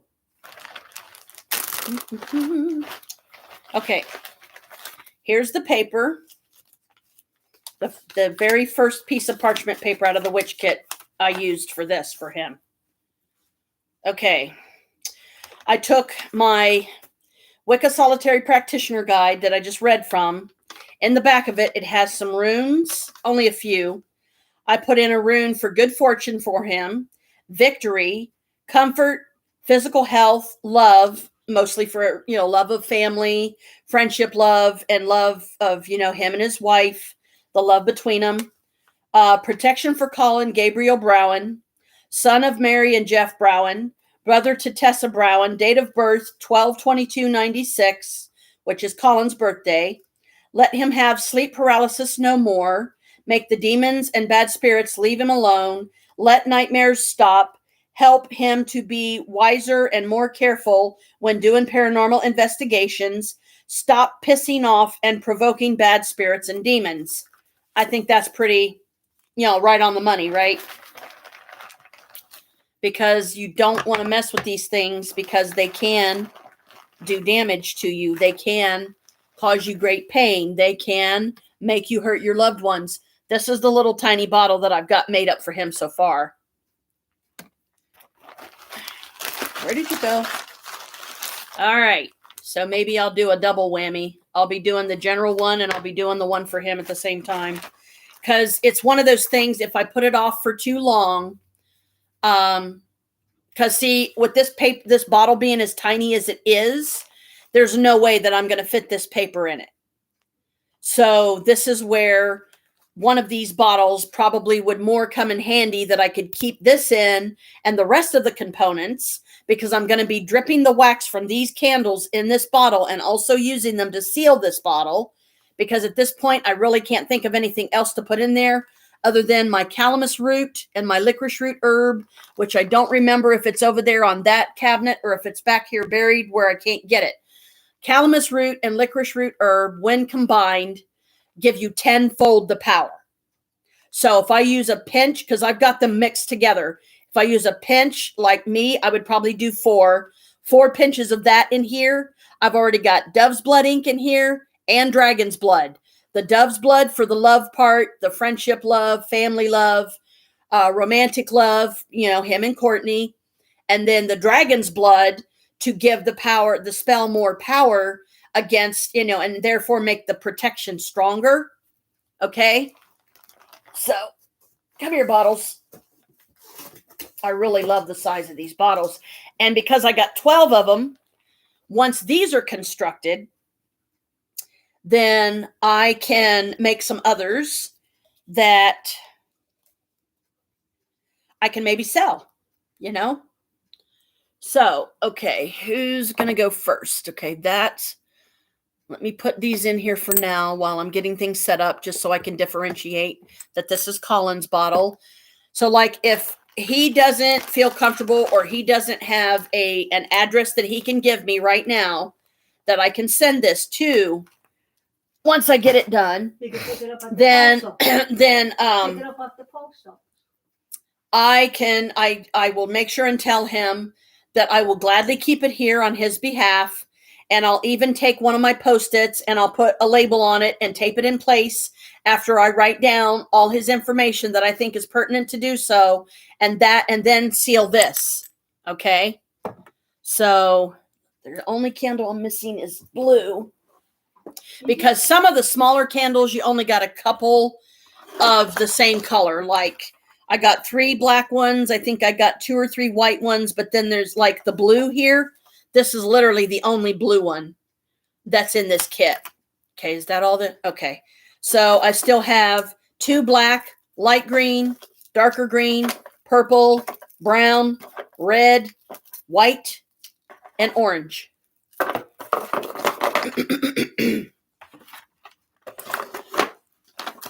Okay.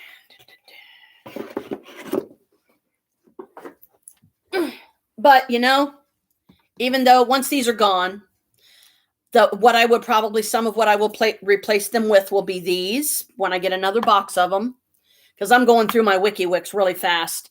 But these, the smaller ones, I can stock up on at the Tropical Trends the next time I decide to go there. Okay, now, whoa, candles jumping off the table. See, what did I tell you? I feel like this is already, and I haven't even cast circle yet. This is already the bad spirits that are after him, trying to thwart me from doing this spell. I was trying to figure out if I wanted to leave the stuff in the pouch or if I want to just dump the herbs in here and use the pouch for, you know, other like ritualistic stuff. Let me get that down in there so none of them's falling out on the floor, hopefully.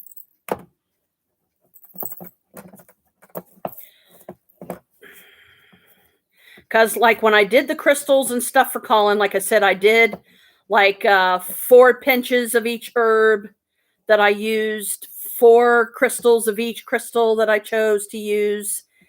Come on. Okay, that's an idea. They're like, here, use the spoon. The little spoon that comes in this kit to get the rest of it out of here.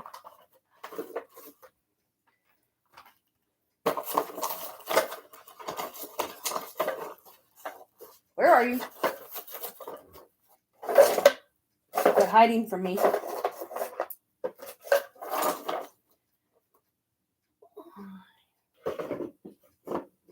Because the thing about using a lot of these herbs, they tend to stick to the fabric of the little pouches.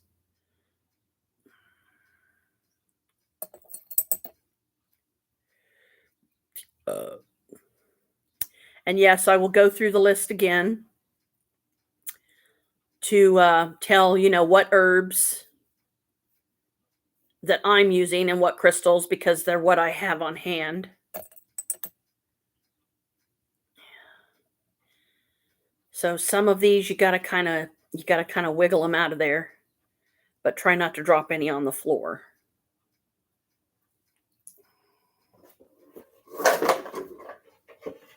Come on. Okay, I'm gonna leave that out in case I need it.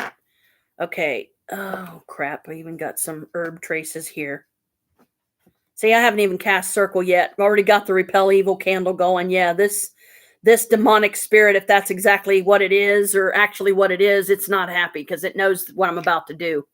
So it's trying to stop me by making me knock shit over, break shit, get all frustrated and go, you know what? Forget it. I'm not doing it. And then it's like, yay, score. Time to go kill Colin. Not on my watch, Father Mucka.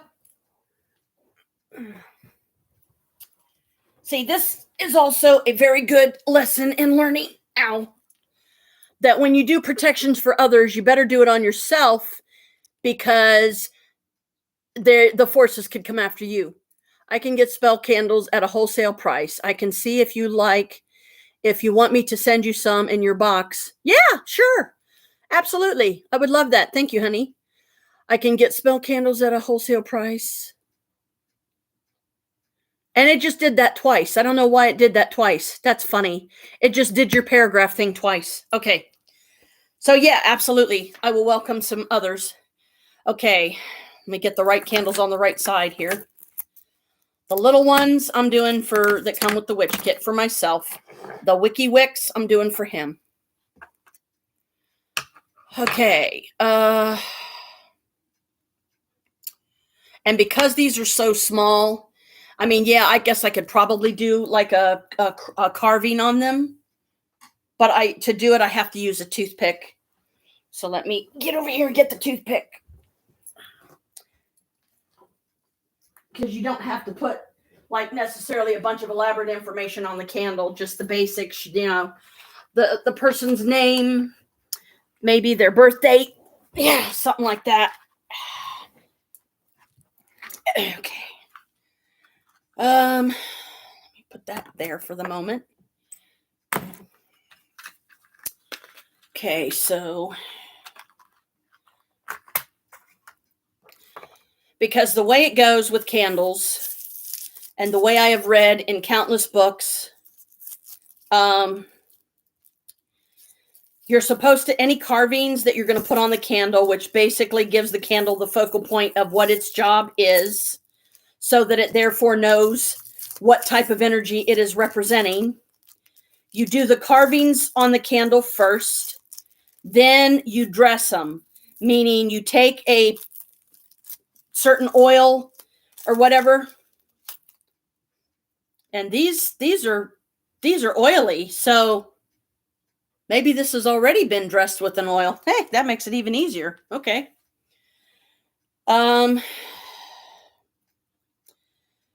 But you carve, then you dress.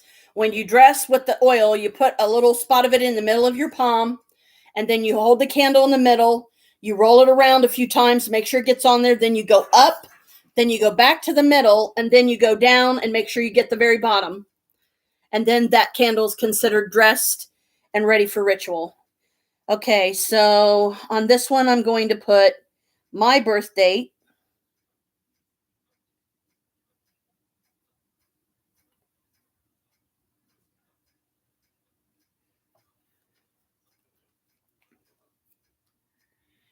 My name. I'm only doing the first name because, I mean, yeah, I could do Janet Mabius or whatever, but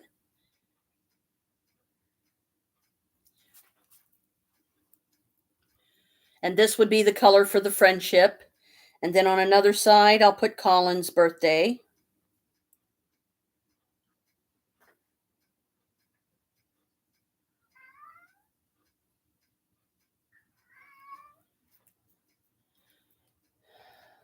In the hopes that through this, him and I will actually, develop a friendship. Because he'll realize that I'm putting my ass on the line to help him, and I have never even so much as met the guy. Okay, now I'm going to have to use candle holders that are going to fit these. And let me move. Oh, no, you don't. Because I've got, I think, 4 candles here. For the pink one, I'll use the silver candle. Oh, whoop. See, I already broke it.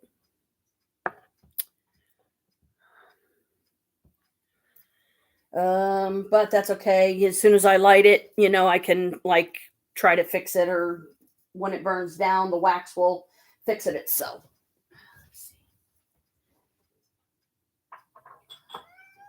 See, this creature or whatever it is, it doesn't want a friendship to develop between us. So it makes perfect sense to me that it's trying to mess with everything I'm trying to do. Okay, pink, silver, because silver is the color of the goddess.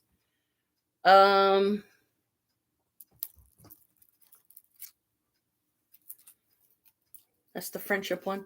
This is the one that symbolized me. So which one should I use? I guess I'll use the sun candle with the sun.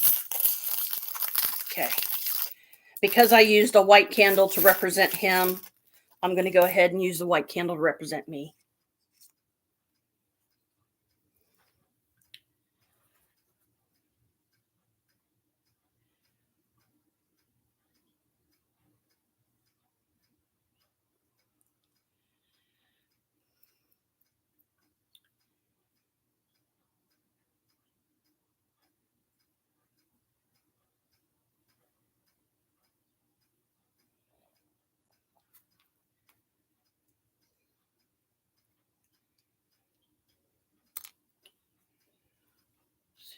Use the daytime candle or using the sun's, the one with the sun on it. Okay, now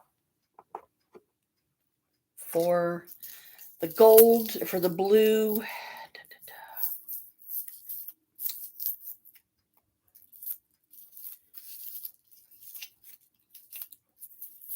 This is what I would call preliminary to ritual. This is where, you're getting the candles ready, you're getting the incense ready, you're getting the stuff carved, you're getting the things anointed, Okay.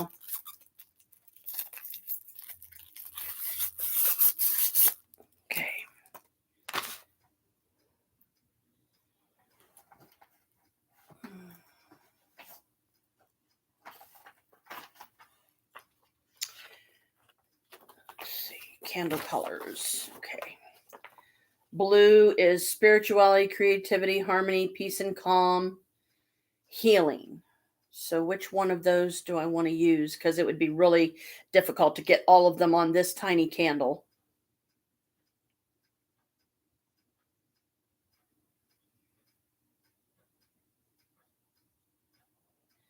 One, two, three, four, five. Okay, so let's do harmony.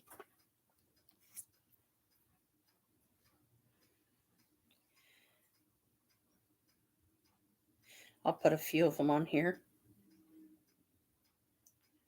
Because really these candles, because they're so small, I'll be able to fit 3 on here. So harmony.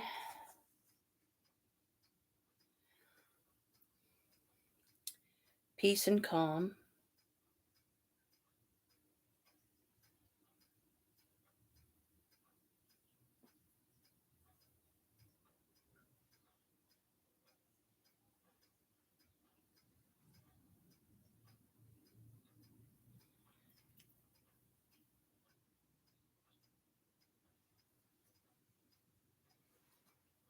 Healing. Yeah, I'll do healing.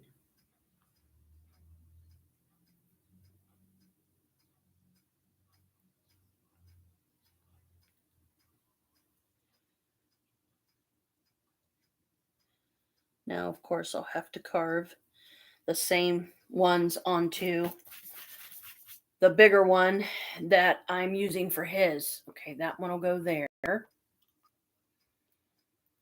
And the black is for banishing and removing negative energy, warding, and protection. So we'll do banishing.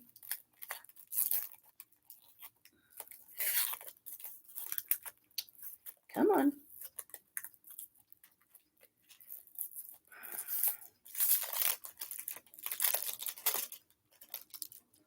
See, this is why rituals can take so long when you have to do all this prep time. I know, baby, you want to go outside. I'm sorry, Mommy can't let you. So we'll do banishing.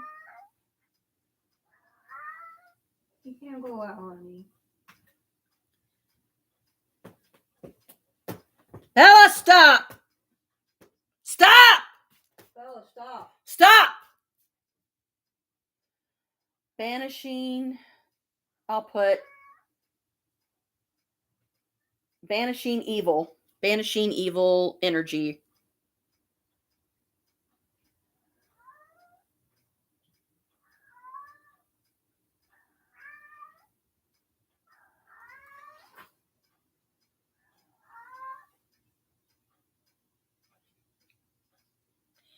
And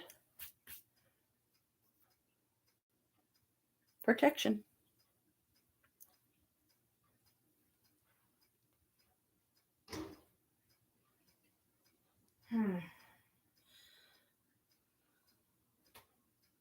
Yeah, some of them, when you do a ritual this elaborate, it can take time.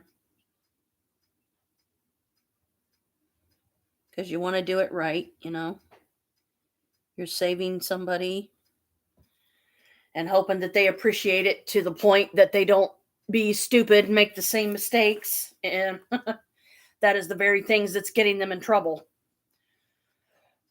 Okay, now let's see. The pink one. Let's see, did I carve anything on that? put Janelle.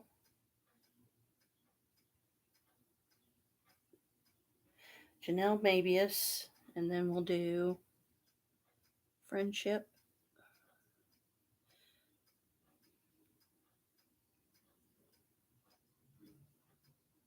Because then I also got to find holders for these bigger candles. Okay. Got my birthday on that one. Now the blue is...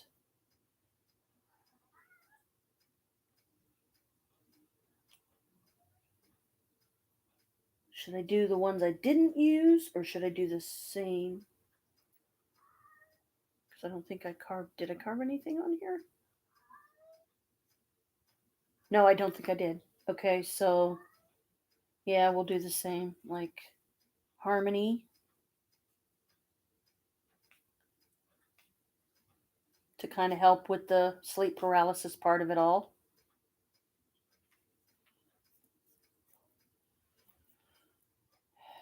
Peace and calm.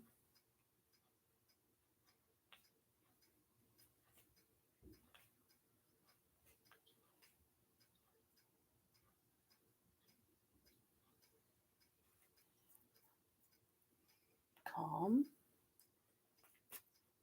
Healing.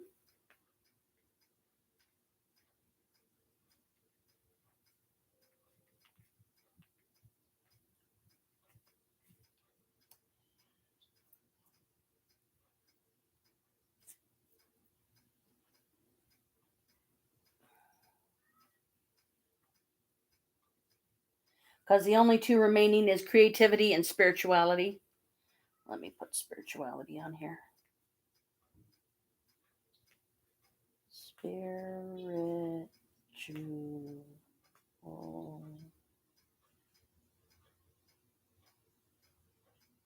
Spirit.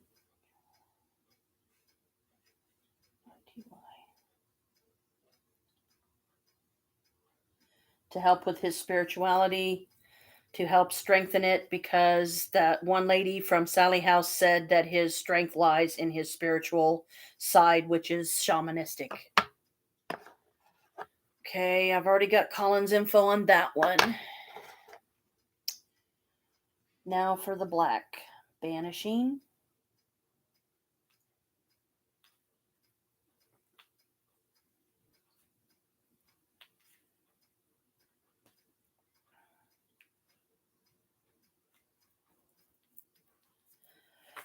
How many fans can you honestly say of Collins would take the time to do this during a live stream? Let alone do it at all.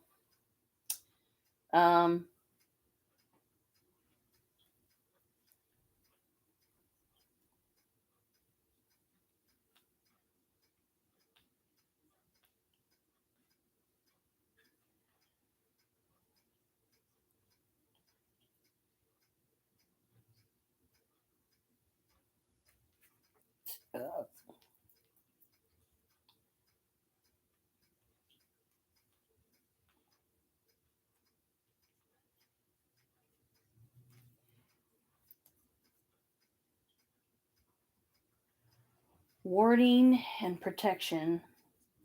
I'll do ward,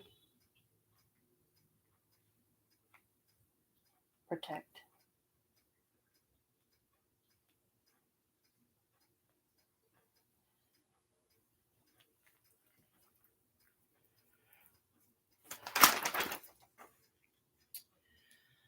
Okay, all of those are done. Now all I have to do is anoint them with a combination of the holy oil and the Capricorn oil. Then I got to write my own protection on that for everybody around me so that nobody gets hurt. Okay. And I'm going to use my sticky wax because one of the candles isn't sitting in the holder right. Plus, I've got to use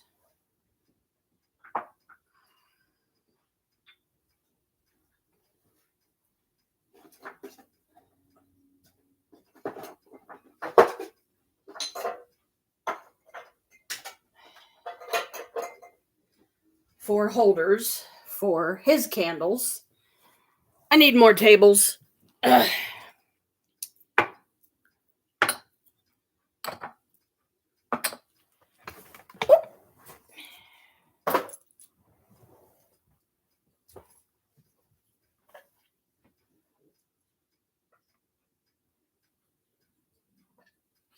In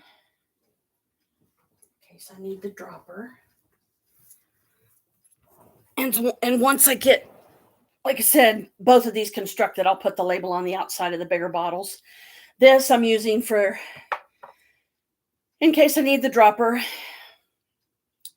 which I'm going to here in a minute. Now the anointing. See what I mean? It's trying to stop me.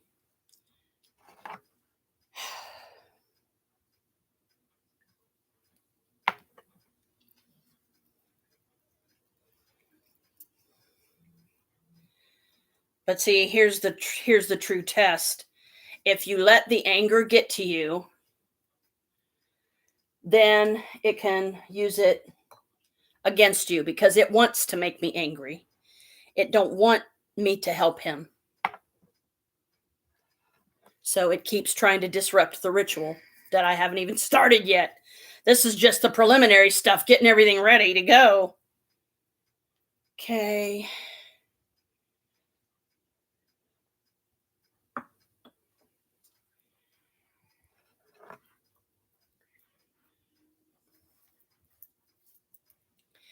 And this holy oil is 2 holy oils combined, one of which was given to us by a dear friend that is no longer in this building.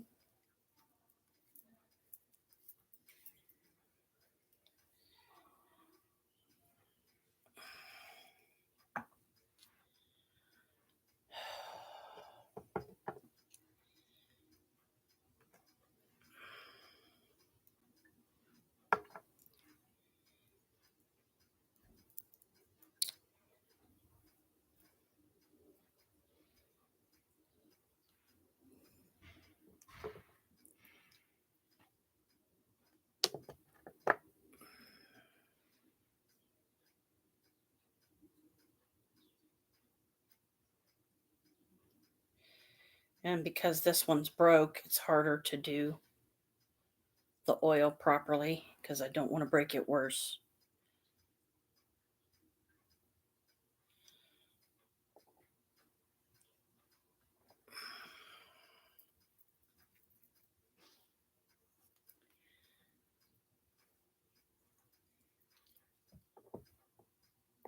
Now you know just how complicated it can be to be a witch and to do this I'm stuff. looking at you. It takes a lot. I'm just looking at you. Okay, there's that. All that's anointed. And I'm just going to rub the holy oil in so it's not going to waste. Soon you're gonna be lighting it.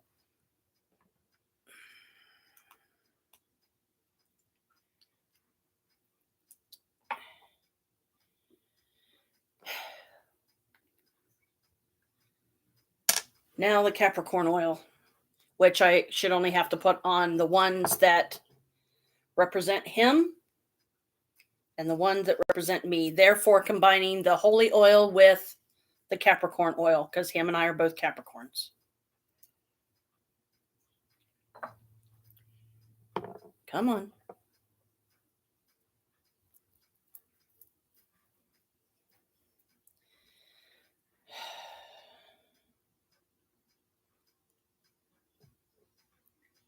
Oh, that's sweet.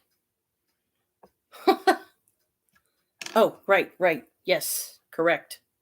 Thank you. So, okay, some of the good spirits are here. They're like, we're here to help. Okay, thanks. Appreciate it. They're like, don't forget to anoint the pink candles, which are the friendship candles, with the Capricorn oil too, because I'm hoping for a friendship to develop between him and I after this.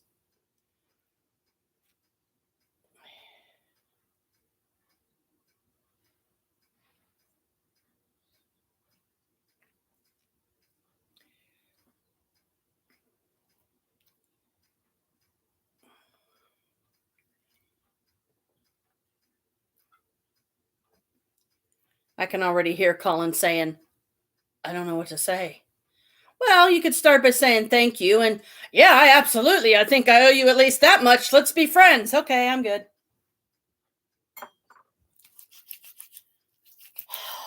Boy, oh boy, oh boy.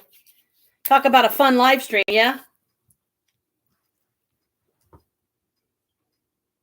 Yeah, it does. Okay, is there anything else? Right. Dragon's blood and the dove's blood. Which, again, I've already explained what those are for. But it's ink. It's ink. It's not actually blood. And this is where the dropper definitely comes in handy because it's ink. So you could stain your skin with this. Okay. Dove's blood for love of friendship that I hope to develop between me and Colin after this. 1, 2, 3, 4, 5, 6, 7, 8, 9. I do 9 for myself because it represents my birthday and birth number, whereas his is 4, so that's why I do 4 drops of each of these for him, and I've already got them in his little bottle. So, and this is the dragon's blood to give the power it should need. And no, when you're talking dragon's blood, yeah, that's pretty serious. 1, 2, 3, 4, 5, 6, 7, 8, 9.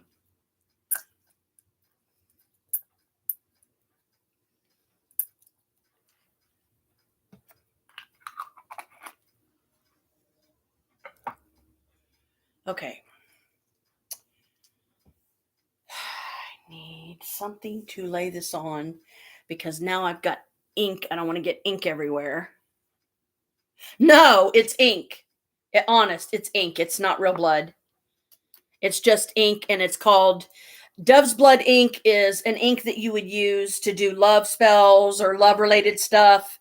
Write love sigils on a paper, or whatever. And the Dragon's Blood ink, it just gives the spell more power and gives it a certain amount of strength, which is, is something like this. You need as much strength as you can muster. Okay. Now I'm going to be, okay, what do I want to write on the paper?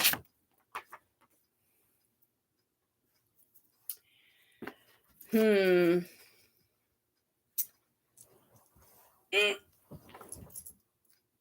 going to do red ink from an ink pen because there is a thing called red magic where when you use a red ink pen to do symbols and whatnot, or words, which is what I'm about to do, it gives the spell more power and stuff as well. So I'm going to put the date 30.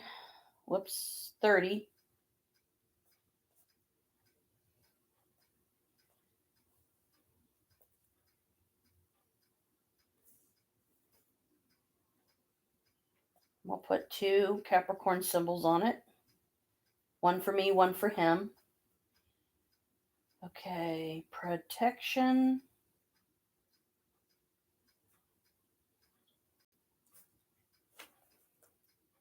Spell and bottle. To help Colin Brown. I just put Colin B. I know who it is, and that's what matters. I don't have to go through writing all of his birth information and stuff down because I've already done that on the candles, so it should be fine. Colin B. Brown with sleep.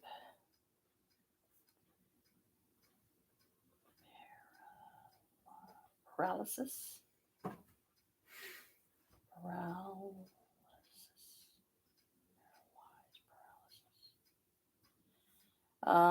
So that he don't have it anymore. I hope for a friendship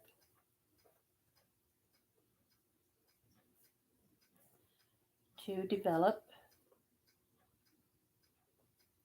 between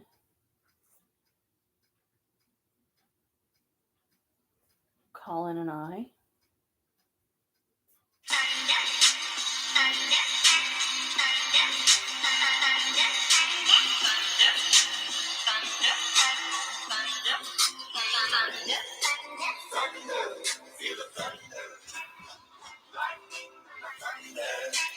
Busy. Go away. I checked outside to see if it was another delivery truck.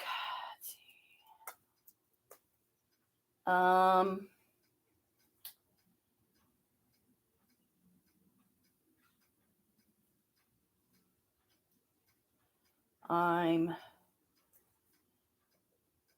protecting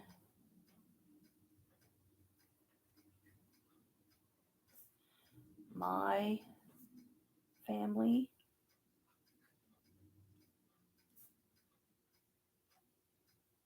and his.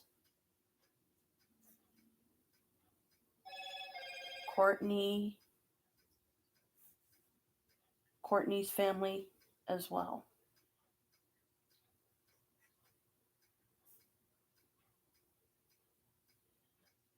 I'm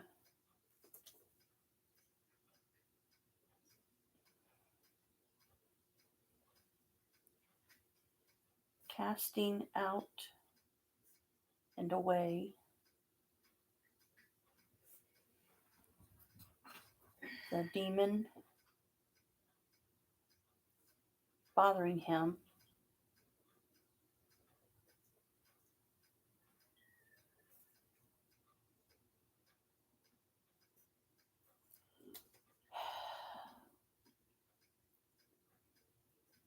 in the hopes once gone, he doesn't bring the demon back.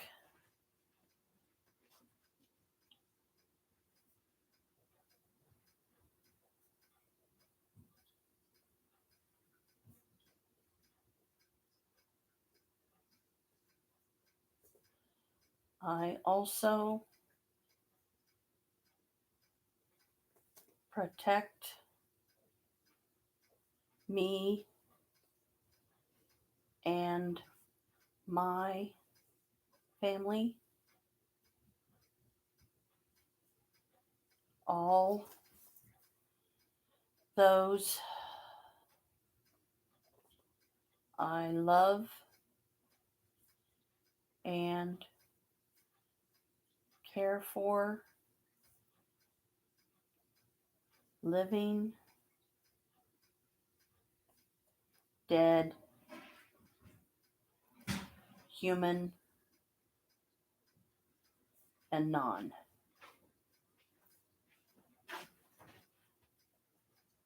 Now you know why a lot of witches, because of the extensiveness of everything you have to do this right, they charge buku money.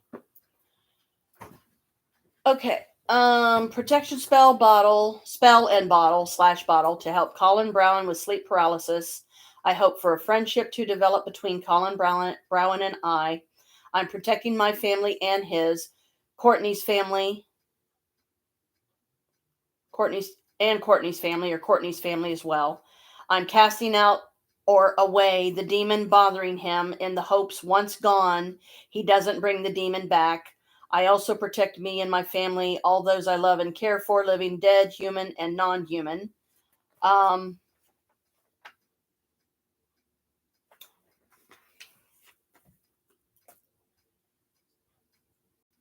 And I hope he henceforth finds and chooses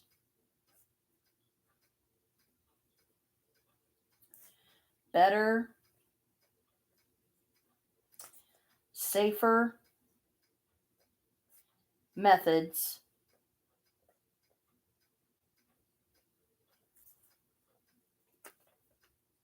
when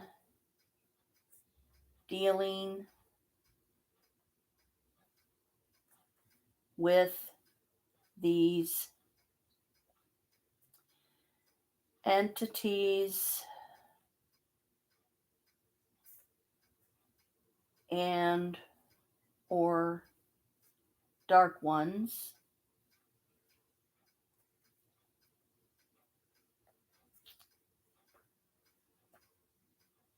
during his paranormal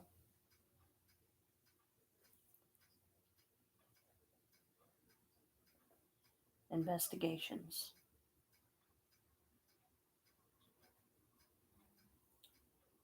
So mote it be. So in other words, basically the message being, Colin, you have to find a better way to do things. You have to find a safer way to do things, or you're asking for the endless rage of these demons, dark spirits, what have you, to not only attack you, but attack your family and commit horrors that I won't even begin to describe. Be smarter, be more mindful, stop treating this stuff and dismissing it as untruth and saying you don't believe in these spirits, because they are going to great lengths to make you believe in them. And it's also a warning. If you keep it up, you little SOB, I'm going to keep coming after you, and you ain't going to like the end result. Okay, so I got the oil. No, I don't have the oils in there yet. Not in this one. He's trying to stop me. Ain't going to work. Because I can't think of any other spirit that would try to stop me than the very one that I'm trying to protect him from, for his own sake. 1, 2, 3, 4, 5, 6, 7, 8, 9. Ooh, I just gave the Capricorn oil a pretty red color. And now it'll be even more powerful when I use it. But I'll have to use it discreetly because it will also stain my skin. Because this is not only the dragon's blood, but it's the dove's blood. It's still in the dropper, because it's not easy to clean these droppers out. You have to basically, hang on. 1, 2, 3, 4, 5, 6, 7, 8, 9. You have to basically keep squeezing it into like water, like run it into water and stuff, and keep squeezing it in, and then that'll clean it out some. If you can get this little rubber piece off, then you can maybe clean it more thoroughly.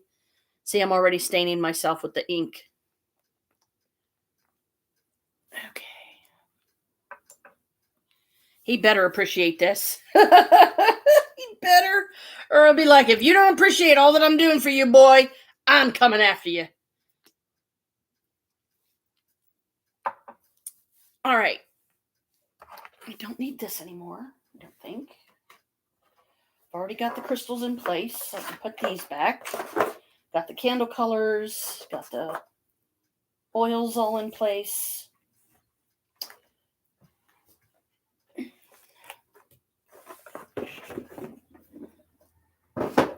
Okay, now, yeah, I'm probably going to have to use both of these, Use both of these as an altar, kind of like one over here and one here, because this little tiny table is not big enough.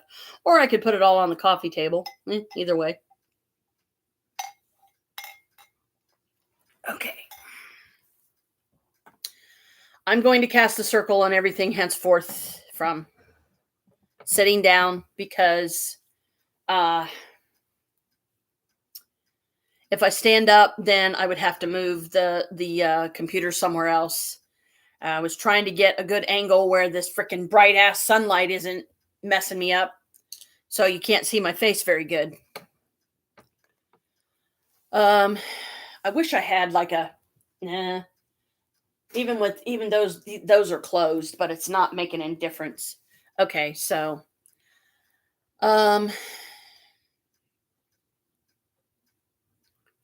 thrice the circles cast around, evil sink into the ground.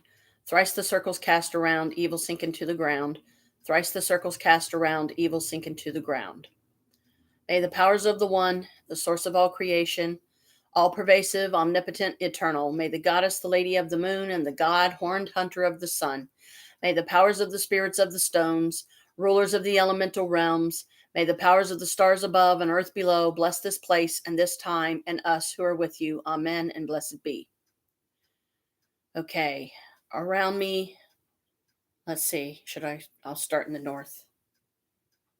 Around me I cast the circle of stones. Naught but love may enter within. Naught but love may emerge from within.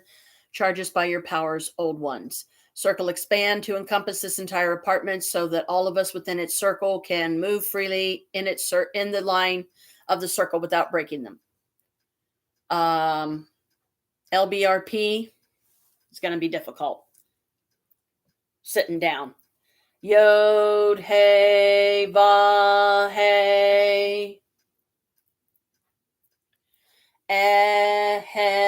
Yeah.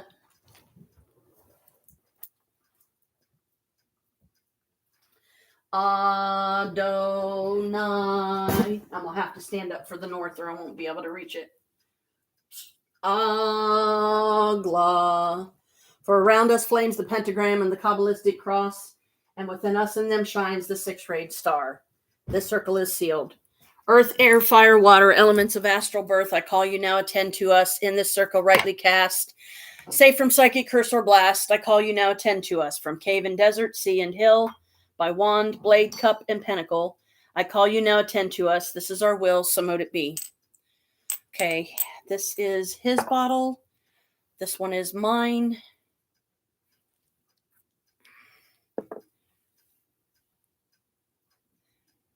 I'm going to light these. I'm going to light mine first so I can put the most immediate protection around me.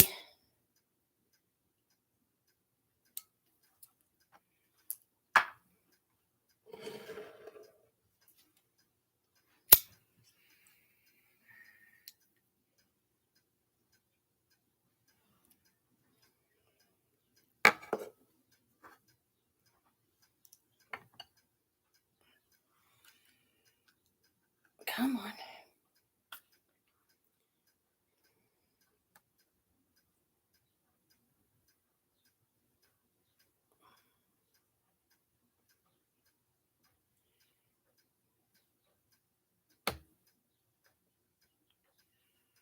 Okay, that one's okay.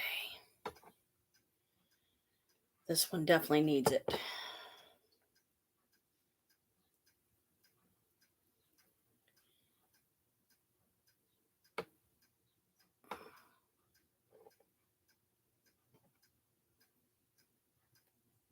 Didn't put enough on it.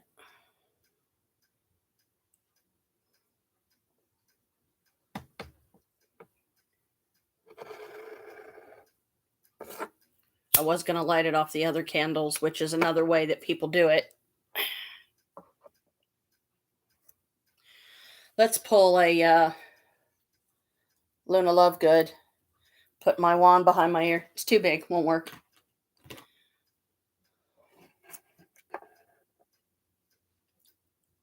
Does that one need some? Yeah.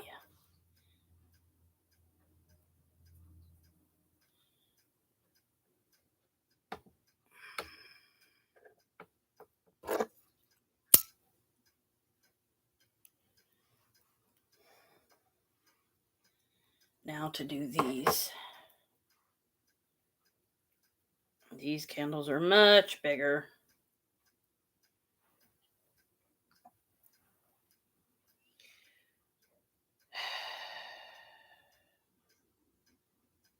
It's going to be hard to do it in this one because of the way that wax is in there. Nope, I'm not going to be able to do that one. I'll have to find another holder for that. Don't know if I have any around here handy or not. because of the the wax burnt at kind of an angle in this, the only way that I would be able to use these is I would have to literally dump liquid wax in here to flatten it out. So I need to figure out something to put this one in because that holder's not going to work. Something that can be used in such a way without something catching on fire. Aha!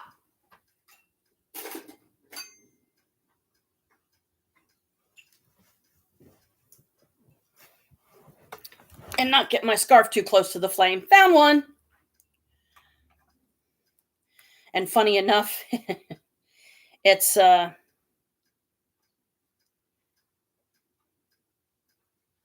one that the candle that says garnet on it.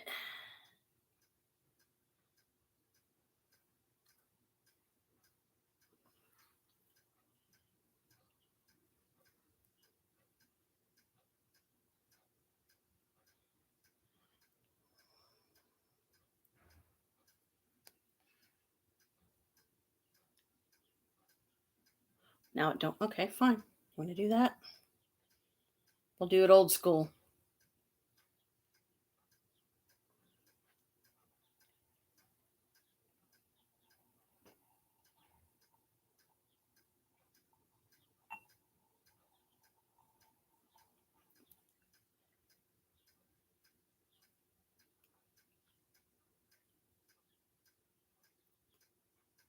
Man, that one's not working either.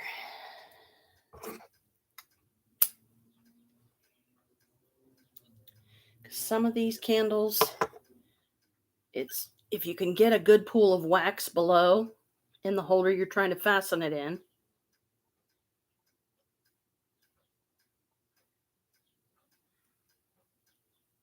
Let me blow that one out till I get this thing fastened so I don't burn myself. That one does not want to stand up. Of course not. Come on, wax. You're supposed to be good for this.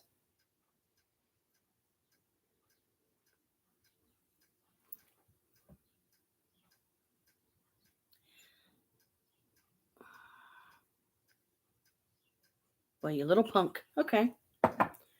I'm a Capricorn. You know, you gotta be creative sometimes. One last effort, and this should work. Let me find the where did I put them? There they are.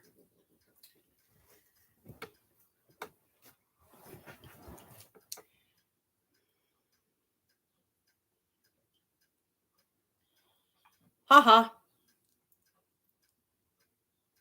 Oh, okay, fine. You'll just have to sit in there like that, I guess. I had to use a tea light holder, but all right.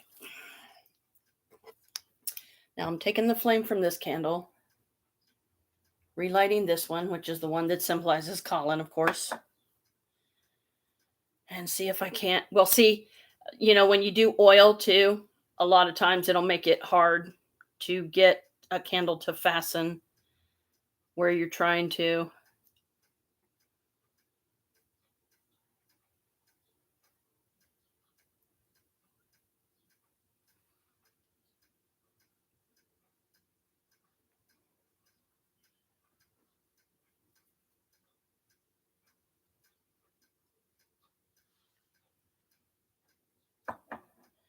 Somehow that one got fuzz on it. Ack.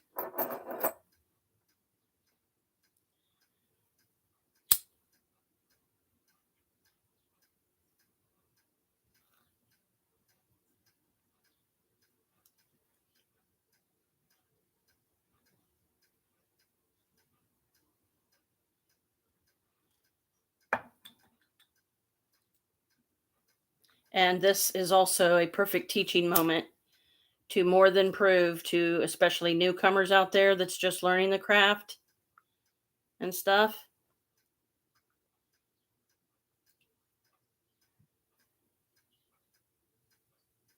When you're dealing with dark forces, you still, for your own sake and all those around you, you better treat them with respect. You better treat them with courtesy, even though in our minds they do not deserve any of this. They don't deserve courtesy. They don't deserve, oh, thanks. But if you antagonize them, if you anger them, they'll come out after you even harder. And this is why you don't use the type of method that far too many YouTubers do use, that ends up getting people hurt. It ends up getting people afflicted with like serious health problems that can't be undone. And it's not worth, people don't think about the consequence.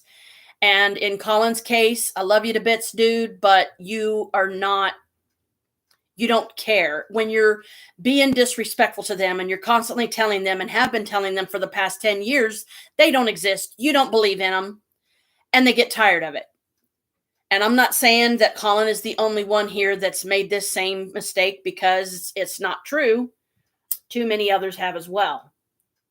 It's one thing to get a response, but when you are purposely provoking an entity of a very dark nature, whether it's a demon or not, if it's a dark spirit, it's still, in my opinion, if it's a dark spirit and it means harm, then it is considered demonic, because a spirit of love and light would never do things to harm others.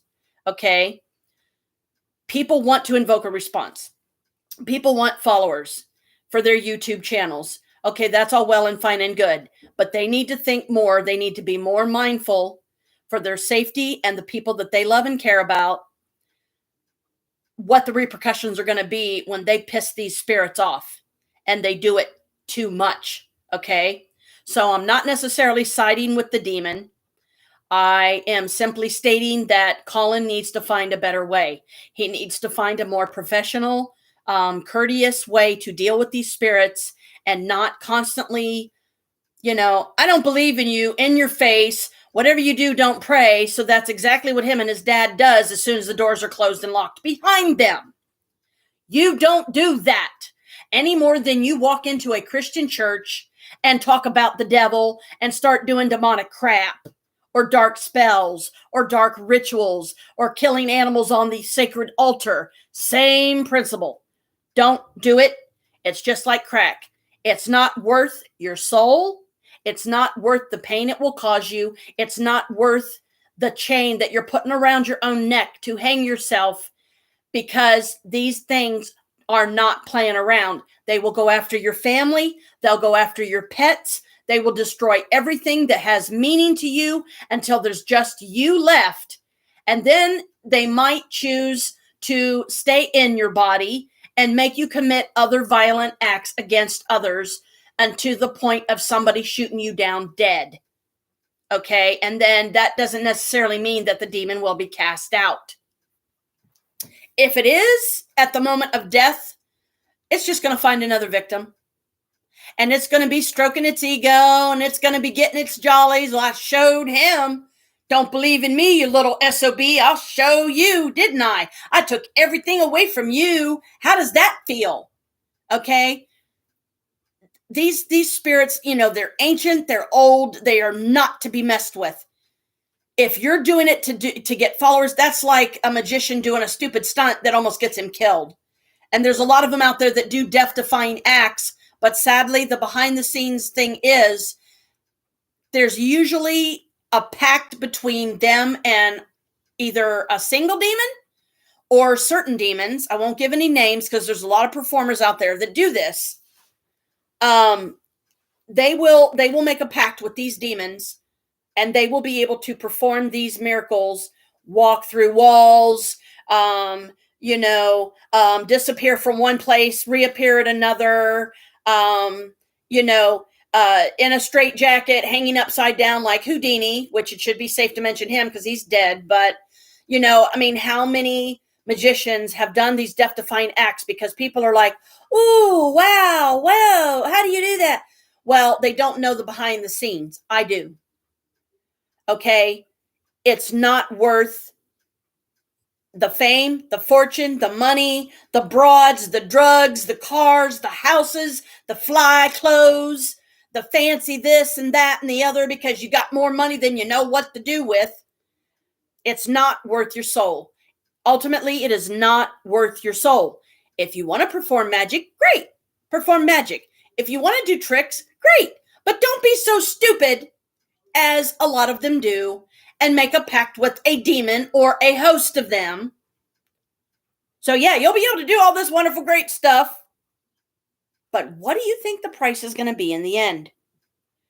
They're going to feed on your soul for the rest of eternity. And that is the most slow, painful death and agonizing way to go that I would not wish upon anybody. So straighten up and fly right. Find a better way. Find a more courteous way of dealing with these entities and these dark spirits, or face the consequences. They already know, in Colin's case, they already know where to attack him. They know how to attack him. They attack his health. They make him have nightmares that are so bad he wakes up in the middle of the night, pouring with sweat and his heart beating out of his chest, thinking he's having a flipping heart attack and he's about to drop dead on the floor. And the whole while that's going on, that demon is feeding on that and laughing at their agony and laughing at their pain and stroking their ego all in one, one token. So I call upon the spirits of love, light, protection, all things good, all things helpful, to bless these 2 spells that I'm doing, that they will find their way to the person that I'm sending the 1 bottle to, and that upon completing mine, once mine's done, I will seal it. I don't know if because these candles are so small and I don't know how long they're going to burn, because I've never timed it yet to where I literally let one burn all the way down, because when it gets to where it's about the smaller one, put it in like a little tea light thing or something like that. Okay. So, hopefully these are all fastened into their thing. Oh, nope, they're not, but I caught it. 1, 2, 3, 4, 5, 6, 7, 8, 9. There's that one.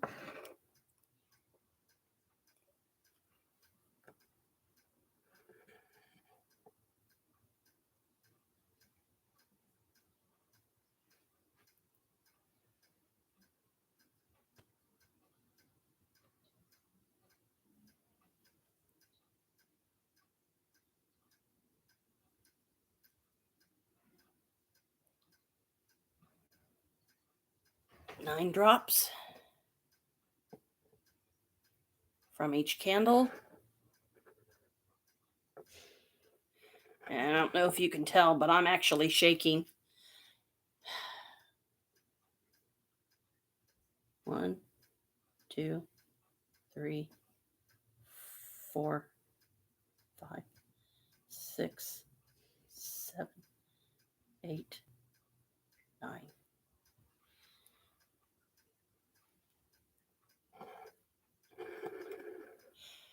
We banish these dark forces. 1, 2, 3, 4, 5, 6, 7, 8, 9. We ask for protection against them. We ask for protection on those we love and care about, living and dead, human and non. Protect Colin and his family. Protect him and his wife.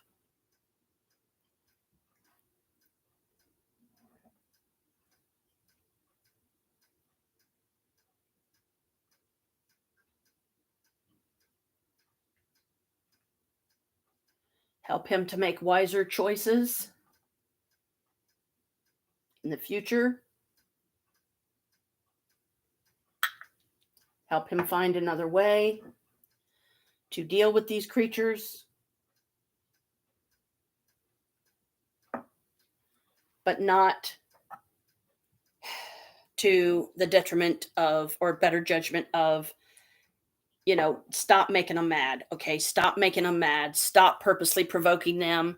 If somebody tells you not to pray, don't pray. Okay. There's different ways to approach things of this nature. And the way that him and too many other YouTubers do those things, it's at a high price. Like one of the YouTubers, I will not give his name, he was dealing with these dark forces. He was among the skeptics. He did not believe that demons existed until he encountered one by having himself, basically, you might as well say, sealed into this house where this thing dwelled. He was in a bedroom by himself, completely alone in there, and he heard the thing growling in the hallway, in the doorway of the very room that he was in. It caused him to have an eye condition, which he now has to wear specialized glasses for the rest of his life, because his price for pissing these things off, purposely provoking them, making them angry, telling them, I don't believe in you, you're not real. And they're like, okay, how about this? And now your sight is damaged for the rest of your life. And if you stop wearing those glasses, you wouldn't be able to use your eyes at all. These kind of creatures, a lot of people seem to ignore the fact that they've been around a lot longer than us. They've existed all the way back to the times of Yehoshua himself, because he dealt with those forces, and he was very spiritual and very holy, though. So he did try to do things right. But what did it cost him in the end? What did his beliefs and his faith cost him in the end? He had to carry his own cross through the town or whatever, the village, and constantly being whipped the entire way, having stones thrown at him, blood gushing out of him from every orifice, and every chunks of flesh being torn off his body.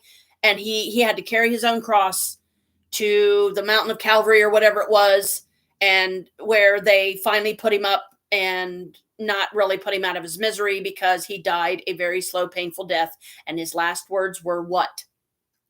Forgive them, Father, for they know not what they do. And then he was gone. But 3 days later, he rose again. He was made flesh. He was made whole. He was so pure, and his light was so bright that you had to shield your eyes to look upon him, or it could very easily blind you, because his magnificence was so strong and so powerful. And he paid a high price for our sins. And look what too many people to this day have done with that blessed gift. They take the lives of innocents.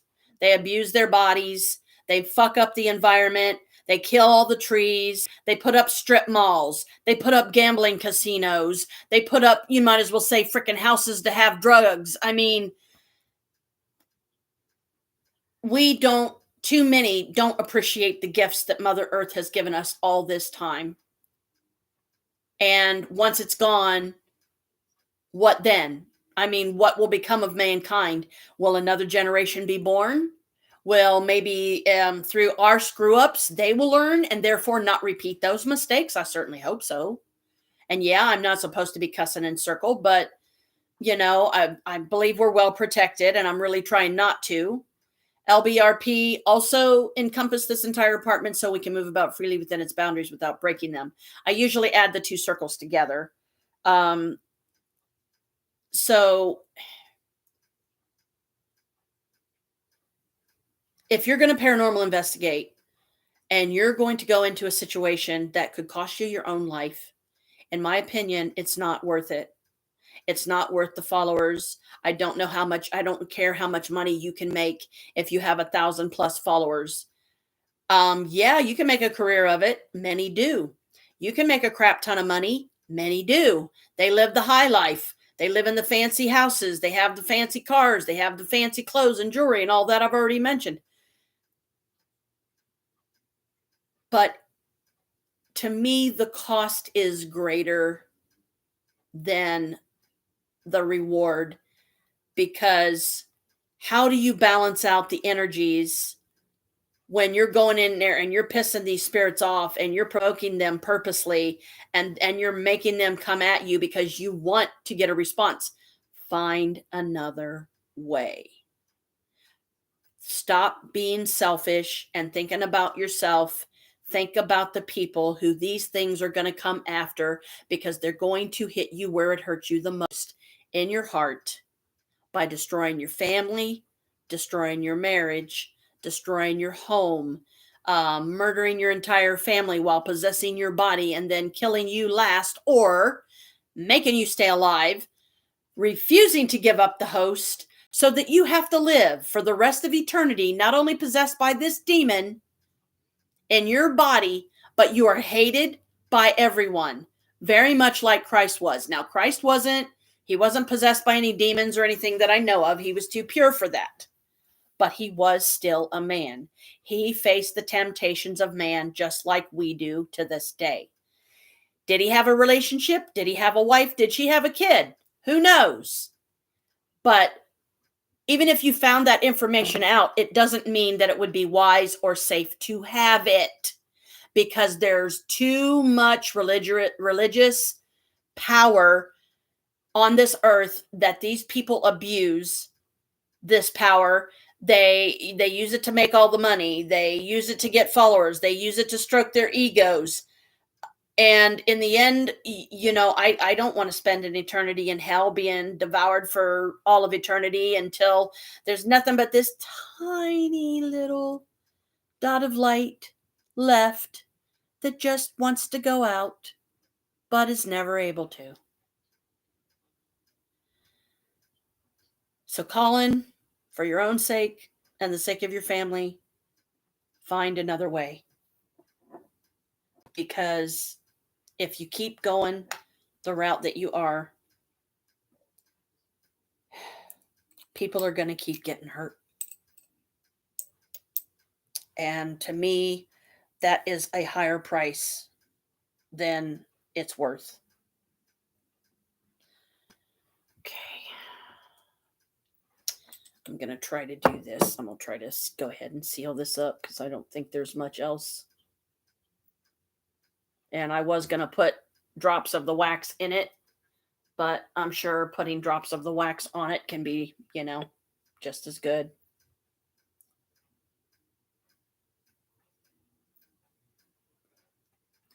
And I am still, I'm dripping some of the wax into the bottle, which it will be sitting until and unless he tells me, gives me an address where I can send it to him. And I'll even make a little pouch for him to carry it in.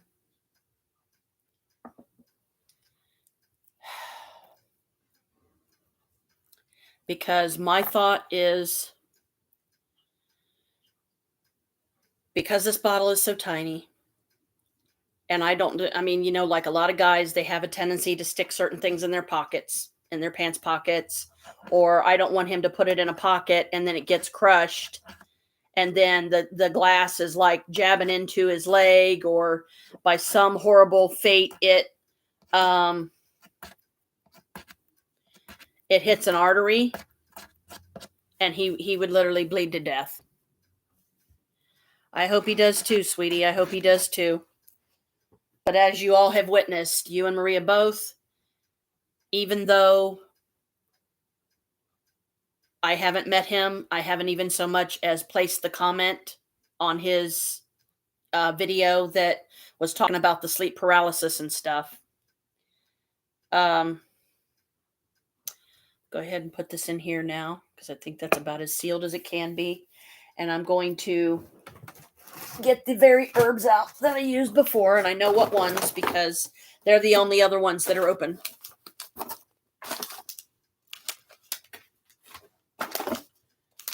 Sage, rosemary,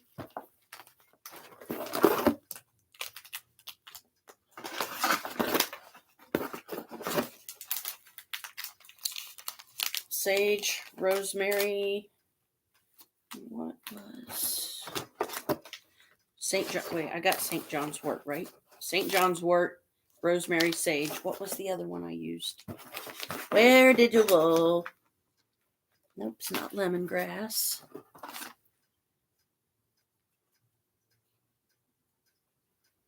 Looks like hyssop. Looks like hyssop is the only other one I used because these still have this top flap, which means I haven't opened these yet. Okay, so yeah, I think it's hyssop because see this, it's taken off here. I used 4 herbs, again, for intents and purposes of his birth number being 4, the number 4, because it tells in the birthday book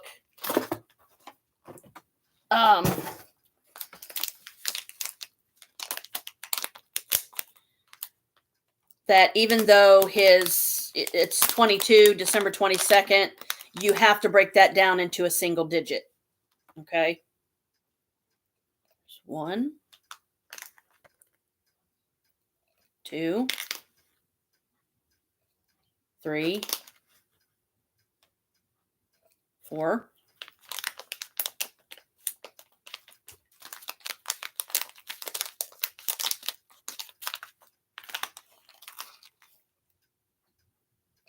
1,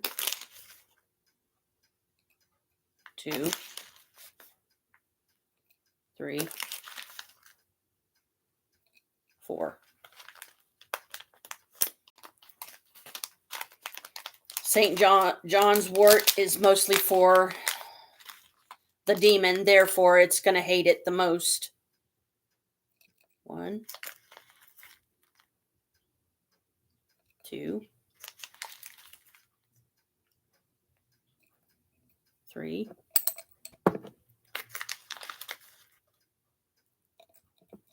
4. Because apparently demons do not like St. John's wort.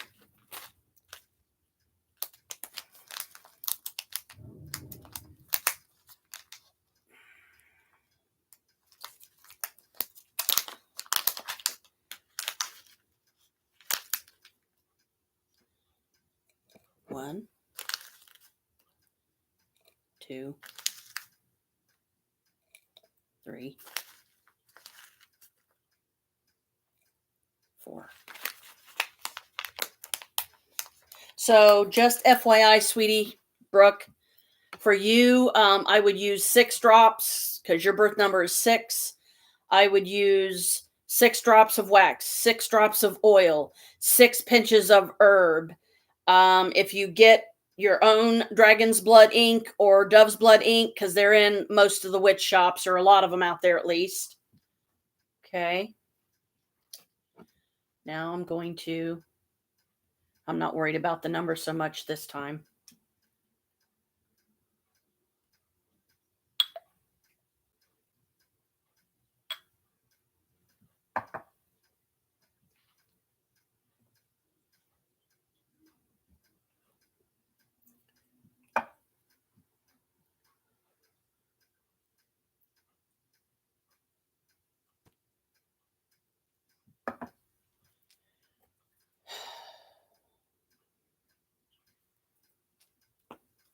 And last but not least,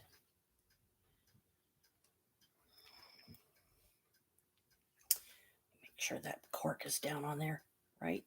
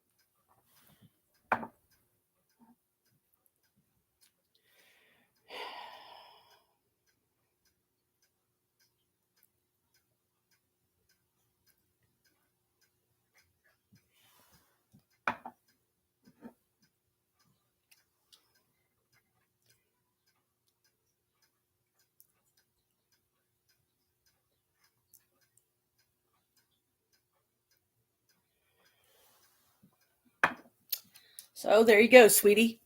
Not only one, but 2 protection bottles done for the first time during this live stream. And it's not even a Wiccan holiday. Don't need to be. Intent, purpose, focus. Now mine. Ow! And that's the banishing one. Of course. Told you, this demon's not very happy with me. Sorry, demon, but you're fucking with my little brother, and I just can't let that happen. Because I see him as a brother. He's already married, so, I'm trying to keep the whole romantic stuff out of it altogether. Because I don't wish him and Courtney anything but happiness, I hope they make it. Because it is not something to be trifled with when you're messing with these forces. You're putting yourself and too many others in jeopardy when you do. If you do, keep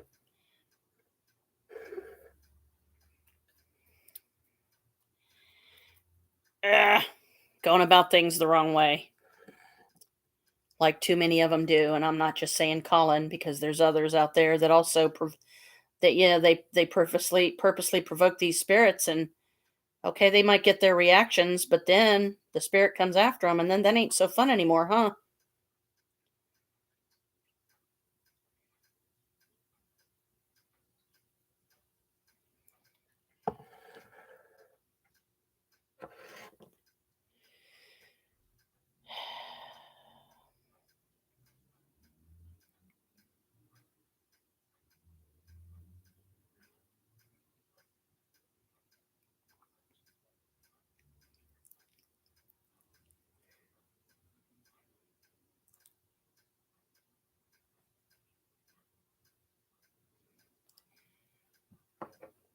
Okay.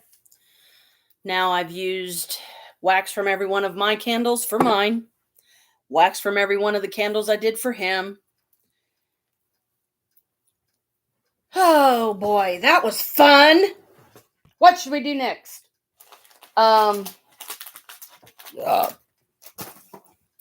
So just to simplify, really, I would do 6 protection herbs for you, 6 oils of protection, 6 crystals of protection, and, like 6 colors of wax. Or if you don't have certain colors, you can always go with white, because white is universal. So you can make it simplified, you can make it elaborate. It all depends on the practitioner and what feels right to them, and what feels right to them, that's what they should do. But what makes your magic the most powerful is when you basically create it yourself. You write your own words. You put your own intent into it. Hey, Kalika. I know you're wanting to come up and see mommy, huh? Come on. Come on. Just don't bump your head on the table. There you go. And don't catch your tail on fire. Okay. There you have it. Protection bottle like you asked. I'm going to move these candles back, though, so that I can put the little ones there as well, because Boo has literally set his tail on fire. Officially 3 times now on my candles. Okay. Kalika.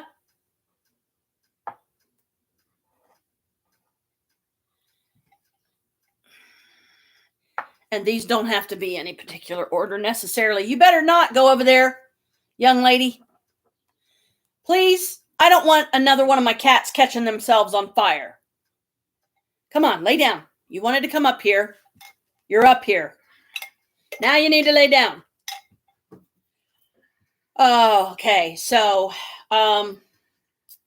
now, in a very general sense as well, if this was like, say, a love drawing, then you simply would, part of your materials would be 6 crystals that are associated with love, 6 herbs that are associated with love, 6 oils that are associated with love, and 6 candle colors that have to do with love, which pink can be self-love, pink can be friendship love, pink can be romantic love. Red, a lot of times, of course, people tend to use for passion, if they want to heat up things in the bedroom or what have you. Black, as you know now, is a very popular reason people use it is for banishing, but it also means other stuff. That's why I that's why I read the list that came in the kit.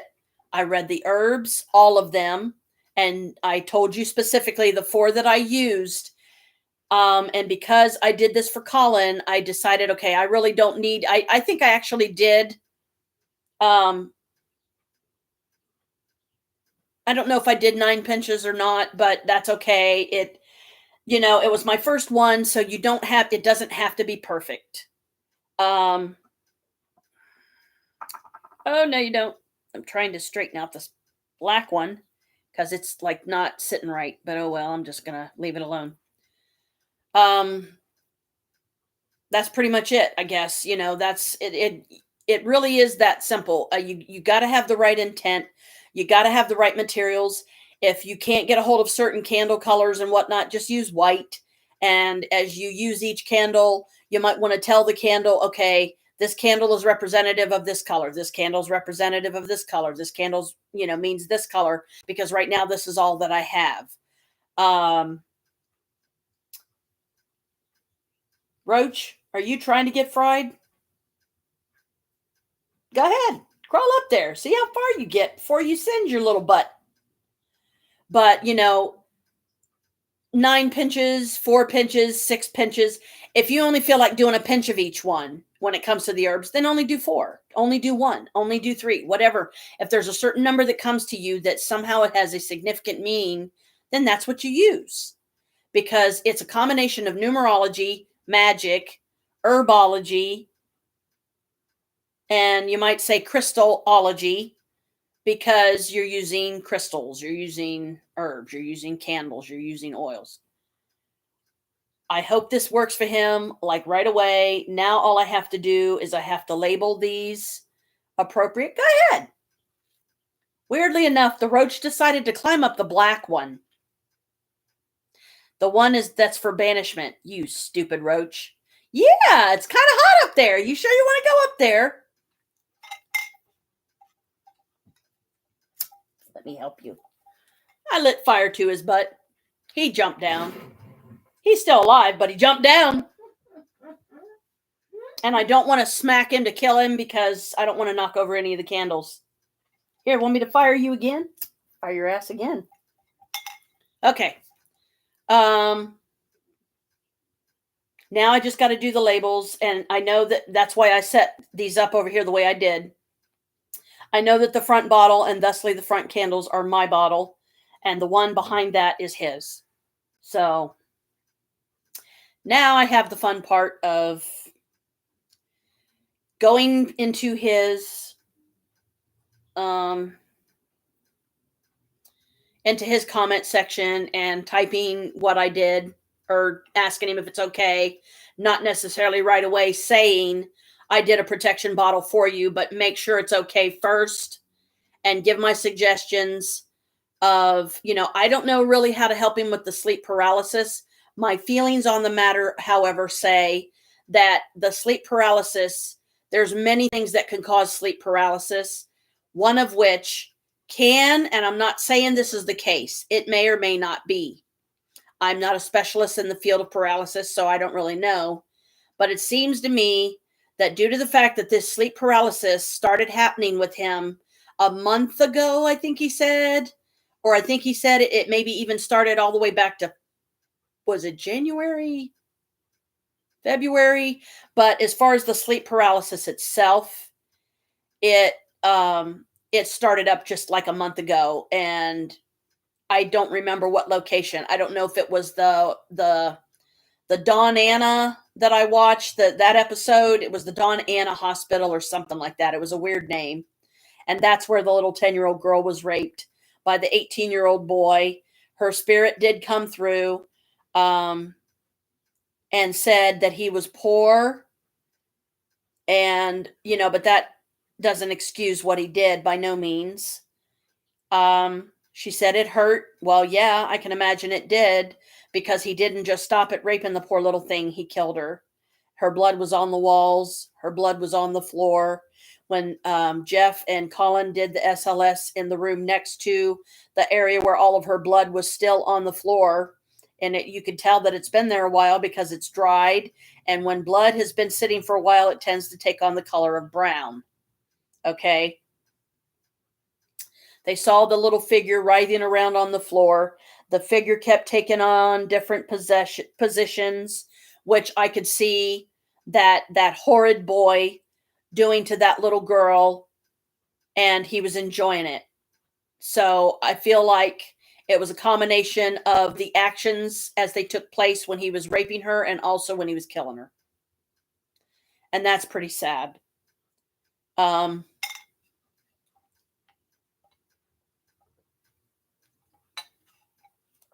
back for more? You better run. This was a different roach, though. Okay. I'm going to, if I can reach it, which is easier said than done, because Kalika's on my lap. Oh, crap. What did I do now? Go away. Okay. Get off me. Stupid bugs. Wait a minute. Okay, what the heck? Now it went away. The frickin' window just popped up, and I was going to bring up another, like without, declining or without stopping the live stream or whatever. Holy mother of wow. Been on here 5 hours, 42 minutes. Woo woo! That's, oh wow. 3, 4, 5, 6, 7. It's about 8 o'clock there, your time, right? Because it's like 5 to 3 here. Wait, yeah, 5 to 3. No, the thing, because I was like, how did I do that before? And now it's gone away again, so I don't know how to do it. I was going to decrease this one, and then bring up the studio, the YouTube studio, so that I could go into his comments section. But anyway, due to the fact that poor Maria's been sitting here this whole time, I feel so bad, but at least hopefully she learned something too, because, she watched, she listened, and we'll see what happens next. I'm going to work on getting these labels on these bottles so I know which one's which. And later I might decide to pretty them up with, tying a little, like a little crochet piece around it or something, just to kind of give it a finality of sorts. But I guess I'll go ahead and end this live stream for now. Love you. Love the boys. Hope you learned a lot. Hope you enjoyed it. If you like this method of doing things, let me know in a future live stream, and I will try to do it that way. But for now, I'm also going to still try to stick to the schedule that I've set up for myself.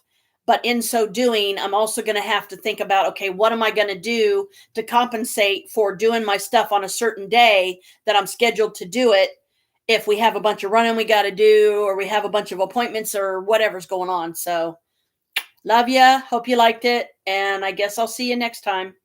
Bye. Okay.